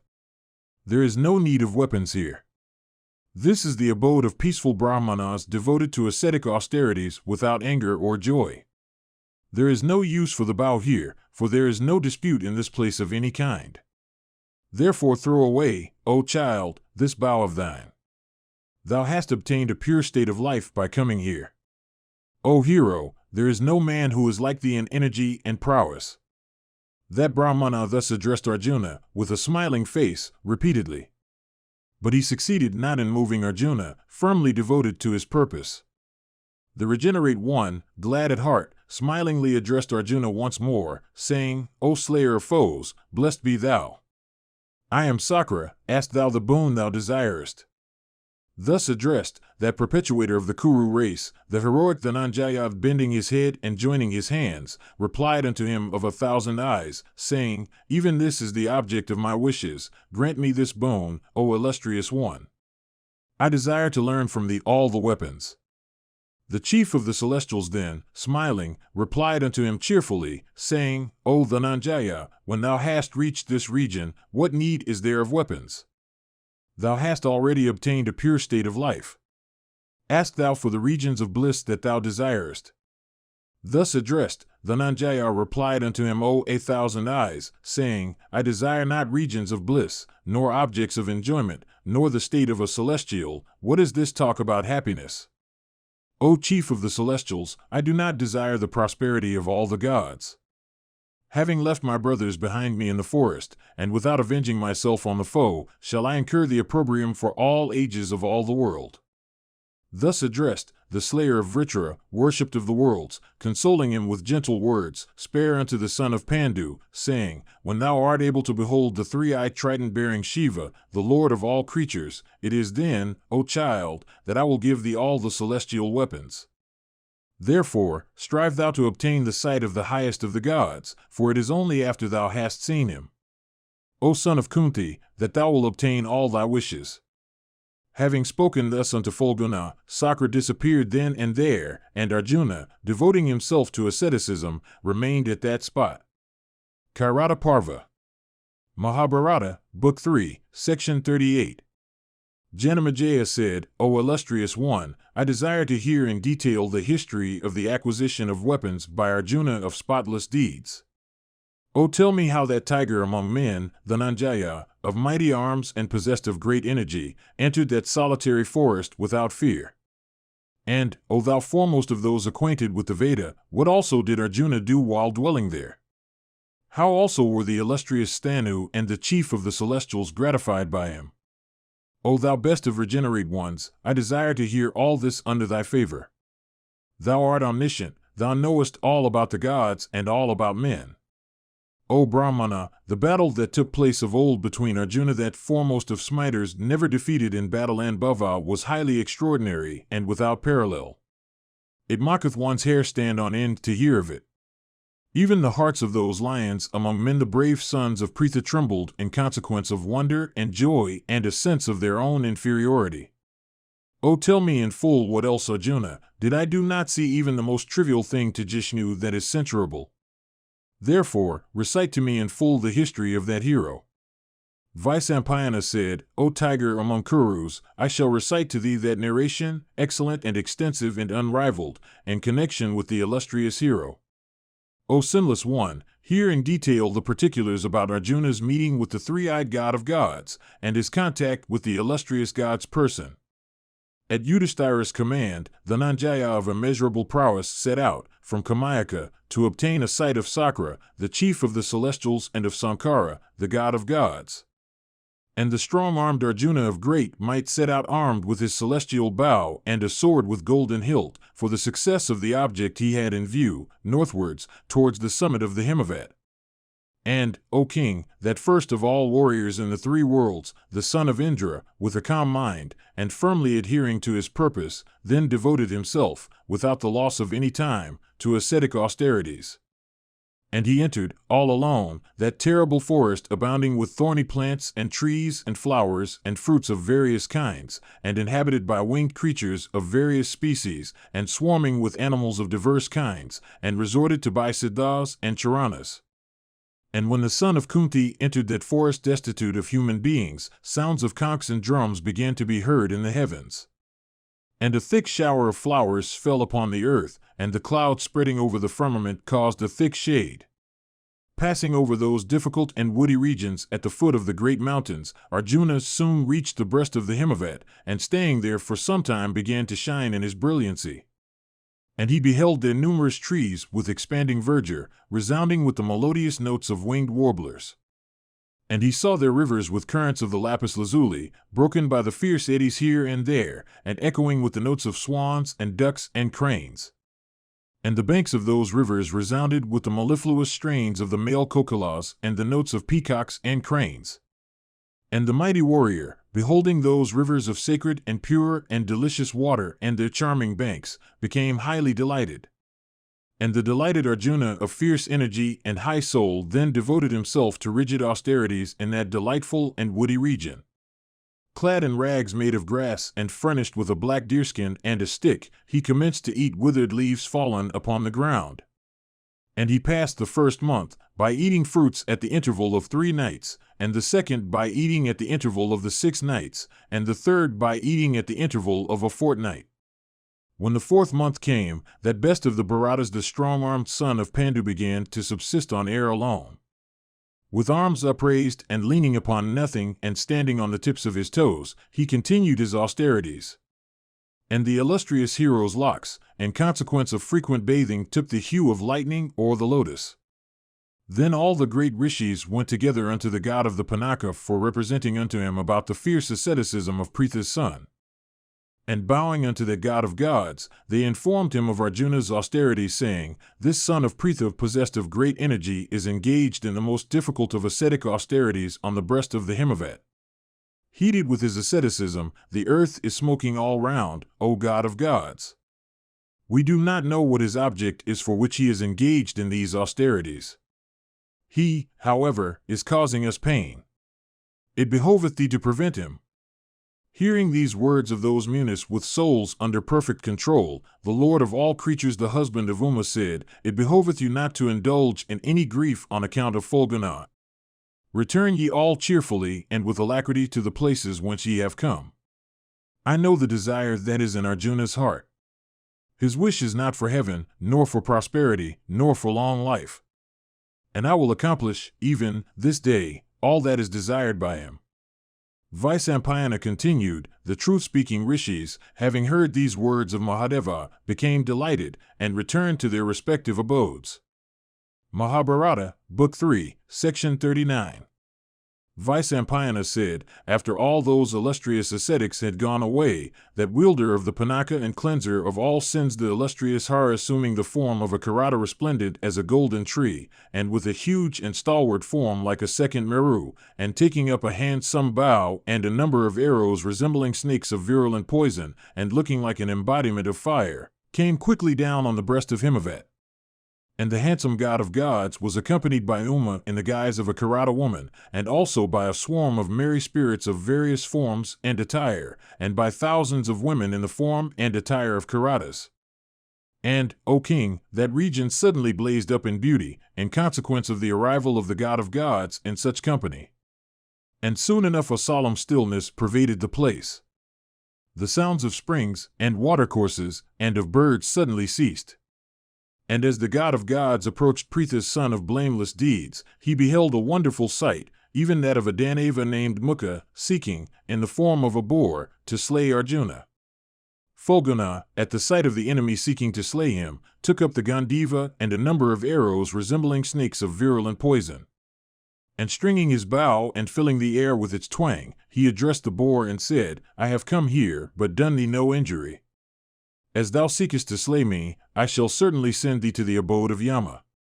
And beholding that firm wielder of the bow Fulguna about to slay the boar, Sankara in the guise of a Karata suddenly bade him stop, saying, "The boar like the mountain of Indracula in hue hath been aimed at by me first." Fulguna, however, disregarding these words, struck the boar. The Karata, also blazing splendor, let fly an arrow like flaming fire and resembling the thunderbolt at the same object. And the arrows thus shot by both fell at the same instant of time upon the wide body of Mukha, hard as adamant. And the two shafts fell upon the boar with a loud sound, even like that of Indra's thunderbolt and the thunder of the clouds falling together upon the breast of a mountain. And Mukha, thus struck by two shafts which produced numerous arrows resembling snakes of blazing mouths, yielded up his life, assuming once more his terrible Rakshasa form. Jishnu, that slayer of foes, then beheld before him that person, of form blazing as God, and attired in the dress of a Karata and accompanied by many women. And beholding him, the son of Kunti with a joyous heart addressed him smilingly and said, "Who art thou that thus wanderest in these solitary woods, surrounded by women? Thou of the splendor of gold, art thou not afraid of this terrible forest? Why, again, didst thou shoot the boar that was first aimed at by me? This Rakshasa that came hither, listlessly or with the object of slaying me, had been first aimed at by me. Thou shalt not, therefore, escape from me with life. Thy behavior towards me is not consistent with the customs of the chase. Therefore, O mountaineer, I will take thy life." Thus addressed by the son of Pandu, the Karata, smiling, replied unto his capable of wielding the bow with his left hand, and soft words, saying, "O hero, thou needst not be anxious on my account. This forest land is proper abode for us who always dwell in the woods. Respecting thyself, however, I may inquire, why thou hast selected thy abode here amid such difficulties? We, O ascetic, have our habitation in these woods abounding in animals of all kinds. Why dost thou, so delicate and brought up in luxury and possessed of the splendor of fire, dwell alone in such a solitary region? Arjuna said, depending on the Gandiva and arrows blazing like fire, I live in this great forest, like a second Pavaki. Thou hast seen how this monster, this terrible Rakshasa that came hither in the form of an animal, hath been slain by me. The Kirata replied, this Rakshasa, first struck with a shot from my bow, was killed and sent to the regions of Yama by me. He was first aimed at by me. And it is with my shot that he has been deprived of life. Proud of thy strength, it behoveth thee not to impute thy own fault to others. Thou art thyself in fault, O wretch, and, therefore, shalt not escape from me with life. Stay thou, I will shoot at thee shafts like thunderbolts. Strive thou also and shoot, to the best of thy power, thy arrows at me. Hearing these words of the Kirata, Arjuna became angry, and attacked him with arrows. The Kirata, however, with a glad heart received all those shafts upon himself, repeatedly saying, Wretch, wretch, shoot thou best arrows capable of piercing into the very vitals. Thus addressed, Arjuna began to shower his arrows on him. Both of them then became angry and, engaging in fierce conflict, began to shoot at each other showers of arrows, each resembling a snake of virulent poison. And Arjuna rained a perfect shower of arrows on the Kirata. Sankara, however, bore that downpour on him with a cheerful heart. But the wielder of the Pinaka, having borne that shower of arrows for a moment, stood unwounded, immovable like a hill. Dhananjaya, beholding his arrowy shower become futile, wondered exceedingly, repeatedly saying, Excellent! Excellent! Alas, this mountaineer of delicate limbs, dwelling on the heights of the Himavat, beareth, without wavering, the shaft shot from the Gandiva. Who is he? Is he Rudra himself, or some other god, or a Yiksha, or an Asura? The gods sometimes do descend on the heights of the Himavat. Except the god who wieldeth the Pinaka, there is none rise that can bear the impetuosity of the thousands of arrows shot by me from the Gandiva.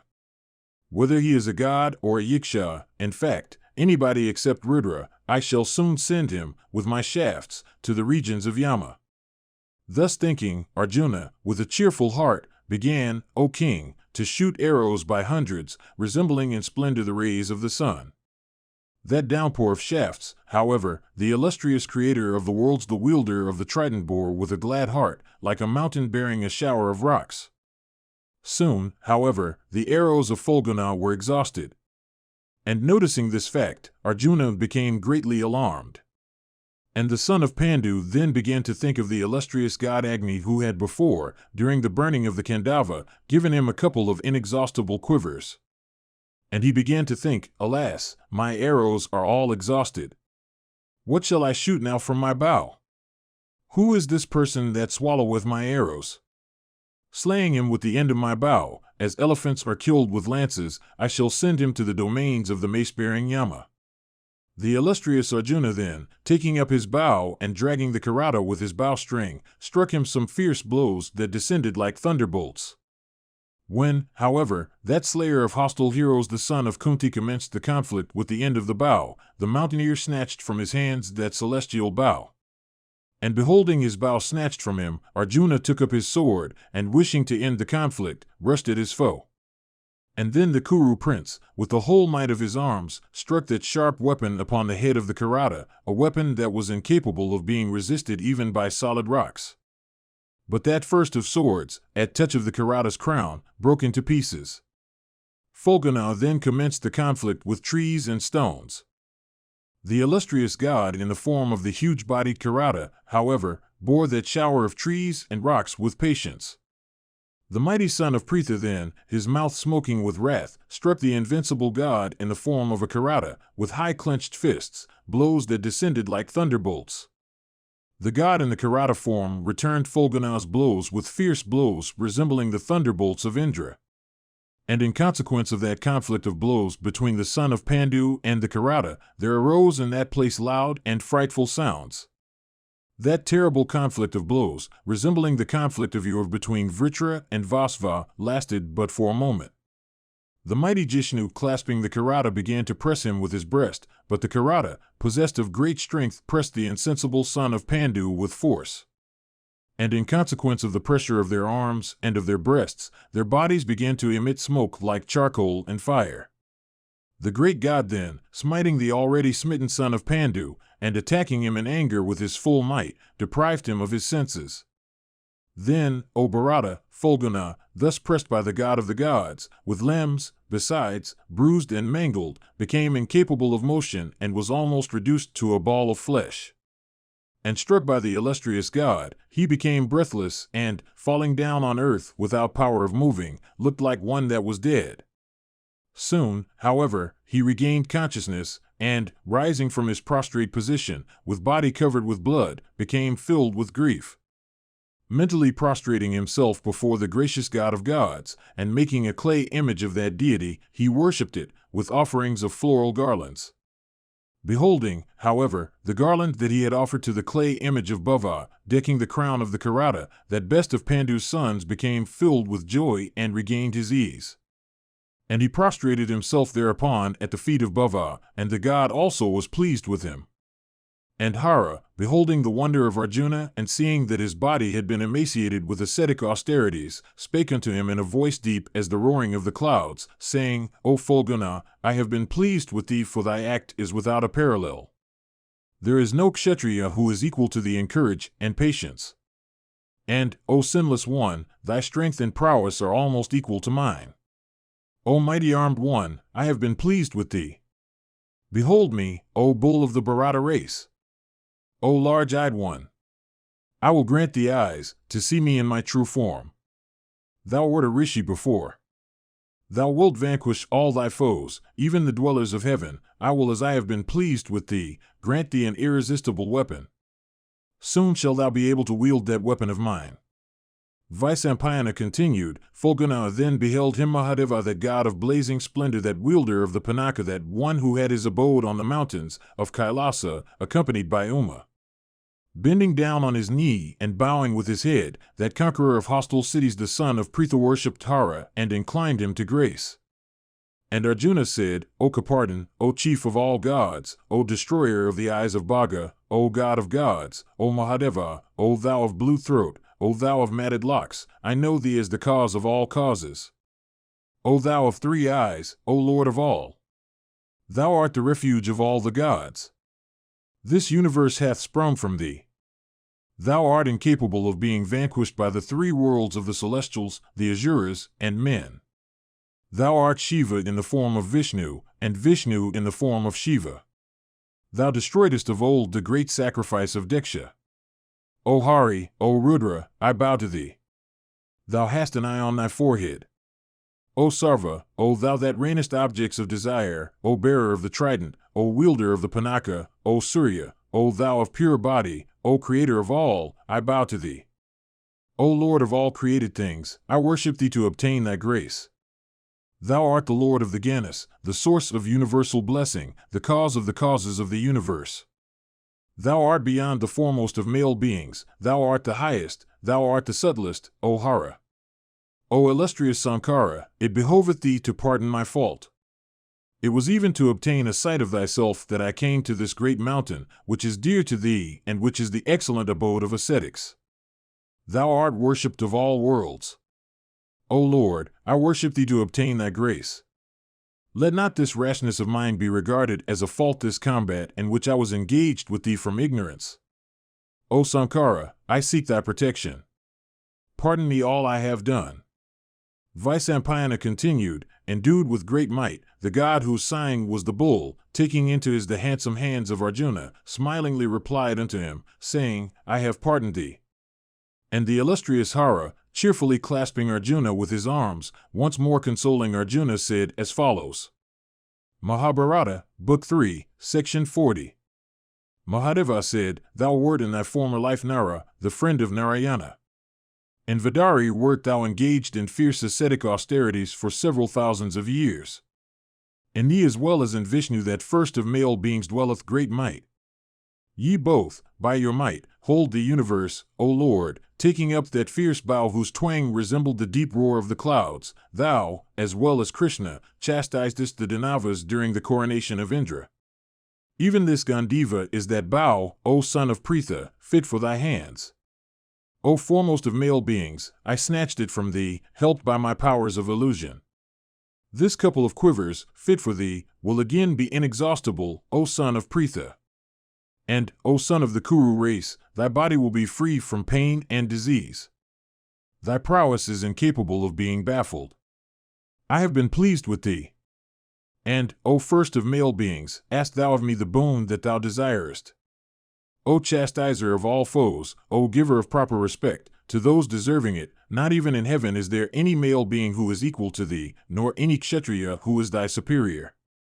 Arjuna said, O illustrious God, having the bull for thy sign, if thou wilt grant me my desire, I ask of thee, O Lord, that fierce celestial weapon wielded by thee and called Brahmasura, that weapon of terrific prowess which destroyeth, at the end of the yuga, the entire universe, that weapon by the help of which, O God of gods, I may, under thy grace, obtain victory in the terrible conflict which shall take place between myself, on one side, and Karna and Bhishma and Kripa and Drona, on the other, that weapon by which I may consume in battle Danavas and Rakshasas and evil spirits and Pisachas and Gandharvas and Nagas, that weapon which when hurled with mantras pradaseth darts by thousands and fierce-looking maces and arrows like snakes of virulent poison, and by means of which I may fight with Bhishma and Drona and Kripa and Karna of ever-abusive tongue, O illustrious destroyer of the eyes of Bhaga. Even this is my foremost desire, viz., that I may be able to fight with them and obtain success.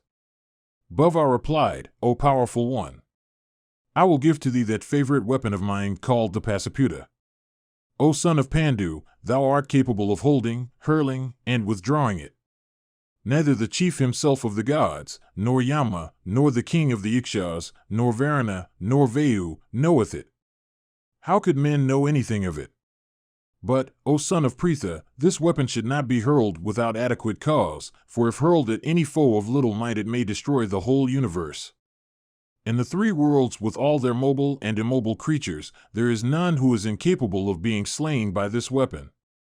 And it may be hurled by the mind, by the eye, by words, and by the bow. Vaisampayana continued, hearing these words, the son of Pritha purified himself. And approaching the Lord of the universe with rapt attention, he said, Instruct me. Mahadeva then imparted unto that best of Pandu's son the knowledge of that weapon looking like the embodiment of Yama, together with all the mysteries about hurling and withdrawing it. And that weapon thence began to wait upon Arjuna as it did upon Sankara, the lord of Uma.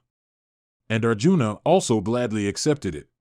And at the moment the whole earth, with its mountains and woods and trees and seas and forests and villages and towns and mines, trembled.